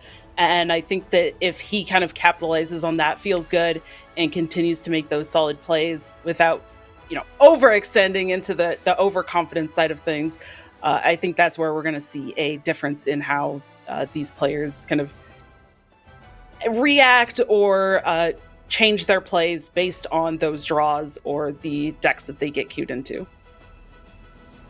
Yeah, and Neil, I'm going to come to you again. This is a huge risk right now. Sure is. I heard that. We'll see if the audience at home heard that. Sure is. But what do you think is the weak spot here for Pocket Train? Because also, everybody's talking about Pocket Train obviously being the favorite. What's the weak spot? I mean, he said after he won the previous tournament that he was so relaxed because he knew he had qualified for Worlds. The person we just spoke to a moment ago was not a relaxed human being. He's very nervous, and although he should still get it done, that's the weak spot. If he can't control those nerves, you don't know how you're going to react when you put in those spots. Like, you just don't. You're never there before. You don't know how you're going to react. You're playing for the World Championship. He could unrelax, and CJ will punish any mistakes that Pocket makes. We saw that yesterday. Is from your perspective, advice, does CJ seem relaxed? It seems like more relaxed today than yesterday. Would you agree? Yeah, I mean, when you've been, through the fire and come out the other side, like last night, just that marathon of a game, the mental fortitude to not just rage quit after, discarding your hand, shuffling into your deck, and then to come back and win, that game, that series, and go, 6-0 today. I think just really puts CJ in such a great position mentally. It'll just come down to, like Dawn was saying, whether or not it goes to his head too much. But so far, I mean, I think CJ has just really shown incredible fortitude for, even weathering bad beats and then coming through on the other side. Yeah, it's been really, because he's also had to play an additional match and longer matches. Pocket Train's matches have been lightning round, right? 3-0 to start things off, very quick matches, fast deck, fast lineup. And CJ a little bit quicker today because he's had 3-0s, but he's had some bangers of games, right? Looking back to the series against Requiem with the Highlander Druid versus Warrior. And sort of speaking of, Dawn, you have been dubbed the Highlander Druid expert here right now. Highlander Druid, I have been incredibly impressed by it. I thought we were going to see 2-up Dragon Druids dominate, and obviously we have seen that because Pocket Train has it in his lineup. But are you a Highlander Druid gamer now after seeing CJ just dominate with it thus far? A Forbidden Fruit gamer even, perhaps? Okay, I will say, to my credit, I did Theorycraft Highlander Druid that included Forbidden Fruit. I'm a fan of it. I love it. And I do want to see that win. I'm glad it's been going there, but I don't know. The thing here for me is those aggressive decks on the other side from Pocket Train. I mean, if there's a kind of heavy hand, if CJ isn't able to find some of those answers in that Highlander deck, it feels like it can get steamrolled a bit by those pretty fast decks. Yeah, and that's where we've seen the big losses for CJ. But I have faith. But I feel like we've done quite a bit of analysis on the decks, and we are actually going to go ahead and revisit our predictions from the very start of the broadcast. Yep, this is 100% correct. Neil did swap pick position there. Yep, Neil did pick, and I can't get away with anything these days. Yes, I did pick Meaty. Edelweiss did pick Requiem. who are now eliminated from the tournament. But I feel like we were justified, right? Edelweiss, Rekvum, even Pocket Train said it. And if everybody else is picking Pocket Train and Pocket Train said it, that kind of counts as a Pocket Train pick, right? Yeah, that's how that works. But notably, all the same play group. The only reason Rekvum had different lists than Meaty and Pocket is because of the way the groups lined up. So, they all have done incredibly well to make it as far as they did. And we've been surprised by CJ, seemingly comeback king here. Yeah. And I won't even begin to justify the Meaty pick outside of saying it could have been Pocket being eliminated with the tough draws against CJ early on in the tournament. Same exact lineup. And I don't want to say similar results, but that's it. But those were our predictions. And thank you very much, Edelweiss, Lorinda, and Dawn for providing analysis in this break. We are there. We have Pocket Train versus CJ, which is going to be the last match of the competitive Hearthstone year, the last match to finish off the 2023 Hearthstone World Championship. But before we get into that one, we're going to have to go to one last quick break. So don't go anywhere. The conclusion of the Hearthstone World Championship right after this.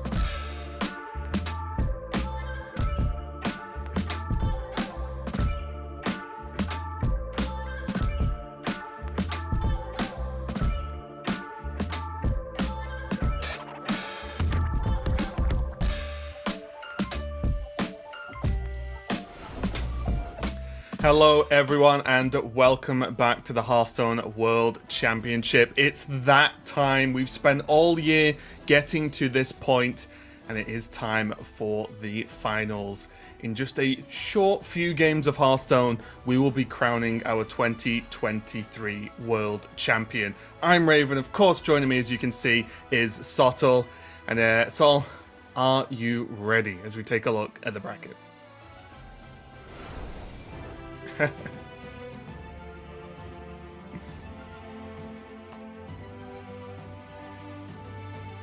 Thank you. I will start that again. Yep, yeah, go again, my friend. Good start, I am good more start. than excited. Yeah, we're kicking things off as we mean to continue, of course. Hey, look, we are doing something entirely different with a whole 4-box thing going on to fill the time while we had a break before Worlds. There's all sorts of technical limitations going on. This is not my fault, okay? Anyway, it's been a fantastic script, I think. You will agree, where we're seeing Pocket Train, of course, who has been the protagonist of the TV show Hearthstone during 2023, making it all the way through to finals. But I feel like there's one thing that's missing from Pocket Train's story. It's a little bit of adversity. Don't think he's faced enough, because yes, he had that disappointment where Q stopped him at the first point of the call when he made it to the final, in the second Masters Tour, didn't quite make the cut, and he had to come back and win the third. Yeah, sure. But it's all seemed a little bit too easy for him outside of that, right? So, what he needs is to go up against some sort of unkillable super boss. And I think that's what we found here with CJ Kaka on the other side, because I don't know how you're supposed to make this person lose a series of Hearthstone based on what we have seen through this tournament so far. No, it has definitely been something, hasn't it? Not only the shenanigans that went down yesterday, but again, Pocket mentioned it in his interview. We were talking about it beforehand as well. Is that this matchup you can see now that happened before CJ versus Meaty? Meaty has Pocket Train's lineup. They're the same decks. Yet CJ on paper should not have won that, right? Is that fair to say in terms of just pure matchups into matchups?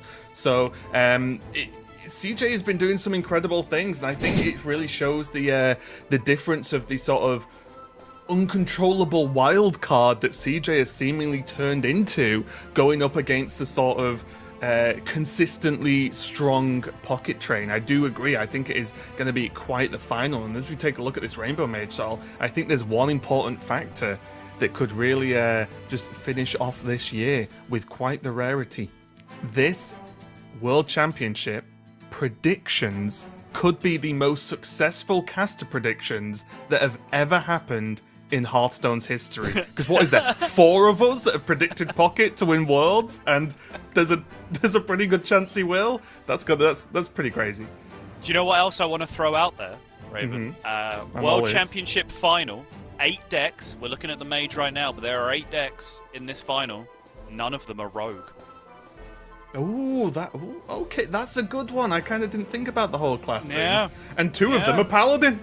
If you know, you know, by the way. I'm not even going to go all the way deep into that. But yeah, so we are looking at CJ Kaka's Rainbow Mage here. I chose to highlight this one because Mage is a deck that's been ubiquitous in top-level Hearthstone, high-legend Hearthstone, competitive Hearthstone, and really across the whole of Ladder and everywhere else for quite some time.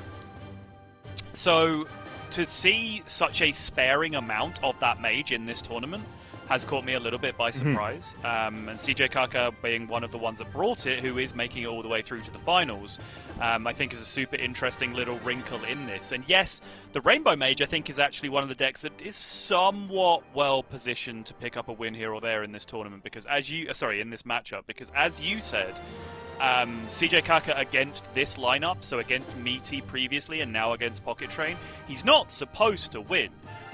You said it, Pocket Train even said it himself after his semi-finals interview, but I think Pocket Train, even being so bold as to go and say that right before going to play a final, which a lot of people wouldn't dare to do, I think he was still underselling it. Like, CJ's lineup, not CJ the person, not CJ the player, but CJ's lineup is monumentally unfavored in this series, I would say. However, probably less unfavored than you are when you discard your entire hand in the middle of a Druid Mirror. And he still managed to win that somehow, so there is no way you can possibly count this person out. Yep, just because the lineup's not great doesn't mean it's not winnable. His opponent, of course, is going to be Pocket Train, a player I feel like we've just been speaking about all year. I think that's reasonably fair to say, because we kind of just have. Really, really, top of the game right now in competitive Hearthstone. We know this. It's what we've been talking about for so long. And the fact that he has made it all the way to the finals is just truly impressive. And he's definitely one of, if not the standout player of the year, at least for me. And like we've just talked about, but on the other side of things, where things are going his way, right? Not only is, sorry, that threw me off there for a second. Not only is his lineup seemingly, quite strong, I think, especially this Priest. I think me and TJ talked about this earlier. I think we spoke about this yesterday, but I do feel like the Priest, I don't know, feels like the X Factor deck of the tournament for me. And I think all that Pocket has to do now is just focus, try and relax, even though that's impossible, and just get the job done. Because he said to me earlier this morning when I asked him how he was doing, he was like, well, I've not really slept much, but I'm just hoping the adrenaline gets me through this. And, well, he's got, an hour or so left, let's say, roughly, to be able to get the job done and for the adrenaline to carry. So everything on the line for both of these players, because even though getting to Worlds, getting to top 4, getting second place, they're all incredible feats.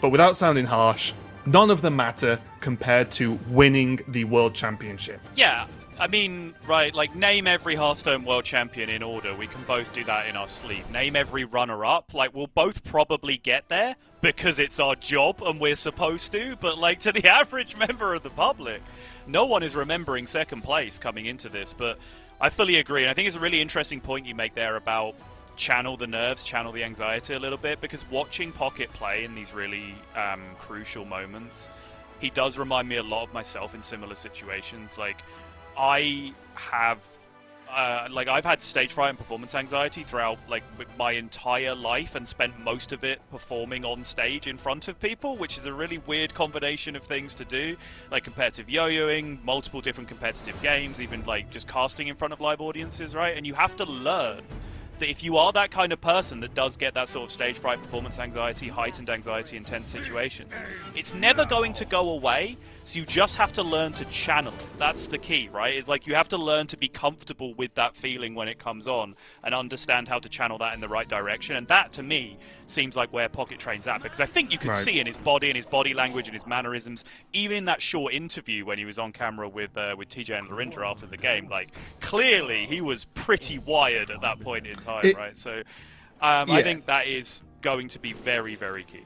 If this was an anime, like, energy would be crackling from his body at that point, I think. So, well, without further ado, we're a couple of turns in, but this is the first game of the finals of the World Championship. Pocket Train on the bottom on the Demon Hunter, getting off to a fairly quick start with the help of a Wayward Sage. CJ Kaka going to be on that Mage we went in depth with just a little bit earlier on. So Sottle, especially after this opening, what does CJ Kaka have to do? Is getting over the first hurdle of this push enough based on this hand from Pocket?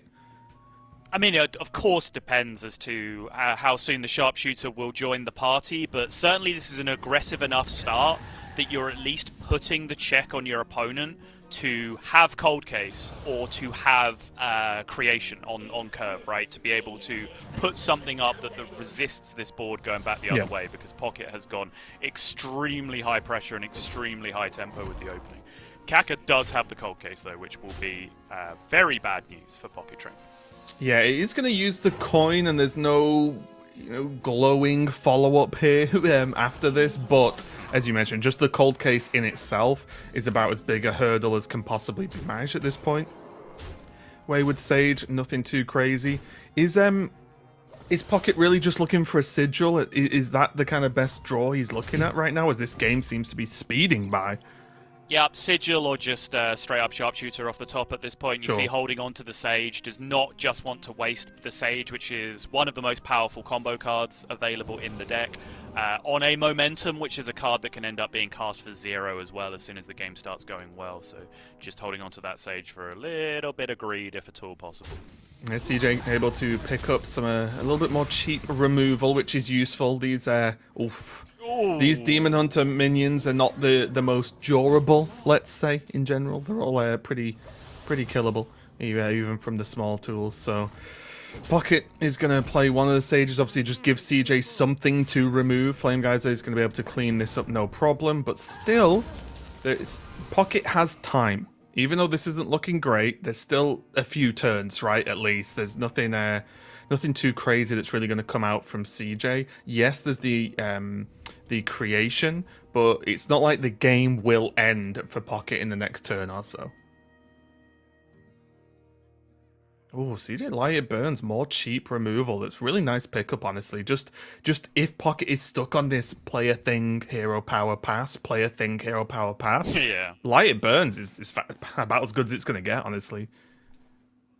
Oh, yeah, that's nice. Well, obviously the issue with... Oh, never mind. The issue with Lighted Burns is that you can't use it to answer a Sharpshooter, which obviously is the premium target that you have to have when going up against these decks. But it's still fantastic removal against most things, and he does have the creation in hand to be able to clear this up. But Zero Mana Dispose off the top is so unbelievably perfect. Any other spell in the deck, I'm not sure how many others were remaining at that point, but oh my god, have you seen this script? It is a doozy. Did you see, like, we're looking at Pocket now, but I ask everyone to just, rewind, go watch the VOD, whatever it takes, to just look at CJ's face on that last, sort of turn and a half or so, right? Just, the raised eyebrows, that the, wait, what, whoa, they're still playing things? Wait, what? Because again, Dispose, the only card, I think? Oh, and the other, I forgot the name of the card now. The other plus attack card is like the only things that he could have drawn. Yeah, Momentum, sorry, yeah. The only things that he could have drawn to, keep that chain going just enough for that little bit extra. But wow, that was just on the edge of Pocket Train not being able to hold on there and not be able to put enough damage in, because CJ was a turn or so of just not taking a million damage away from saying, well, yeah, Pocket, you're top decking, and again, unless it's sort of chain draw, you've got nothing. And just the sharpshooter with the bare minimum stacked up enough damage to catch up, because what was it, about 15 health when it started, and it had to take a 7 attack at the end, so it's like so much damage from that sharpshooter.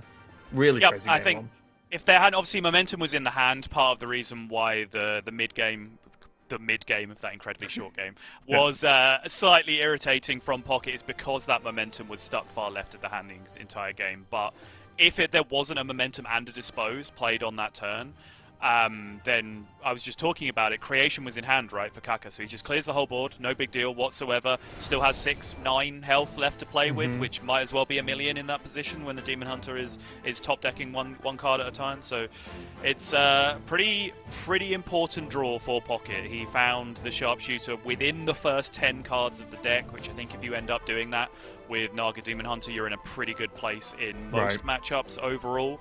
But yeah, Pocket went for that super heavy, aggressive opener, was met with the cold case. I don't mind the threat check though, right? Because that game could have been over. If Kaka didn't go coin cold case exactly in that spot, he just kind of died to the minions that Pocket had played in the early game. So that was threat check number 1, and you just have to have that faith sometimes when you're playing a deck like this. Of like, the deck is built well, it's built as consistently as it possibly can. Me and Meaty have made good choices to make the deck a little bit more consistent overall in terms of little tweaks. Just trust the deck. Play properly, trust the deck. Play properly, trust the deck. And eventually, the numbers will average out on your side if you are doing that every single game. But when it comes to a small sample of, well, it has to happen now in this one game, because this one game is the freaking World Championship, that's when it can become a little bit difficult to keep the faith. But Pocket, I think, executed very, very well there.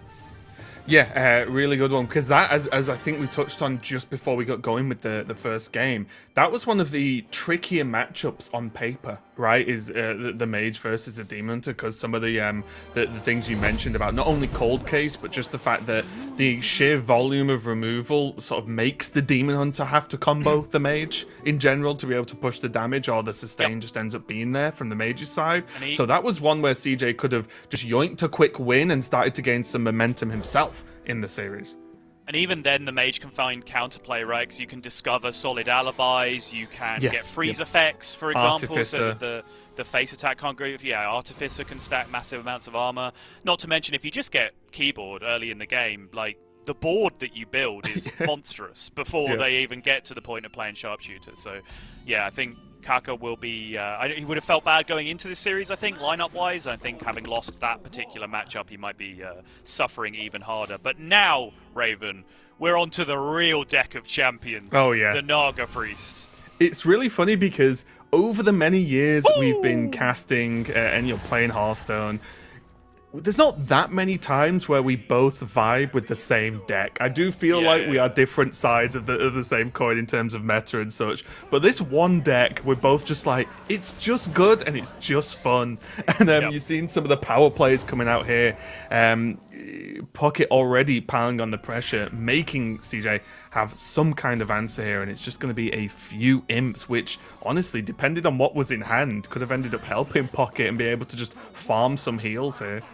I want to talk about the play that Pocket made, though, where he went Priestess just to refresh 1, and then drop the Dreamboat just to get an extra 1/1 on the Dreamboat. Part of the reason why I like this deck so much is I've been playing it pretty consistently for the last 2 days. Like in all of my breaks in Worlds, I've been watching and playing this deck. And then I tested it once the lineups came out because it wasn't something that I tested extensively. Naga Priest, as soon as I saw everyone else's lineup, I was like, oh, okay, that's what was missing from my lineup, is actually believing Donkey that Naga Priest was absolutely the nuts, because yes, it is. But like every 10 games or so I play, I feel like I'm doing turns and I'm like, okay, 10 games ago I would have played this turn a lot worse. And that's one of the things that I discovered fairly early on, as like, if you have Felice in hand and you can use it to do something in the early game, you should do it a lot of the time in a lot of matchups, because you can snowball so heavily just as long as you stick some sort of base of a minion early on in the game. It's very similar to Mech Rogue in that regard, right? Where you never want to be blitzed off board completely. You always want something hanging around on board as an activator for your wigs, for your funnel cakes, for Power Chord Synchronize, all of this stuff that you have available to you, right? And look at this, Pocket again just continuing to build on the board. Is going to get a little bit of extra draw with the funnel cake there, and with the second Clergy in hand. It is going to be going to start stacking some of this draw as well. Cathedral also available for this turn. Mindseer is a pretty solid pickup, honestly. And this is the frustration, isn't it, for CJ, I imagine, where this damage is actually potentially just more annoying, right? Like the damage from the skeletons hitting the minions is like, oh, they get to utilize this. Yeah, Mindseer was the perfect draw because you needed some way to spend 1 mana before, like you had Priest and Heal, right? You were always going to do that, but that only spends 2 mana and it refreshes 3. So you wanted something else to spend 1 mana on first. Second Cathedral coming out for Pocket means he will have at least options for very solid card draw for what... I'm not going to say what will be the rest of the game, because we've seen how long these Priest games can actually go with Amanthor. But in general, the plan will be here to then start to stack this card draw and really pile on the pressure, because right now, there's a whole lot of nothing coming out from this mage side. A colossal stack of nothing, yeah. Yeah. I've never seen so much nothing in all my life. But there is a lot of value, so as long as Pocket doesn't end the game in the next, turn? There's Worlds, right, with double Wisdom in the hand there for CJ being able to draw a ton of cards. Maybe there's a hope that he holds on, but the Pelagos plus multiple buffs coming out if he wants them. Okay, I'm just going to go for the 1. Is a lot of damage. Effectively setting up 2-turn lethal. Yeah, and I think crucially here, 6 health minion and a 7 health minion has not seen a creation yet, but you can see from the Wisdoms costing 1 that 4 schools have been played, so he needs to get minions above that 5 health total, so drops the Pelagos down with 6, gets the Dreamboat up to 7, which means even if this is card draw into creation, he still has those 2 huge minions to threaten lethal with. And yes, Pelagos right now is a 1-attack minion, but if it lives, it's a huge minion. It doesn't matter what size you put it to after the fact. Yeah, and CJ has this knowledge, right? He knows there's a wig there, as a 100% fact. So he has to factor this in. He does have a reverb in hand, but it's gonna need a lot. And you can see Pocket just praying, like just let this go. Creation comes out, but there's still 7-8 damage. There's gonna be the Cathedral as well. That's lethal, right? You can just Mindseer your own minion. Doesn't that do the remainder you need? Yeah, it's just lethal with cards in hand. You just heal the Pelagos, Serpent Wig the Pelagos, Mindseer your own minion. I mean, what? Wait. Still work? Okay, this still works. Yeah, sure. You can just do it on the Pelagos. Yeah, with the instead. Mindseer. Yeah, okay. No, wait. Okay, that's fine. Oh, yes. He does his own minion. Yeah, okay. Okay. That's fine. That was so... I feel in my head that's such a more complicated way of doing it. No, okay, no. No, that is the correct way of doing it. Because if you did it the other way, the Pelagos effect kicks in as you try and shoot your 7-2, and then it sets the health to 7, which is the larger of the 2. Because it actually works the other way around as well, right? So it wouldn't have actually worked in that scenario, I think, if you'd done it the other way around. So Pocket actually catching on and doing it the correct way in the end. Really, really good stuff from Pocket. Well, either way, all that matters is just... This might be a pretty fast one, Sol, but just like that, Pocket Train is leading 2-0 in the finals of the World Championship. And you can see he's probably, I can just imagine it's that line, and he's right on the line of hyped. He's 2-0 up. That's incredible, especially a player that good, right? That feels like you're so favored to win the series. But on the other side, he must just be thinking, it's not over till it's over, right? You haven't won until the match is over and done, and you have that trophy. So I can only imagine what Pocket Train's going through right now, and the same can be said for CJ Sol, because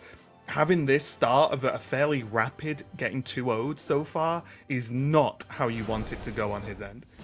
No, but reminder that this is a repeat matchup from earlier in the tournament, and this is largely how it went in that original matchup between the two of them. So Pocket, just to show you, I made this point at the start, I think, people keep saying, oh, he's really favoured. But honestly, like, he is overwhelmingly favoured lineup-wise. And if we do get to talk to him afterwards, it will be one of the first topics we have of, like, I really want to dig deep into his preparation for this tournament, because him and Meaty have managed to come in with such a lineup advantage over the rest of the field as the way that I view it, that really has to be the big talking point of how they got there, what their preparation looked like. But just because you are overwhelmingly favoured going in does not mean that things are a formality. Like, yes, you're favoured on paper. But Hearthstone is not played on paper. Hearthstone is played online through the intertubes, which is entirely different. Yeah. I will say as well, one thing I've noticed a lot about Pocket is hydration is a key factor. I feel like every time we see him, on big camera, let's say, it's like, this thing of water, whatever that drink was, constantly keeping hydrated, which I've heard helps a lot with focus. So we'll see if it pays off. Here we are going to be getting into what could be the final game of this series and of the World Championship. Pocket Train on the 2-of full Dragon Druid. There's the water again. CJ going to be sticking to the mage, and you can hear Sottle's weird ooh noises in the background, and that is because this is called a good opening from Pocket. This is called being a 70% win rate gamer, Raven. That's what this is being. Oh, there. Oh, it just went up. It's going up. It's now 71. Whelp into Whelp is probably the one thing CJ would not want to see. If he could pick one thing we didn't want to happen. Yeah, if he could pick one opening that Pocket wouldn't have in this matchup, it would be this opening. Oh. It's not even Whelp into Whelp, it's Whelp into Nest Matron plus second Whelp. Like, it's so disgusting. Or just another 4-drop dragon. Like, why not? Yeah, he might tempo, honestly. Yeah, because that's a lot of tempo. Absolutely would not hate the tempo. Yeah, I like it. Because then there's Snapdragon Whelp next turn, right? Yeah. Curve which does make seems sense. fine, yeah. Yeah, I like this. One extra attack over dealing with a 1-3. I think that's absolutely fine. You open yourself up to reverb, but I don't think you're upset if your opponent's turn is reverb here, so I think this is fine.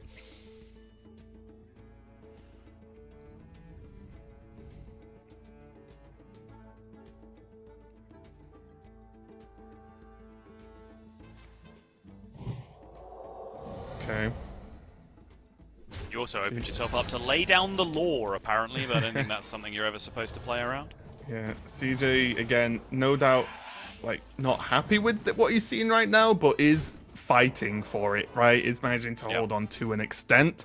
But the Snapdragon and the second Whelp, it is just putting Pocket so far ahead. The one thing I will say is if Pocket doesn't get hold of any generation, card draw, anything along those lines, then there's a world where CJ just holds him off and then just overwhelms him, because we've seen Dragon Druid just run a little bit dry on the card draw scenario. Yeah, for sure. Great pickup off the Void Scripture, finding the objection. Does look like I think we got CJ does have, should I say, objection up. Yes. Oh, what was I saying about running a bit dry on cards? So Oh my. Just rips it, gets the excellent news that it's not counterspell. So, but now he is in a bit of a sticky spot, because if he plays this and it's objection, okay, yes it is. Well, great, now I get to play Dragon Golem next turn. But you know you don't, right? Because you know that came from Void Scripture, so you know there's a second one in the hand now, which is going to be very, very problematic and slow you down significantly. Kaka is doing a great job of stalling this one out. Yeah, does have Amber Whelp into Spine Tail if he wants to commit that much, to get through the objection. Yeah, you got to do it, right? Well, it's interesting. He's debating using the Spine Tail, which I do actually respect, just because of the Amber Whelp's ability to be more flexible in terms of face damage as well. Well, that's the interesting part, right? Because on one hand, you think, oh, the Dragon Golem's getting worse, but you need to play something to open it up, and also, we can see 2 creations in hand still for CJ, so this Which is why I think it's why Pocket's like having the backup plan of face damage, right? Where he's saying, okay, if Kaka has creation in hand, probably not going to creation this board because they'll want to save the creation for my Dragon Golem, which I probably have at this point, especially having drawn dragons. So if they're going to have that creation and commit it to my Dragon Golem board, well, I can just hit them with my 6/5 and then just burst them down with Alexstrasza and any other damage that I can put together. I think that's a pretty smart way of doing it. Yeah.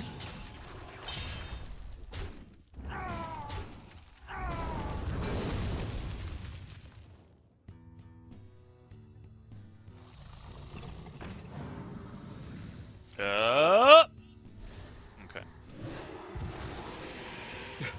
Brilliant. I'm assuming this has to be an Arcane Bolt, right? You can't just take Gotta 6. be an Arcane Bolt. Yeah, surely. Yeah, there we go. Okay.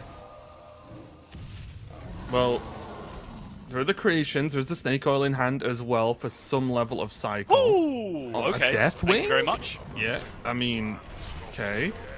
CJ It wasn't even really the Deathwing, it's just that he managed to draw 2 dragons off his one draw for his Dragon Golem, which is kind of absurd. Well, I was also just thinking of like, well, Alexstrasza, if that doesn't finish them, well, just slam a 12/12, right? That's going to be pretty difficult to deal with. No, those aren't cards.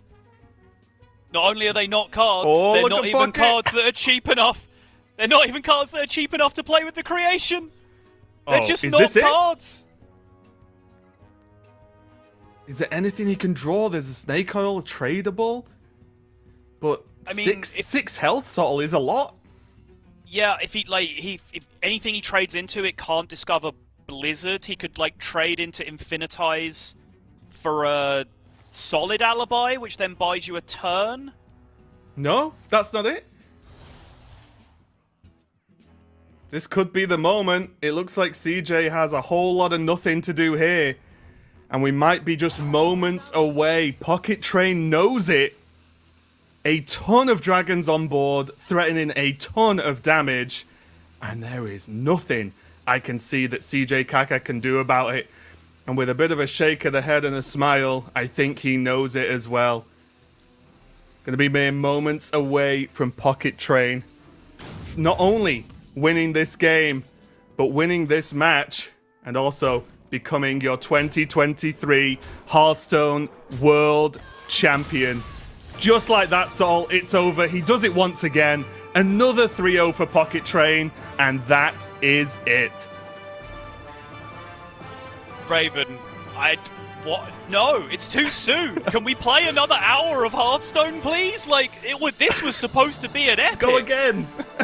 Oh my good, Pocket Train absolutely decimating everything put before him. The only thing that could put up a fight against him in this entire tournament was the lineup that he himself had a hand in creating when he went up against Meaty, and even then his superiority was shown. But honestly, what words can I possibly add to this that say more than that reaction do right there? You don't even need to see him on screen to know how he's feeling. What a journey this has been through 2023 for Pocket Train, and the most deserving of Hearthstone World Champions.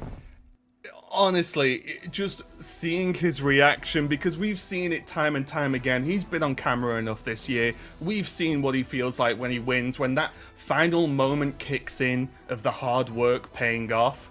And there's nothing more than this one moment for him, because not only is it the excitement I imagine of just, becoming the world champion. But I also can imagine the relief as well of just thinking all the work was worth it. It paid off. It's done. He is the Hearthstone world champion. And what a way to not only end that match, but end the day and end the year, Sottle, because Pocket Train simply dominated. I don't think there's any other real way to say it. No, sometimes, right, like, the way Hearthstone works, if you're going to win major tournaments, you're going to have the best of one to two of three things, right? You're either going to be the best player, you're going to have the best lineup, or you're going to get the luckiest throughout the tournament, right? Like, two of those three things will normally line up. Mm-hmm. You could argue that in this tournament, Pocket's had all three of them. He is probably the best player in the tournament. He absolutely has the best lineup, but he's also run hot, right? Like, I think he absolutely could have dominated this tournament with some 3-2s and 3-1s here and there, but honestly, the name just seemed written in the stars to an extent, and it has done for quite some time to this point. Like, this is a person that we've seen their journey. They've sort of Pocket streamed, and then he's not streamed, and then he's been like, okay, I'm going to stream to keep me sane. I'm enjoying Hearthstone. Okay, I need to not stream so I can focus on getting this rank 1 finish that I need. Okay, I've got that. Now I need to focus on the Masters Tour. Now I'm going through this period of like feeling very jaded about the fact that I've been playing 16 hours of Hearthstone a day every single day for the entire year. This journey has been very well documented. But at this point, right now, in this moment, he will probably tell you that it's been worth it. Yeah, just a huge congratulations to Pocket Train. Like I said, we've followed him all year. We've seen the performance. We've seen the hard work. Obviously, not only from him, but from all of the players who have made it to Worlds. This year was incredibly difficult. So, just again, before we continue talking about Pocket for the rest of the show, just a shout out to all the players who made it and all the players who got close as well, because competing at this level basically all year for the majority of those players was incredibly hard, time consuming, and just so difficult. So a huge shout out to all of those. But as I said, we're going to get back and talk not only about, but also to Pocket, as I believe he is ready to join us for his winners interview. Pocket, are you there and can you hear me? I can hear you very well. Can you hear me? Yeah, we can hear you. First off, just huge congratulations. We could see it as soon as the match ended, and obviously, you were on camera. We could see the emotion. So before we get into all the decks and plays and all those sorts of questions, do you want to just tell us how it feels after a year of hard work to be the Hearthstone 2023 World Champion? I'm scared to go to sleep because I'll wake up and it won't be real. It's I've played so much Hearthstone this year, thought so much about Worlds. I've had every dream about Worlds. I've had vivid dreams, like play by play, losing, like going 0-2, play by play winning, and then I wake up the next day and none of it was real. So this one is crazy right now. I don't know. I'm a bit of a mess right now, but a brilliant mess.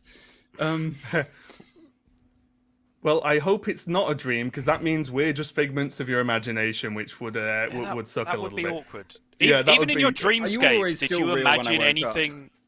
Up?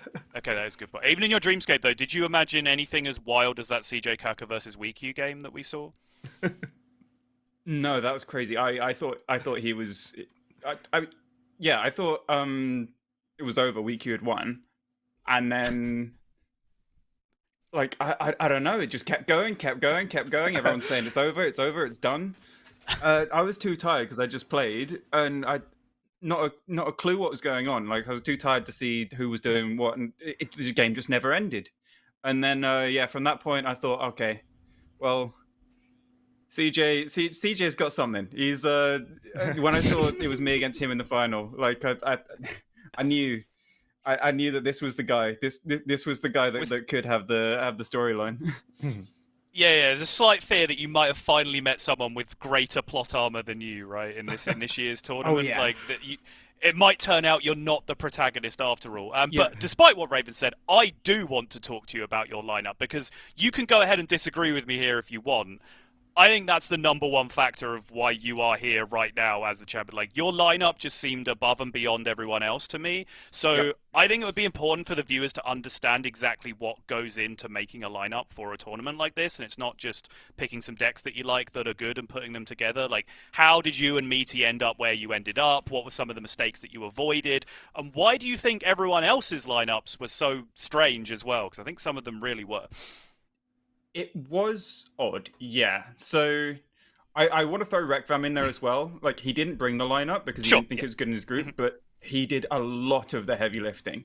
A lot of it. Like, he was responsible for Pelagos, he was responsible for going down swinging. He was responsible for sort of Naga Priest on the whole. And he just thought he couldn't bring it into his group. He was scared Gu would bring control or, yeah, stuff like that. But we were thinking specifically, like, in our group, WeQ loved Naga Demon Hunter. So we thought, okay, what's good against Naga Demon Hunter? We've got Paladin. Everyone's got to bring Paladin, unless there's a lineup that no one seemed to find that could target it. So we just bit the bullet and went, okay, if they figured it out, they win. But no one figured it out because it can't be done, I think. And then Naga Demon Hunter ourselves, we thought it was just too good to not bring. Like, it beats the slow decks, like all of them, and then it doesn't have any miserable matchups apart from the Dragon Druid, which we brought. And then the priest was the like the secret deck sort of, but we did think at least someone was going to be on it apart from us. We thought there were going to be a couple more in the tournament because it's got great stats, but just not that tested. But every time we tested it, we just went, okay, this deck is real, this deck is ridiculous.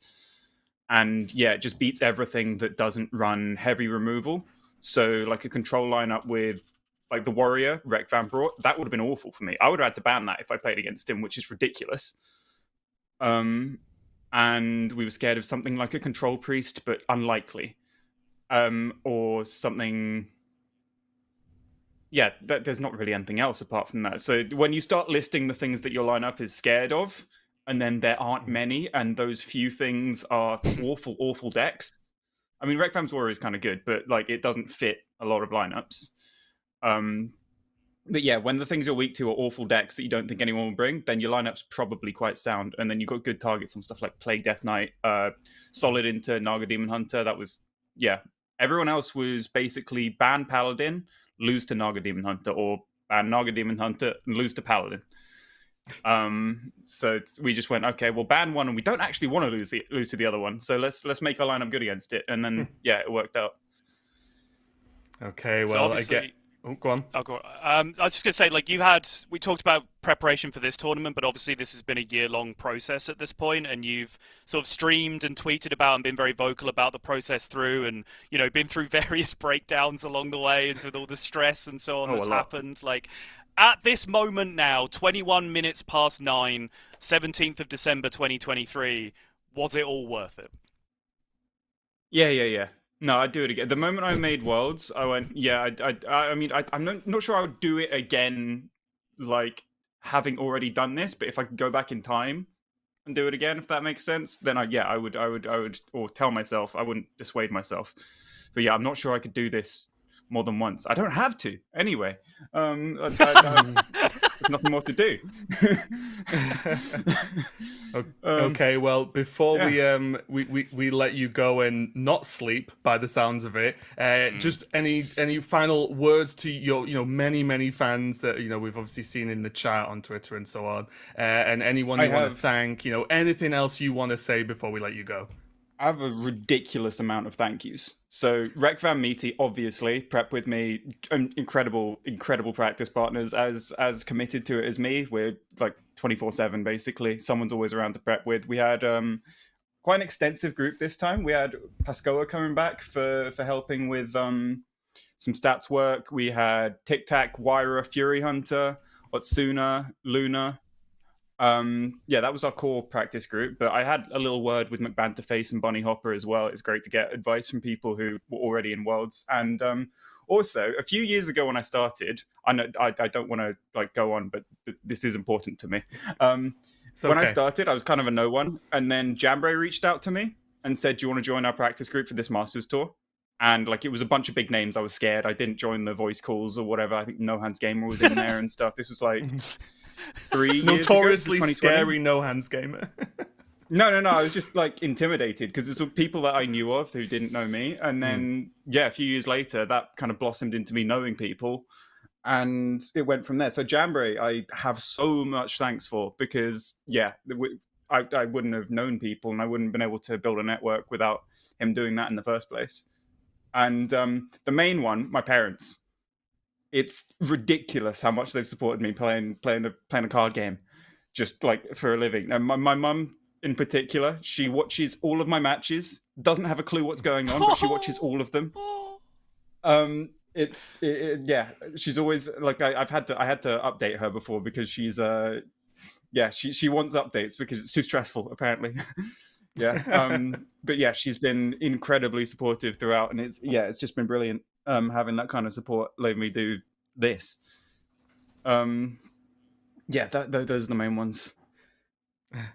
Okay, well, again, just a huge congratulations, well deserved, a fantastic run in this tournament, and we will let you go and either wind down or stay up all night and celebrate, whatever you want to do. You've earned it. Thanks, Pocket Train, and congratulations once again. Thank you very much. And there it is, the world champion for 2023, Pocket Train. What a tournament, what a set of matches, and just what a performance, Sottle. Yeah, I mean, what more is there to be said at this point? I guess thank you to Pocket for not starting crying during the interview, because he probably would have set me off. I haven't cried on camera since Lion. I'd like to keep that streak going, I think, for a while still. What a player, what a guy. I mean, he's laid his everything out. It's all been visible. He's worn his heart on his sleeve from day one this year, and I think you can see just with how wholesome and heartfelt all of that was, even saying, oh, sorry, I'm going on. Like, no, what do you think this is? The Game Awards? We're not going to play you off because you're taking too long. Don't worry, you've got all the time in the world, mate. Like, we literally cannot hold up a sign he will see to tell him to be quiet and go, so it's fine. And, the world champion, yes, it's a mark of the best player in the world, and it's a prestige, right? But it's also an ambassador and a representative for the game, and by that degree, yes, Pocket is arguably the best player in the world, and so having him have the title of world champion for that is very fitting. But also it's someone that you want to hold up, that people can aspire to, that other competitive players can look up to, that can be a role model and a source of inspiration in the community, and I think Pocket fills that as much as anyone else does that I can think of in Hearthstone. So for that, congratulations to Pocket Train as well. Yeah, couldn't agree more. But just like that, the competitive Hearthstone year is over. So, as is often the case, I'd like to throw a few thank yous out there myself. Huge thank you to everyone in production who's helped make this show happen this year. Thank you to all of my fellow casters, Sottle, Dragon Rider, Edelweiss, Lorinda, TJ. And thank you to all the players and all you viewers that have hopefully enjoyed the show we've put on this year. And also a special extra thank you to Pocket Train's amazingly supportive parents. Keep doing the good work. Thanks a lot for watching. We really hope you enjoyed it, and we will see you next time.